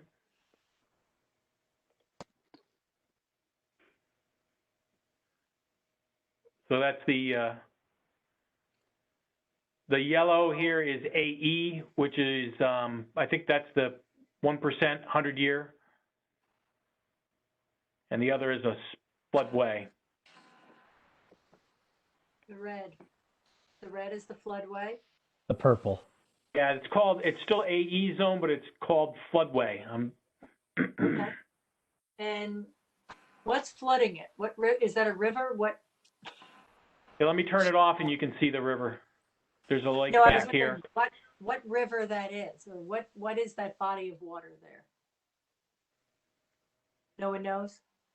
Well, that's the body of water that's off of Bronson Road. Isn't that Mill River? Yeah. Mill River. Okay, thank you.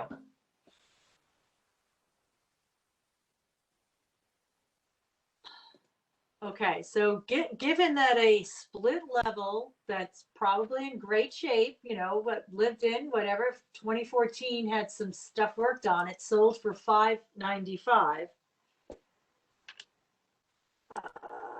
I just think 424 is just really low.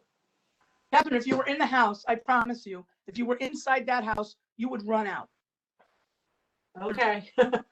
All the And look, floors were, the one that sold was renovated in 2015 per the MLS. yeah. You So look at it, I'm sure right. it was in great shape.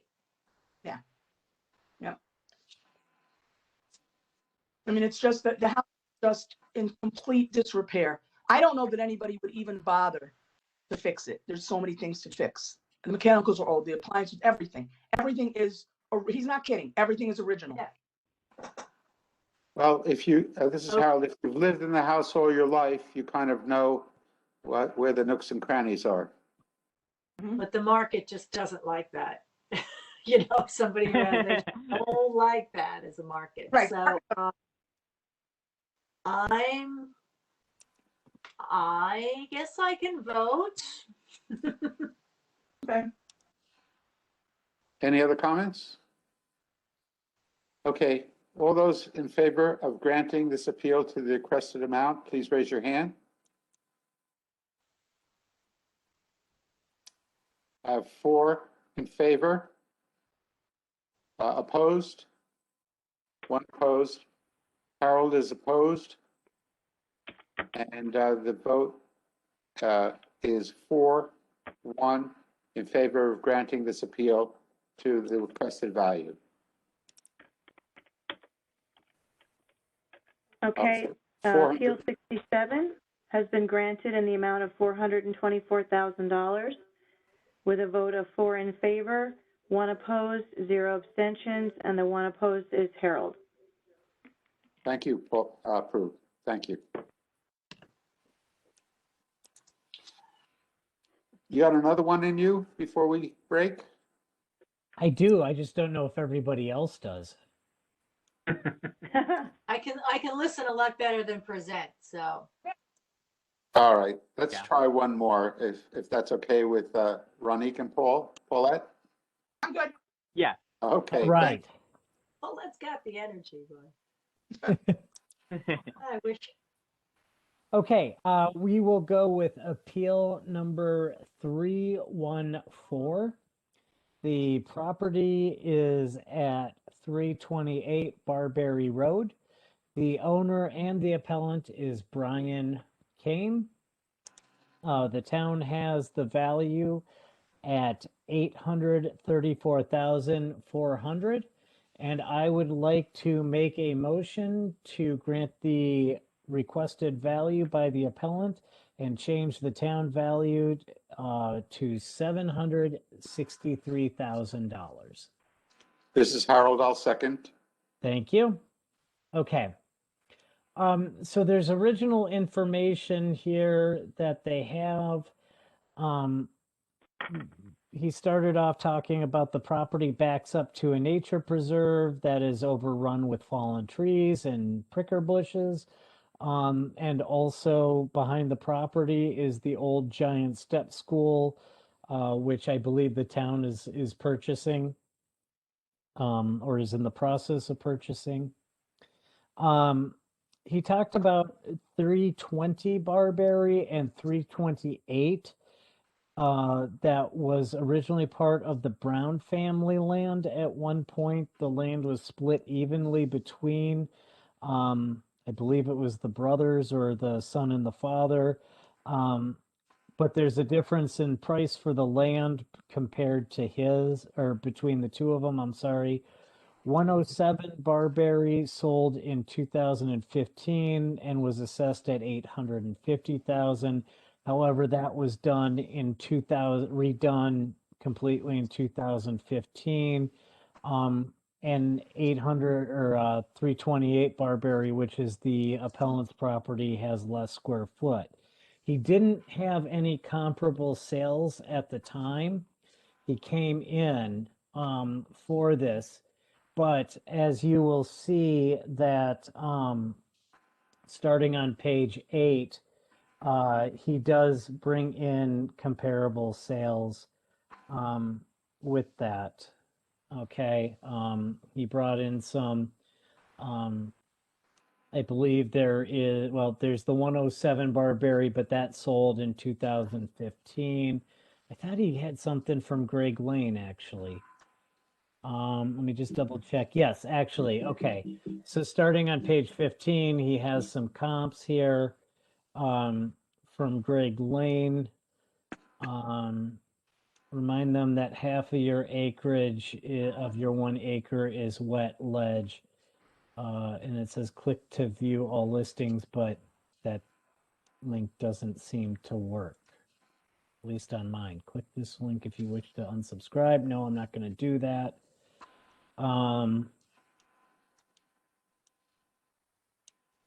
So Ross, well, actually, I think it went to the BAA, so it should be in our emails somewhere. Let me see if I can pull it up in my email.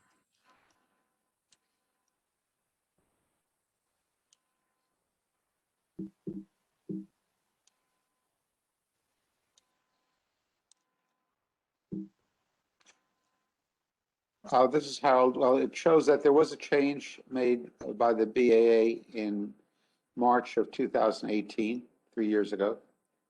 Mm-hmm. So yeah, I do recall this house coming up. Okay. Photos online too, on Planomatic with the inside of the house. Now. Okay, I'm gonna share because sharing is caring, right? And I've got Google Chrome. Are you able to see my screen now? Almost. No. There you go. There it Okay, so this is from Greg Lane Properties. And this is what he sent. Okay, I wish I can. We just heard that appeal. Which one? Yeah, 870. Oh, Yep. Yep. Okay, so this is one that this is one. Then another comp here is 668 Mill Hill Terrace. That we have. Then there is 306 Barberry. What did that sell? That's nice inside. Yeah, that looks completely renovated. For 675 square feet, I don't have the card open. Does anybody have the appellant's card open for 328? Yep. Okay. What's the square footage? The square footage on 25. is the land or the home? The home. That is 2573. 2573. Okay, so this house here on Barberry is a little bit smaller. Because it's about 2,000. And And there's the 1 acreage is acre half. of land Mm-hmm. with a condition factor with 5% off. Okay. Here's one on Juniper Lane that he uses as a comp that has 21 square feet, 2,100 square feet. I'm sorry, John, was 306 Barberry the first one there? Was that a colonial? I mean, is it like a 4-bedroom, 2.5 bath colonial like the subject? One more. You're talking about One more. 306 Barberry, right? Yep, oh, that one. That one. Okay. Because that doesn't look very traditional. No. Renovated Cape. That's why it's smaller. It's 3 bedrooms. Half Well, an this one acre. this built one at says 50 4 bedrooms, 3 baths. With it. Renovated Cape, so. And it's also, yeah, And when did it sell? I don't have, Closed. doesn't say closed, but let me click on the MLS number and let's see where I Yeah. go to. June June 15. Okay, and we're assuming that his is not updated? Is that what we're Yes, assuming? correct. Okay. And the The photos 875 Mill online. Hill Road? That's actually pretty close, right? Mill Hill Road's a busier road. And that one is a 4,100 square foot colonial with the ADU that we just had the appeal on, and that sold for 735, right? That would And be his is- this one up here that we're talking about here. Yeah, and that sold, I believe I have in my notes, at the beginning of the reval period, November of 19. Let me take a look here.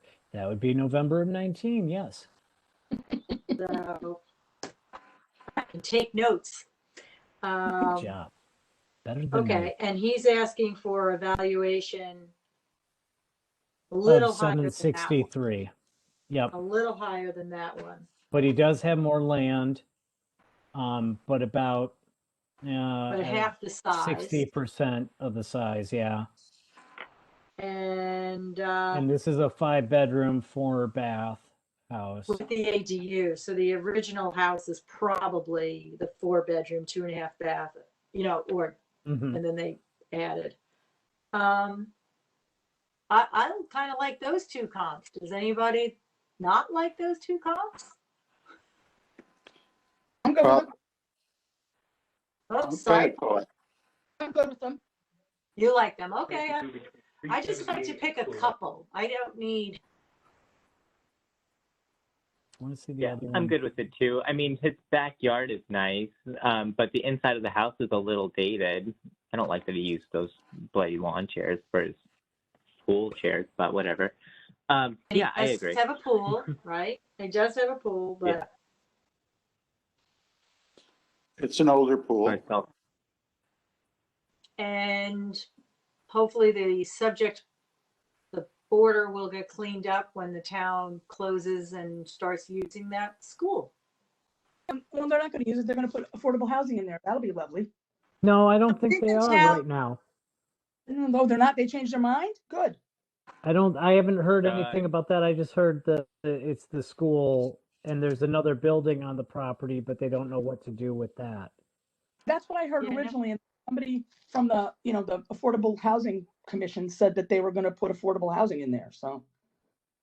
Oh, that's somewhere else. But yeah, I mean, it was, but yeah, I think they're gonna make that the alternative high school, the That's additional. the Walter Fitzgerald. They're going to move it out of St. Mary's and move it over there. Yeah. Okay. So again, I like those two comps. Which ones were those? The one on Mill Hill Road? 875 Mill Hill Road that we just heard is a 4,100 Yes. square foot colonial for 735. We just hit that Yes. appeal. We gave them a new assessment of 775 for the time adjustment, down from 911. And then 306 Barberry is an expanded Cape, but at least it's on his street, and that went for it looked all brandy new, June 2020, for 675. So he's going over those two. So Okay, good arguments. Any further discussion? John, call a do you agree? All You're close. in favor of granting the appeal to the requested value, raise your hand. It's unanimous. 5 in favor of granting this appeal. No, no objections, no Abstentions. abstentions. Okay, so I'll repeat. Appeal number 314 is granted in the amount of $763,000 with a vote of 5 in favor, 0 opposed, 0 abstentions, which is unanimous. Thank you. Thank you, Prue. Can I make a motion to adjourn? Yes, Only if we find out how many did we get through, Prue? How many for tonight? Looks like 22. Oh, we're very small, good. little, but that is a valiant effort. Very good, folks. This meeting is adjourned. I want to thank you all for participating and look forward to seeing many of you back tomorrow at 6 p.m. Okay, thank you. Thanks, Carol. you. Good night, California. Paulette. Enjoy Bye. your time in Thank you all. Cali. Good job, Thank you. John. Thank you. Thanks. Bye.